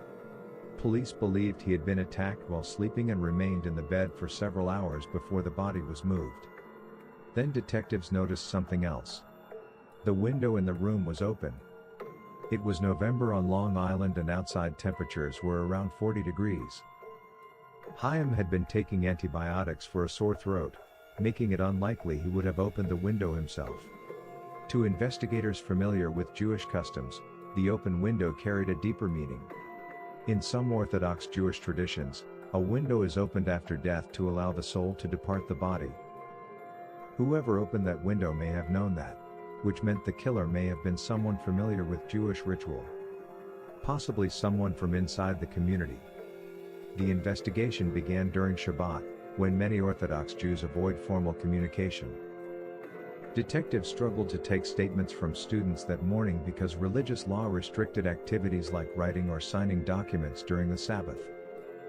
The result was a case that started with silence. But note, after the Sabbath, students and faculty fully cooperated with the investigation. Police assigned 25 detectives to the case full-time for months. A mobile command center was placed outside the yeshiva. Investigators interviewed students, faculty, and staff. Early theories ranged widely. A janitor, a mentally ill outsider, even the possibility of a Halloween thrill killer. But each theory collapsed. There was no forced entry. No evidence anyone from outside had entered the building. This led investigators to a troubling conclusion. The killer may have been someone inside the yeshiva. Possibly a member of the staff. Possibly another student. Near the body, investigators found a single strand of hair that did not belong to Chaim. But police have never tested it against a suspect. Their reasoning for not doing so? To preserve the integrity of the sample. They have kept this one hair in evidence for decades, just waiting for a possible match. The mystery deepened with other unusual details. The summer before Chaim was murdered, he was away at an overnight camp. Chaim's father remembers him calling home crying, but refused to tell him why. There is a possibility the camp was affiliated with the yeshiva, but nothing is for certain. Anton regrets not delving deeper into his son's distress. Doing so could have changed the course of that night. After Chaim left the camp, he went to Europe to visit his grandparents. While there, the family received 2 calls from Rabbi Avram Cooper, the school principal. He wanted to meet with Chaim to discuss matters unknown. Chaim later met privately with the principal at a home in Brooklyn. But when his parents asked about the meeting, Chaim refused to discuss what had been said. Years later, another disturbing event occurred. In 1994, Chaim's family received a strange letter addressed to him. Inside was a dark joke printed on an Easter card, which said, "Know what happens to chickens when they get too old to lay Easter eggs? They die. Happy Easter." Around the same time, his grave was vandalized with Hebrew letters attempting to spell the word murder. Whether these incidents were connected to the crime has never been proven. The murder devastated the Orthodox Jewish community. More than 1,000 mourners attended Chaim's funeral in Brooklyn. Parents feared for their children, and yeshivas across the region increased security. But the questions never stopped. How could a teenager be murdered inside a dormitory filled with students? And no one heard anything? Nearly 40 years later, the murder of Chaim Weiss remains unsolved. A 15-year-old boy killed in his own bed. Inside a locked dormitory. In a room with only one door. And one window. A window someone opened. Perhaps as a ritual. Perhaps as a message. Or perhaps as a final act by someone who knew exactly what they were doing. The killer has never been identified, but investigators believe one thing is certain. Someone out there knows the truth. And they've been carrying it since 1986. Subscribe, share, and remember, someone is always waiting for answers. This was 15 Minutes of Murder.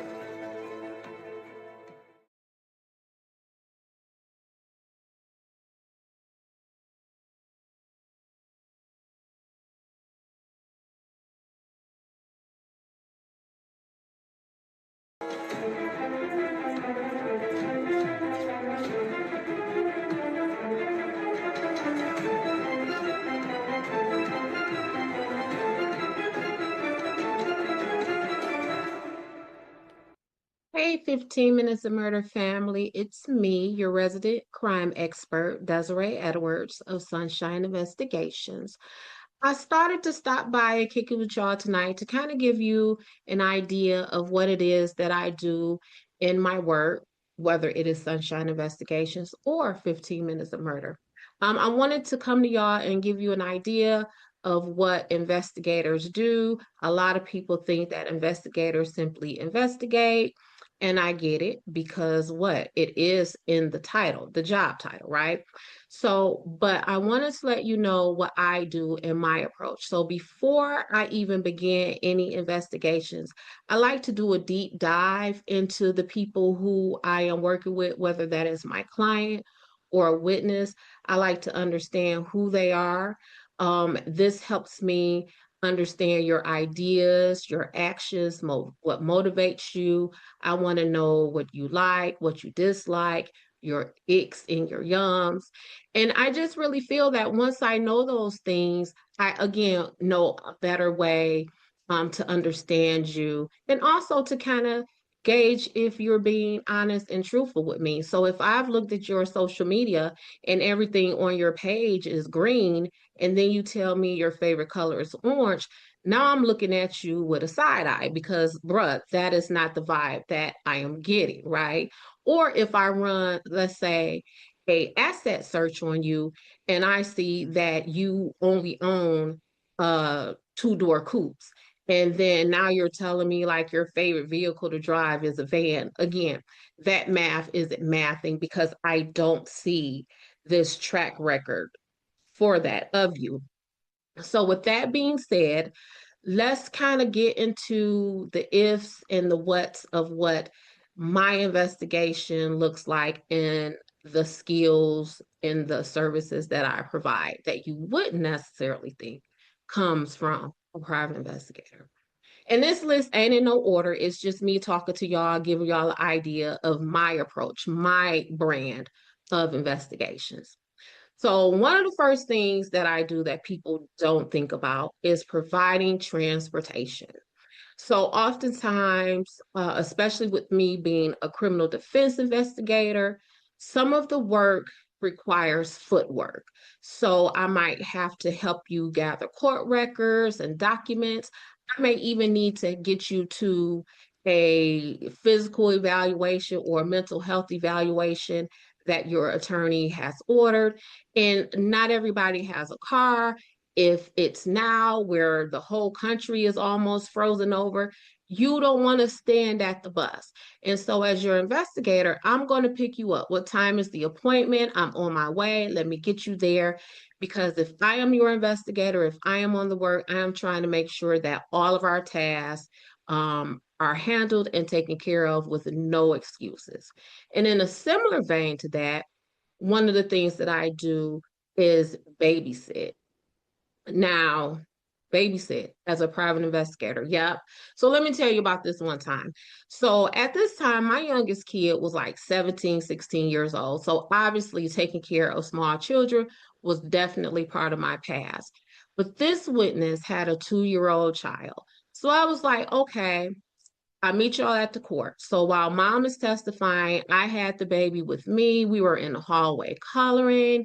I even think that we went in a judge's chambers where the judge's support staff was loving all over this baby, right? Now, granted, when I got home, I was exhausted because, like I said, childcare was long into my past, and that little 2-year-old kid wore me into the ground. Do you hear me? But the baby's mom got to testify in peace and didn't have to worry about if her baby was safe and sound, right? Now, this other one that I do takes a lot more human skill and a lot more finesse, and this is family crisis management. A lot of investigators may look at it as if that ain't my job. I don't care what you got going on in your life. That ain't got nothing to do with me. But in fact, I believe that it does because if my client is distracted by family issues, I feel that my client is not in their best condition to help me help them. And one time in particular, I had a client who had an extremely close relationship with their mother, and their mother was ill. Actually, their mother may have not survived this medical condition. And so, one of the things that I did is I fought with the legal team to have a grief counselor on standby so that if something happened with this client's mother, if the mom's medical condition deteriorated, or sadly, if the mom died, we would have some kind of care and professional services in place to help this client. Because if their mom died, how is this client going to be in a position to help us help them? How is this client going to be able to sit in any defense team meetings with us and answer any questions when they are feeling sad and depressed about the condition or even death of their mother? And those are some of the things that I do that don't necessarily um, involve investigation, but for me and my approach, they definitely apply because, again, it is my job to make sure that all impediments are overcome when I am trying to service my clients. And y'all kind of see some of that human approach I take in my 15 minutes of murder investigations. So that is why I refer to Dorothy Jane Scott as my homegirl Dot. That is why when we were talking about Caddy, where I referred to or described Sue Sharp as a hot girl, or even why I took total offense to Alan Wilmer being declared a suspect in the Colonial Parkway murders 7 years after his death, and even more years after he passed the FBI polygraph test. Because again, I took the time to research these people to get an idea of who they are.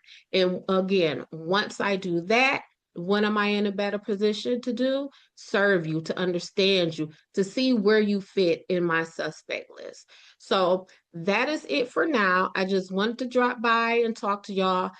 Tell you what, how about if y'all drop critiques, compliments, insight, whatever you have in the comments below. I'll be there to chat with you, to talk to you, um, so we can go through all of this process. Because again, I keep telling y'all are part of this investigation team too. I want to hear from y'all. I don't want to just be talking to myself and no, I'm not always right. So, yep, I'm an investigator, but y'all know some stuff too. So drop that stuff in the comments. That's it for now. I will see y'all in the next 15. Talk to you then. Bye.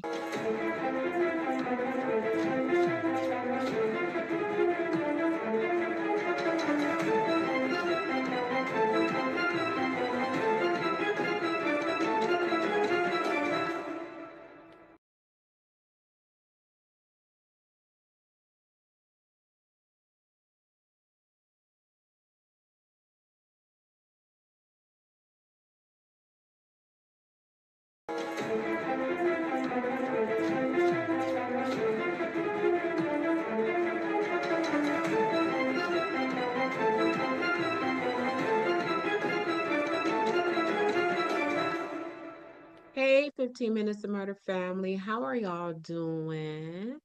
Is it cold where y'all at? Y'all snowed in? Because, baby, I'm in Detroit and it's both of those. I'm cold and snowed in. So, anyway, I wanted to come to y'all and give y'all a little quick list I made of things that crack me up about this work whenever I approach someone. So, let me tell you, when I first started as a private investigator, I had no idea that being a private investigator was a thing. I thought that was just like Magnum PI or just some stuff that you see on television. So I had no idea that this was a real full-time 9 to 5 job. So I kind of get some of the reactions that I get from people because I can only imagine how I would react if a private investigator showed up at my door or tried to engage with me for any reason. So, with that being said, here is a list of the things that crack me up when I approach people. This list ain't in no particular order. It's just some of the things that I thought of that crack me up, that happen more often than other things when I encounter people. So, number one on the list is, girl, how did you find me? Now, listen, as a criminal defense attorney, I make sure that no one can ever say that I misrepresented myself in any way. So when I approach you, I give the full introduction of myself. Hello, I am Desiree Edwards of Sunshine Investigations. I am a court appointed private investigator, and here's my business card. And even with me saying all of that, people look at me and say, how did you find me? And my response is always, baby, I just told you I'm a private investigator. But people still, it like in that moment, is like it does not register. And like I said, I get it, because I will probably be taken aback if a private investigator approached me. But I'm telling you, it never fails to tickle my soul. I be laughing so hard, like, I just told you what I am and what I do for a living. That's how I found you. Number two, when people tell me that I have asked more questions than the police did. Now, if you watch any of our shorts, videos, lives, whatever, you know that I am often very critical of the police. And one of the reasons I am critical of the police is because I don't feel that they do enough person to person contact in their investigations. So I am asking you everything, because I just consider myself as a private investigator. I like to think of myself as a fact finder. And although most times in my work, I am working as a criminal defense investigator, but if I am considering myself as a fact finder, it doesn't matter who I work for or whatever. I want to know all of the facts. And it's not just about getting someone off, because once I collect enough facts, all of that is going to resolve itself anyway. Because what do we have? We have facts. So I am digging and I am talking to people, I am finding people. And the reason why I prefer to rely on person to person contact is because we haven't always had the science. We have DNA hasn't always been around. Fingerprints haven't always, fingerprint study hasn't always been around. Picking hair out of the top of people's head, that has not always been around. But what has always been around is people and human contact. And a lot of this stuff, you can find out, you can figure it out. Who did it? Go talk to somebody, they'll tell you. So that is why when you are engaged with me, baby, we finna talk about it all. And whenever I am making appointments with people, they tell me, well, they ask me, well, Des, how long do you think the interview will take? And I always tell them, look, I'm not trying to be, a smart aleck or a smarty pants, but the answer to how long it is going to take to be interviewed by me is it's going to take however long it takes. Number three, this one really cracks me up, because what do you mean? So one of the things that tickles me pink in my work is when people refuse to tell me their names. Listen, recently, I was with an attorney. We were kind of canvassing the area of where our client's alleged offenses took place. So we were standing outside of the home of the backyard where the alleged offenses took place. And it just so happens that I guess the homeowner or resident was sitting in their vehicle parked in the driveway of this home. So we approached the vehicle and we talked to the woman. She denied us access to her property, which I don't blame her. But then I asked her her name, and she told me she wouldn't give me her name. Now, mind you, I am standing in front of her home. She is sitting parked in her vehicle in her driveway of this home. So she drove off, and then the attorney and myself kind of looked at each other, and I giggled. And he said, Des, what's funny? I said, this woman just said she's not giving me her name. He said, what's funny about that? I said, because I'm a private investigator. Here's her address. And I just peeped out her driver's license. I mean, what you call that thing? The license plate on her car. He said, well, Des, people don't know that. I said, well, I just told her I'm a private investigator. How did she not know that? But anyway, y'all, those are the three things that crack me up when I am out here working and being a private investigator out here in these streets of Detroit, or even working 15 minutes of murder. So look, this is what I need for you to do. Drop your comments, your insights, some jokes. Have you ever encountered a private investigator for anything? If so, drop it in the comments. Let me talk to you. I want to hear how that went. That is it for right now. My 15 minutes of murder family. I will catch y'all later in the next 15. Bye.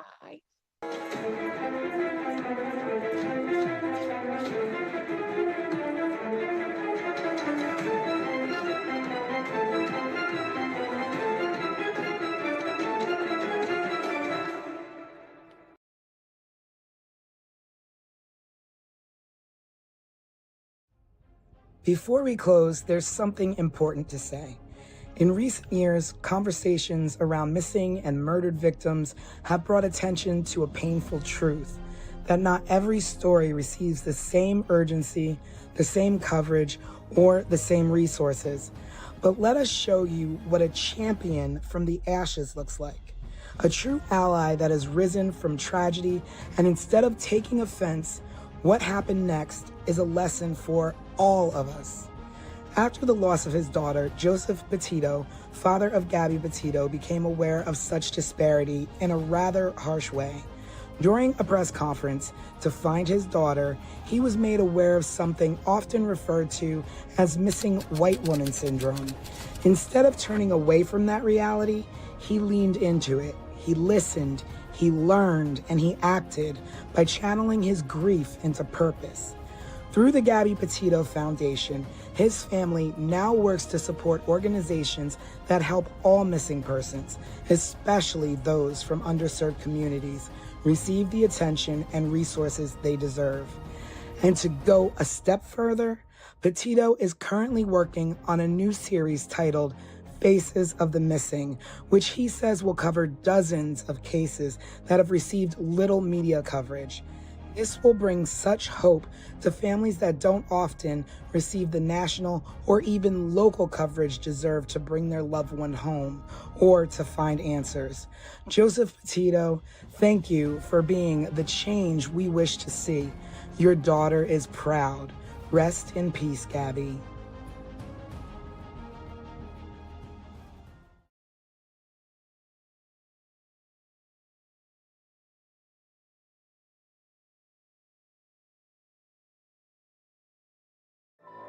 "15 Minutes of Murder, a raw, unfiltered dive into the most haunting unsolved crimes with your creator and hosts, Tanisha Slater and Craig Chapman. After every episode, they break down the case with resident private investigator Desiree Edwards of Sunshine Investigations and star of VH1's Caught in the Act, Unfaithful. But it's not just their theories, it's yours too. Hello, everybody, and welcome to the first sneak peek of 15 Minutes of Murder, where we're just going to give you a little slice of what our show is about. I am one of your hosts, Tanisha Slater. And I am Desiree Edwards, your resident crime expert. And my name is Craig. We just wanted to give you a rundown of how this series is going to work. Every episode and every story and every case that we go through will start off with a sort of like preview television series that gives a rundown of the case that we're going to be featuring that week. In the first week, we will show this video, and then after that airs, people will be able to submit questions to us. You can also go to our website, 15minutesofmurder.com, and join our Substack. So we'll have a case file there for you to look at, and you can submit questions there. You can submit questions on our YouTube channel and any other social media outlet. And then the following week, we'll deep dive into the case through a podcast where we'll all join in, and you at home will have your questions answered, and possibly one or two of you will join us on the series. Craig, that's a big deal. The viewers get to join us and try and break down what actually happened. We can go from who done it to what's missing to what they missed. And with the crime expert, we'll be able to pick apart cases a little bit deeper. And our viewers get to kind of like keep us in line and let us know, Desiree, you think you know everything, but you don't. Here's what I think. See, I'm ready for that part. This will also give not only us, but everybody at home an opportunity to explore things that maybe weren't explored at the time that the cases happened. So alternative theories, things maybe we see that were missed, or any sort of like ideas that we might have or you might have at home. Yeah, I think the best part about this too is that we're going to be featuring all unsolved cases. So it also brings light to the 15 minutes Yeah. of murder, which is also our title, obviously. But 15 minutes of murder doesn't mean like 15 minutes of murder. We're going to show you a 15-minute clip. It means every murder somehow gets its 15 minutes of, so to speak, fame. So hopefully with this, with cold cases and unsolved cases, we're bringing to light some things that maybe got overlooked. So you never know what we can crack. I'm hopeful that maybe some of these cases can become solved just from renewed interest, right?